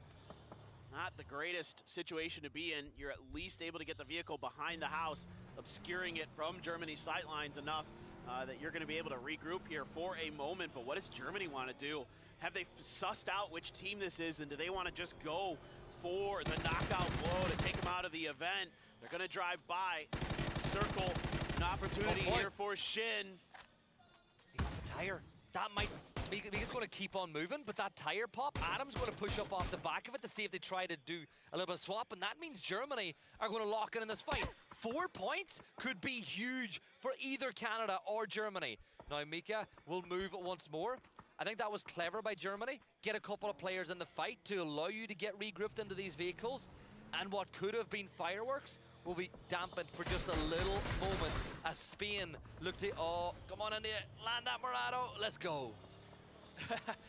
Never in doubt. Yeah. Never in doubt. They got to get moving. They're going to have to leave a player behind, maybe. I think the res might have come through, actually, for India there. Or at least he's trying to be stuck. Oh, Risen. Oh, no. I think a tire might have got popped there, and he's trying to get through. Looks like he's okay, but Karku is going to pay the price. Michael going to claim a point here for the UK. And, there's a knock player in this. Oh, no. Oh, it's disaster. Yeah, it's one more shot. India, they get into cover, but for how long? Oh, that was dangerous. That was scary, and another one's going to get knocked. It's all going wrong for India. But they're eliminated. But I'm going to put this into perspective. They should be so proud of what they've come here and done. Up until this upcoming stage, they've not been able to compete inside of APAC. Finally, they're allowed to do so. They've qualified for this event. They've performed better than any Indian roster has in the past. Hold your heads up high. It's been a brilliant, debut for these 4 players, and I'm excited to see this region continue to grow. Exactly, it's improvement, and that's what you're looking for, event to event. Hot and spicy, taking some damage. Norway just going to keep their eyes peeled to see if any more players from Sweden will give them opportunities. The only concerns you have from these positions, like you said, you can ego peak, but you're going to wear down those vests and helmets. You're not going to have easy access to replacements necessarily because you didn't bring a vehicle in here with some backups with it. Also, ammo can become a concern from these positions. You'll see teams just kind of just fly through bullets. Well, there's one of those knocks. Again, not the end of the world, perfectly easy to res, but as time goes on, some of that attrition does start to wear you down. Yeah, it's the tertiary utility, I like to call it, the helmets and the vests. And as you said, you make a good point, it gets worn down, but this position's not about winning the map, it's getting kills. Right. And, you know, you're playing that position, what harm is losing your helmet if you know you're guaranteed to get res? Now, that's a great shift for Sweden. That puts even more cards into their deck to give them a chance of getting more points on the board as far as placements are concerned. It's also awful for Canada. They gambled, they went north, they're right beside France now, and it shifts away from them once more. They're taken to the sky. Where's Canada going to go? Coast. That's the only thing I can think of that would be potentially safe. The issue is that Germany's still in the lobby. Chinese Taipei is driving in that direction. I have no idea what your landing point is. Maybe Impala. Maybe you just try to sneak your way through the city and try to catch people off guard coming out of there. Poland, as their sight sets a bit onto Japan, Japan's just going to turtle it up there south of the truck stop. As Poland going to use this opportunity to make a move. Marsalek says, hey guys, I can see, oh careful, cactus avoided. What's open in front of me? You guys are relatively safe to get here. Come on through. Or is this just going to be one? Just a little bit of an info gathering mission, maybe. A 1 in 3 it looks like. They're sending their most deadly player to the sky to see if he can manage to ascend this team up that leaderboard. The rest of the team are on the move. 13 teams alive, a bunch of them still on the cusp of qualification, and every single point is going to matter. Adam is going to drop. Is he going to find space for his team? He's intersecting UK and Poland, and he's going to come under fire. There's a shot. He's going to come under heavy fire. UK have farmed teams in the sky already. This is big for Canada. Can he hit the ground? Yes, he can. That could be big in itself. It is, and he saw the route in between Turkey and France that was open for his players to drive through. So this is a beautiful call here from Adam. Unbelievable stuff. I think they're A-okay. I don't think this can be stopped, and this is monumental for their chances. Oh, gotta be careful with that terrain though. Sometimes Miramar could be a fickle mistress. Damage being done, but they're just getting past T-bone sightlines. And they're between France and Poland, Japan and Team UK. Team UK are not going to push up this direction. There's no reason for them to, but Canada have put themselves in a position now where they could get into fights and get those all-important points. Japan could be a target. Adam is scouting it out. Adam, I'd like to see you boost up maybe once more. You know, get the health up a little higher to give yourself more of a chance as Poland begin their rush, and Poland are going towards Chinese Taipei. Sorry, it's not upside down. Yeah, I told you. The logo confused me. And Jia Wei, this is big for Chinese Taipei. It is huge. That's a great start to this fight. Now Indonesia is in the blue. Hard shift up to the north, kind of expected based on some of the unplayable terrain on Miramar. It's a claimed point though for Savior and Chinese Taipei. Nice to get one back after losing one early. Still though, not the team I'd want to be fighting up here is Indonesia with how good they have been. But it should be kind of a fighting retreat, it looks like, for them back towards the edge of the news circle. Japan also going to try to hunker down, going to try to set up the trenches, the fortifications to try to keep France out. Now how good of a position did Canada find themselves in inside that circle? France the same. France are by no means clear of safety yet either. They need as many points as they are going to get. Japan, the team that's the odd one out in this north section of the circle, because France, Canada, Poland, Denmark, Chinese Taipei, all with a chance of qualifying, are in a straight line across the center of the circle. And this is big. Turkey get the knock on the sky. That is nice. The rest of the team now, they had flanked out wide and they're starting to drive in, trying to be a little bit of bait here. They're gonna stay in the car until the last second. Code Marco strikes, that's Balzac down. 2 players still alive here. Needix and Max on the back end, able to get the heals to go through. What decision can you make now? You're just in a world of trouble. You can drive, but you're gonna drive right through the sidelines of a bunch of teams, and it's Finna from Canada who gets one right into the middle of Japan, and Needix is gone. France with 66 points. Is that gonna be enough to get them through? Quel disaster for Canada, or for France. They now find themselves, we know now that 66 points guarantees you a spot into the next stage, but that is a disaster. Their phenomenal play yesterday may count for naught, as Braxco will get the knock on to Mome. But again, it's Sweden, and now they need to descend that mountain in towards Norway, Spain, Germany. Is this where Sweden are going to be able to make their big move? Because they have no vehicles. They're walking down a hill, and they are barefoot. To make matters worse, they got no kills from this position. This is not looking good for Sweden, if I'm being perfectly honest. But again, good fighting could get you out of a bad situation. Hot and spicy, going for long-range shots there. Spain underneath, though. Oh, they're in a battle with Norway, and actually Mackendar does get a kill there, so that's a point. Finally able to collect from this high ground position. Turkey on the western side, Canada. Needs. They know they're weak. Get your nades, and you've got a couple in the back pocket, but Japan are wrapping around, and that's what Canada are afraid of. You can't put all your eggs into the Turkish basket. Sweden parachuting their way down. They're making their move now. Heyman will get the first one as Mome is going to fall. Mackendark leads the way. He gets feet on the ground, but no, he gets knocked by Intense. Sweden with only Fuzzface left standing alongside Hot and Spicy, but they're outside the circle. Hot and Spicy goes down now, and Sweden, well, they're losing the breath from their lungs. On the other side, Adam is going to get knocked as Turkey push up. Marco could flush to that one, but Joshi will find a knock of his own. It is all going ham here on the northwest of the circle. Shin lets loose with a grenade, but he takes some damage from one of Shilla's. Code Marco just peek shooting with this 3x spray. 7 bullets left, has to switch over to the Mark 12. Can't find the connections there. Joshi actually getting struck from behind by the UK. Canada falling apart to the UK. Fuzzface from the blue finds one onto Spain. Needs to get another there. Nice. He's got him taken down. Is this going to be enough? That puts them into 8th, and he will fall.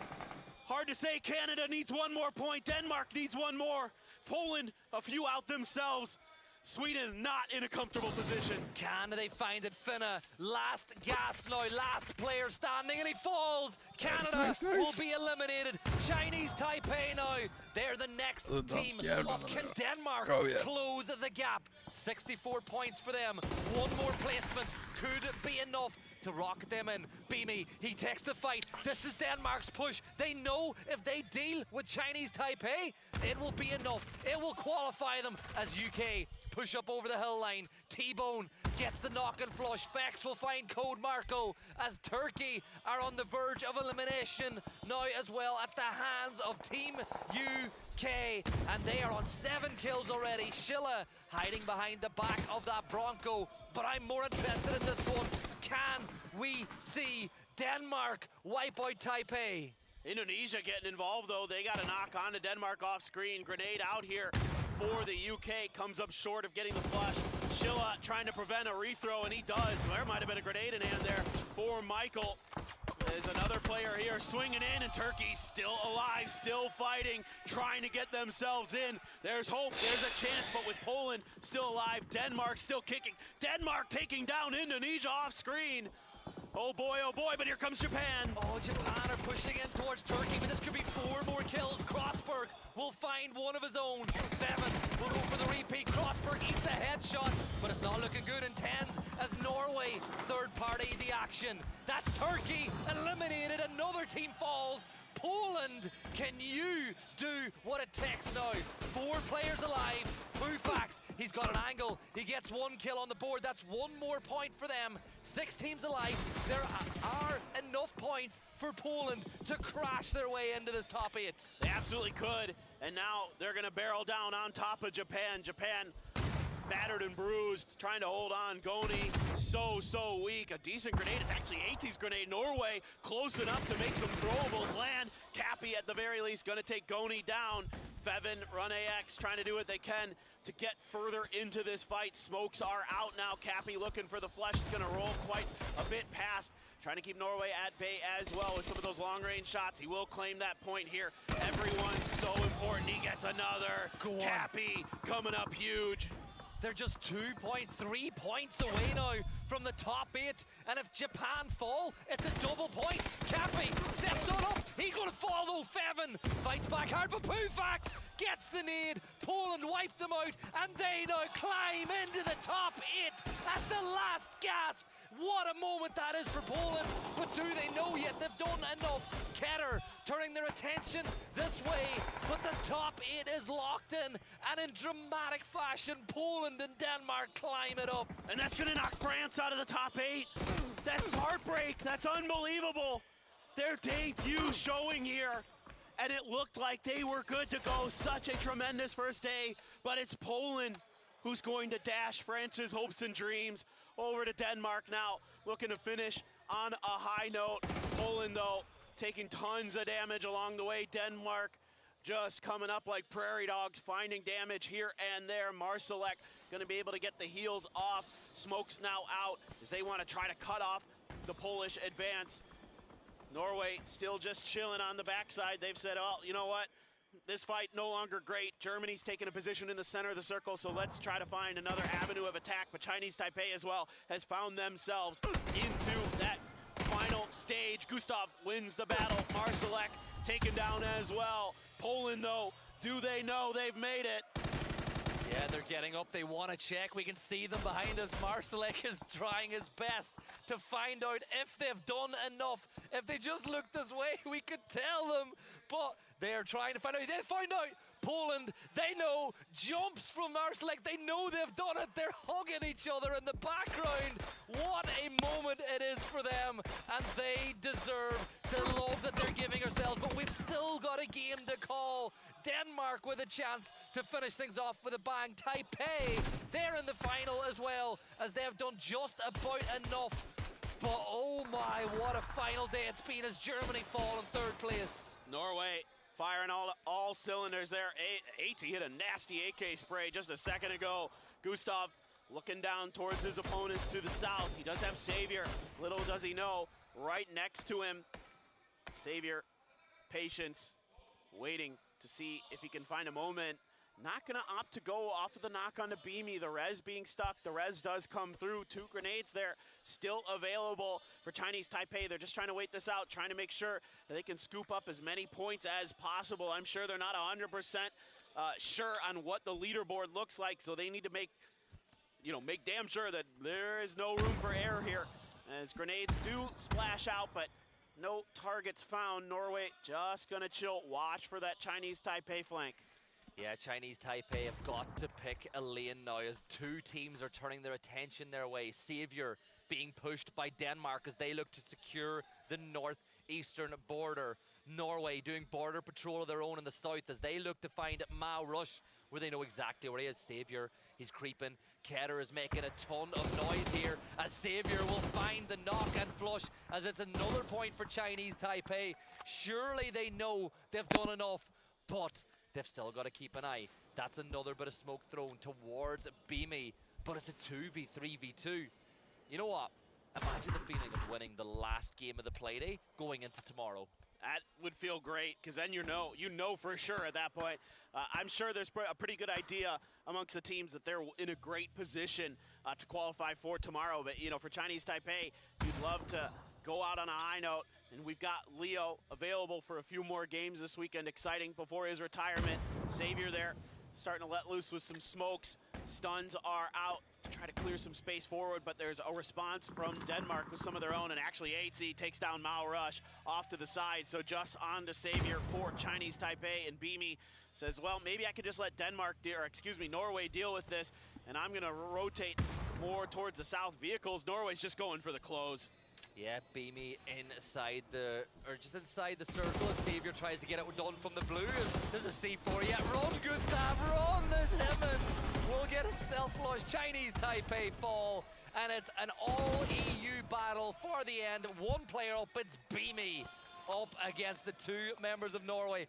And I can hear the Norwegian fans through my headset roaring their side on in this battle against Beamy as the Scandinavians will look to finish up. Beamy will find one. It's a 1v1. Itzy and Beamy. Who's going to clutch this one out? Oh, Itzy almost got Beamy as he crossed behind the hill.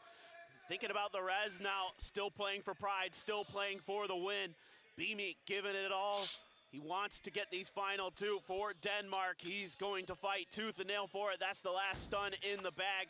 Throws it up and over, goes for the reload onto the AUG.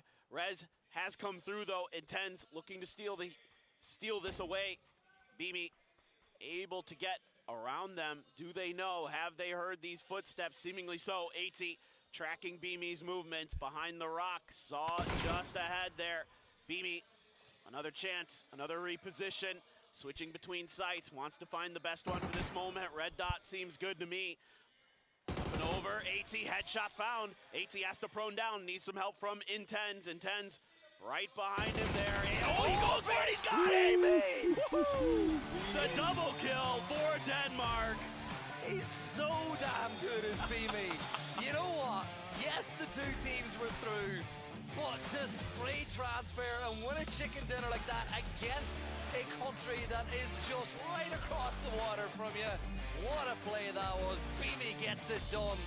But wow, what a survival stage we have had. And now Avenger is running past. He's got his finger in the air. He wants to get down. He wants to hug his team. Because not only did they get the job done, the money they've secured as well by just making it into that grand finals lobby. That's a great point. Stellar final game